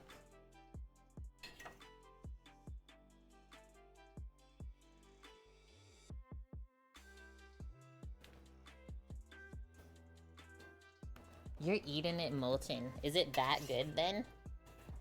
Is this everything that you wanted? Everything you thought it would be? Missing anything? pull that closer.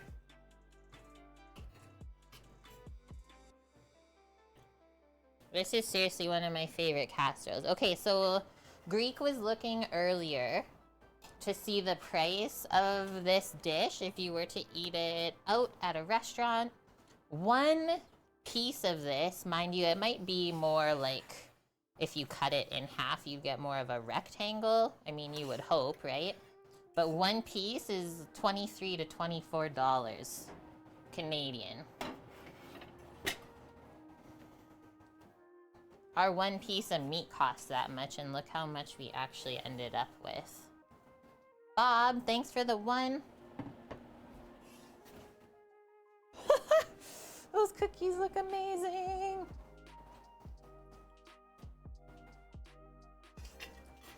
My timer's going off. Timer's going off.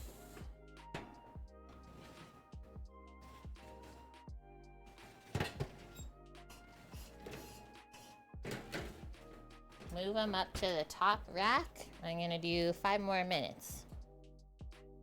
Okay, now I can eat and it's not molten anymore. Look at that. Holy. My mouth is seriously watering. This is what I would always order if I went out for Greek food, which would not be often.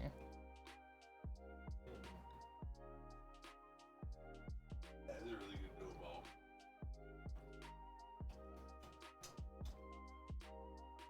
The spices,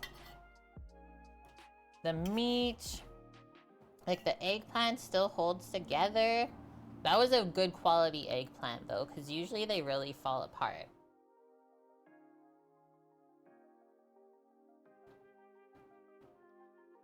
The way that the potato slices just kind of soaked up all of the sauce. It tastes very fresh, I will say that. It's 5 a.m. there? That's crazy.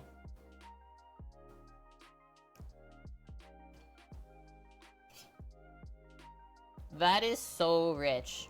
The bechamel. Holy smokes. Like the greatest cream sauce of life.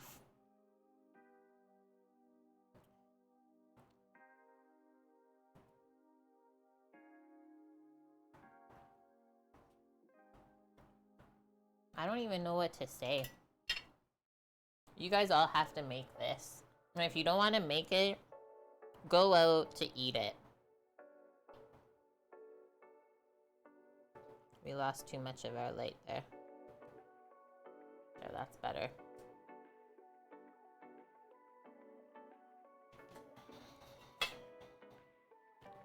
Bring one more bite. Now that it's rested too, you can see how easy it is to eat all together. You can just cut it with a fork. And then I know Frank was saying earlier he doesn't like the eggplant skin because it can get kind of hard, but these ones are just melting in your mouth. So that really makes me think that they roasted all the eggplants for the moussaka they had and they didn't pick off the charred skin pieces, which is weird.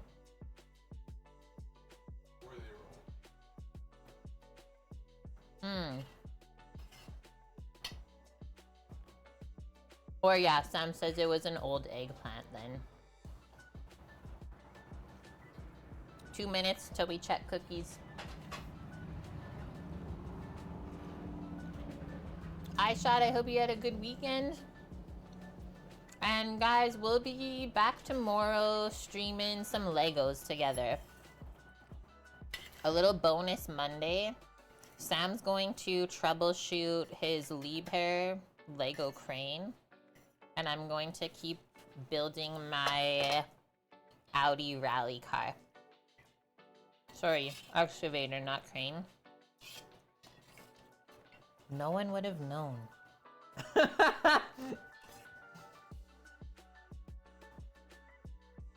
And you can't leave yet. You have to look at the cookies. Just wait.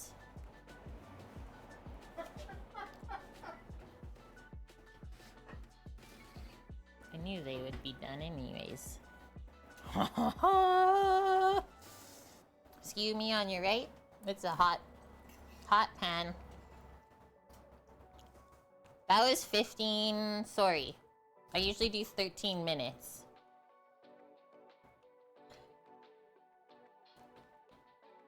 I can't hold it, it's hot.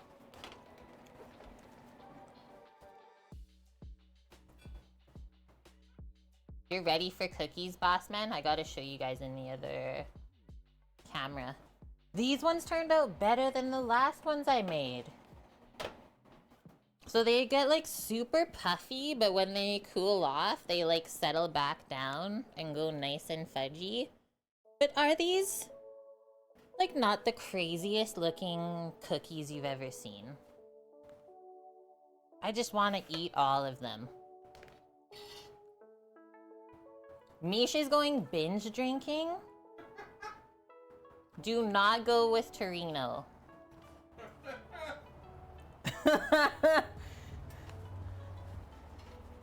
Okay, I'm gonna put the other tray in.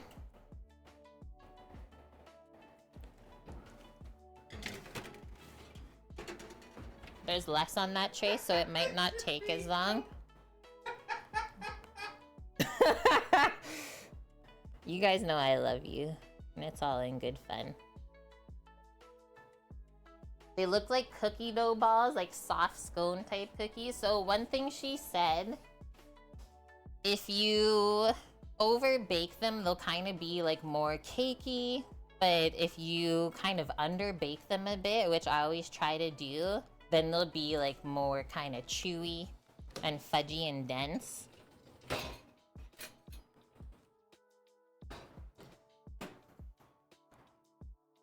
Which one do we want to see?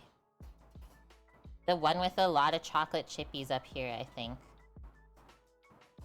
Like, they come off of the tray so nice. Just want to show you the bottom if it's possible. Like, that's what the bottom looks like. It couldn't be more perfect. Golden brown. That's molten hot, though. I'm going to let it cool for just a second before we break into it together.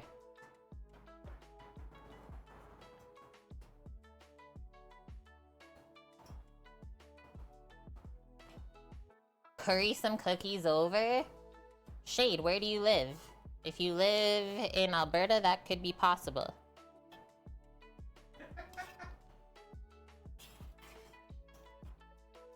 I'm gonna have a bite while I wait, because why wouldn't you?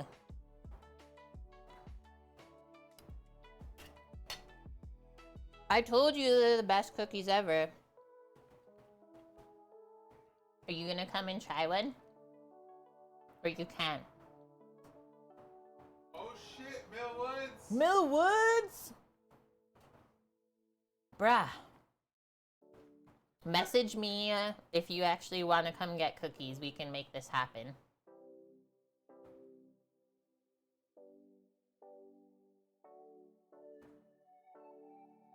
Yeah, be careful, Greek. The liquid chocolate chips.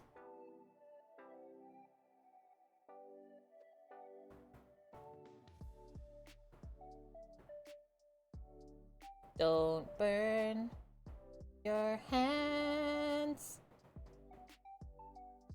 Ooh-hoo-hoo. That's what it looks like inside. The other thing we can say, look, it's like getting all chocolatey on me, is they don't really crumble, okay? Like a cookie.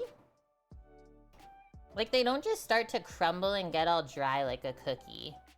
It's definitely more like, I don't know, cakey? Brownie-esque?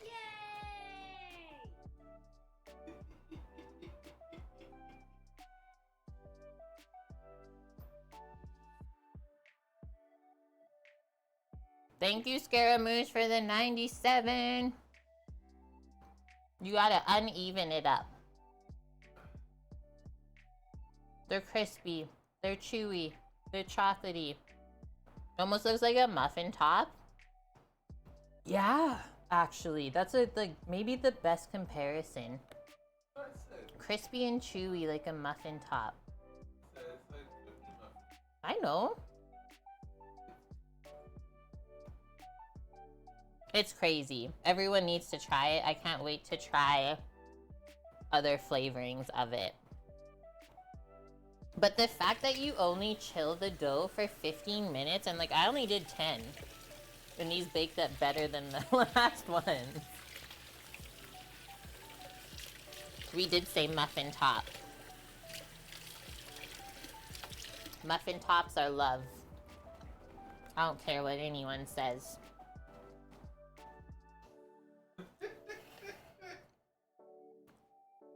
Okay, recipes are there one last time. Oops, I didn't mean to do that.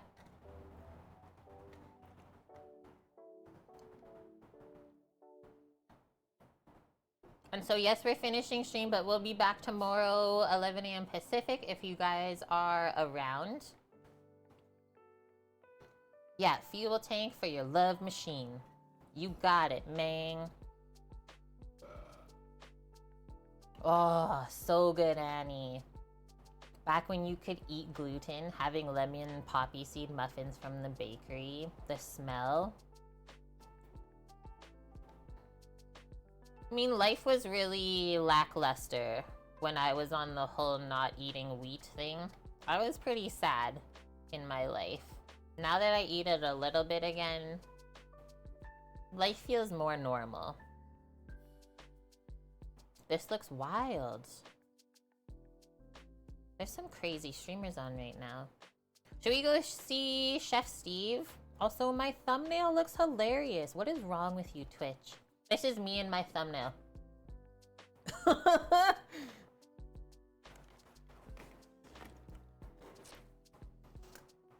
These are very good with a glass of milk, I will say that. Chef Steve 330.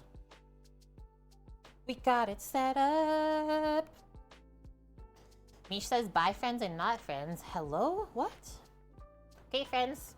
Thanks for the one weekend stream, but like we said, we'll be around tomorrow, so I hope to see you then. Regular time as always.